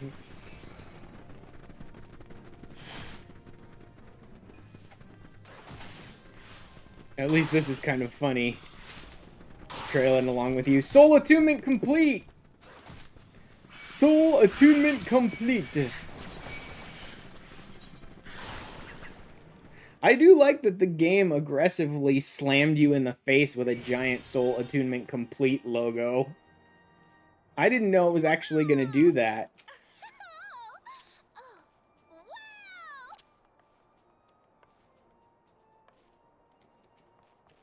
I didn't know it would actually tell me when the Soul Attunement's complete. Because at that point, it's like, I don't care about the Zodiac. I kept checking the Zodiac glass just to make sure we didn't have to do extra runs beyond what we absolutely needed. If I knew it was going to hit me with a big label that says Soul Attunement complete, I would have just ignored the Zodiac glass the whole time.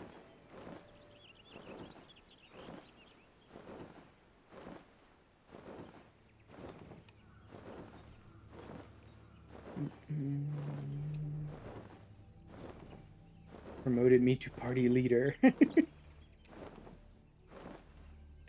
always forget about that, the fact that I can be promoted to party leader. Because I can't form...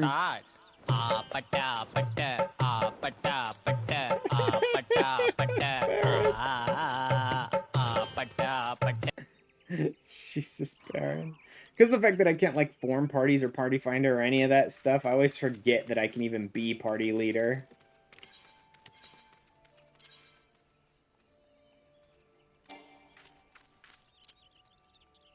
Oh yeah, I need to put this on first, then I can move it. Forget about that. You! Just for shits and giggles, let's go ahead and turn this off for the moment. Again, it shouldn't matter because it's not going into my VOD anyway, but just for the hell of it. Relic, weapon, not an excess modification, the Novus enhancement. Soul energy within your relic is attuned. Presented to me. I shall remove its coating of soul glaze. That its newfound power might be unleashed. Unleash it, you old man. I'm tired of your stupid relics. Unleash it already. Telltale humming of power yearning to be set free. Scarcely require a zodiac glass to see that your weapon's soul energy is now fully attuned. Unleash. Unleash Omnilex. Soul glaze coating has served its purpose. Time is right for it to come off. This will take but a moment. Is this one gonna be glowy too? Oh, this one's glowy too. We don't really get non-glowy steps anymore. Has awakened to its latent potential. I don't really care for the ring, but whatever. Take it off once more and feel its newfound power course through you. Feel it flow through you. Feel the hate through you. Relic weapon, Nexus, and Novus. Novus and Nexus in one day. Jesus.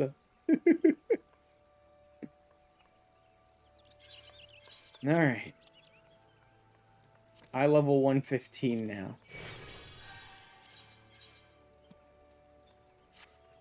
What do we do?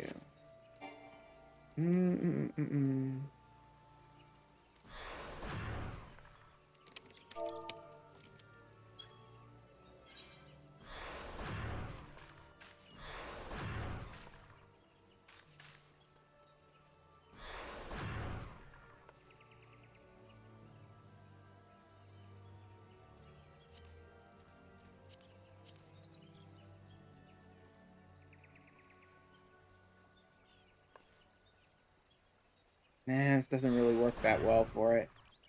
Well, there's one. That's a little crazy looking.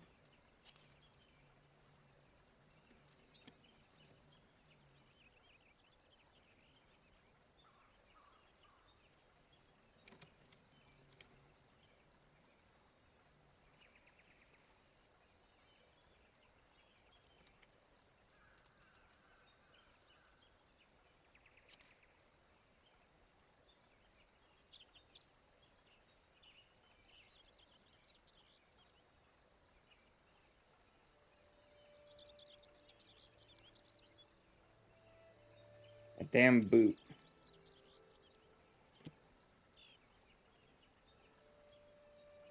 And these stairs.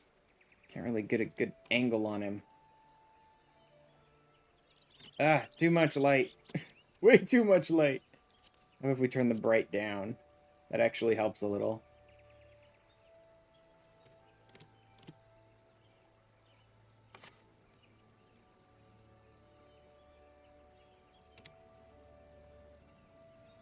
Oh my god, it's so much light. I don't think I'm going to be using this picture, but I'll take it just in case. Holy moly. So grossly incandescent. Yes. Way too much light. I don't think I'll be using that one for like the YouTube thumbnail, but I'll take it and keep it in my free trial folder for like memorabilia type of thing, probably. Okay, 2 stages of the relic done this week. I think I'm done.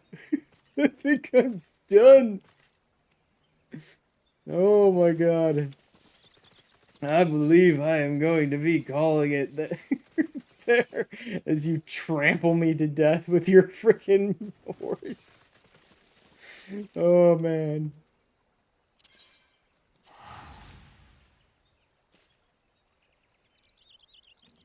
Alright.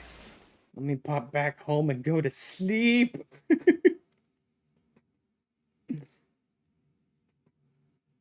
Oh. And then I will find us someone to raid.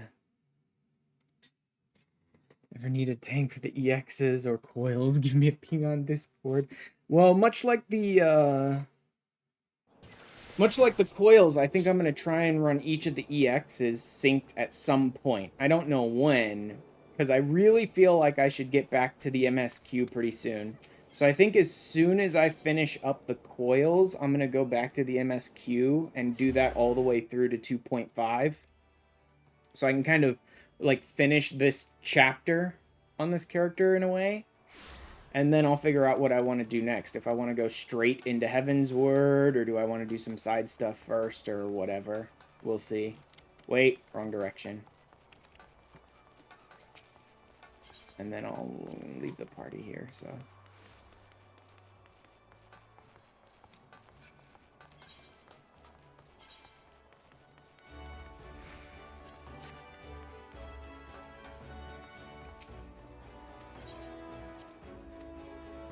But I definitely want to try to, like...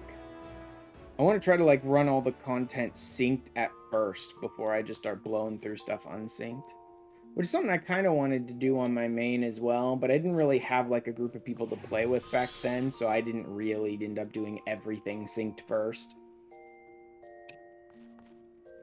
Alright.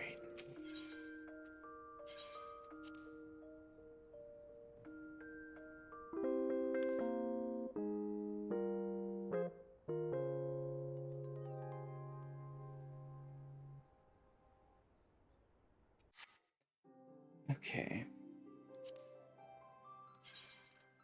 Go ahead and turn that back down. Now let's find someone to raid today so that I can finally just rest, grab the video, maybe start editing the stuff for Friday. We shall see. What are people up to tonight? Blue is doing 14 stuff, but I don't know what he's doing. He doesn't say in his title. He's doing retro stuff. UCOB, no. Resident Evil Village, Dark Souls Remastered. Pit of Goblin? Never heard of it. Happy Wednesday. Cozy chatting stream? I don't know. League's Day 1, no prep run. Old school RuneScape stuff.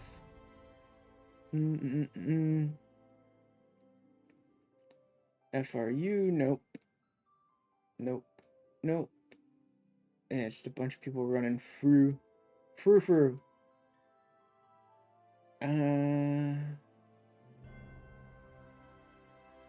Oh, he's doing Zone of the Enders 1. I may have to raid into that. Zone of the Enders is a game that people should see. That game is old and jank and weird, but really interesting. Yeah.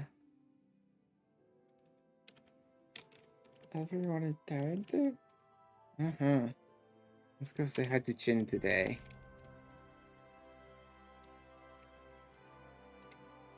And grab the URL. And drop that here for everyone. That is where we are gonna go tonight. We're gonna go say hi to Chin, who's playing Zone of the Enders 1. Oh man, that game is old and jank. God, is it fun. And Jehudi's the best. I will see you guys. I might try to get a stream in Friday. I'd kind of like to do 2 streams this weekend, because I think I want to play something more variety, a little different, something that I just got recently.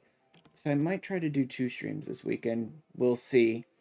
But I'll probably be back Friday or Saturday around the middle of the day, Pacific time, noon, 1 p.m., something like that. There will definitely be some play on my main in Dawn Trail, probably role quests. I think I'm going to get started on the role quests. And there may be a little something extra this weekend as well, if I can get it up and running and working and I have enough time for an extra stream. Anyway, I will see you guys later. Episode will be out this Friday as well.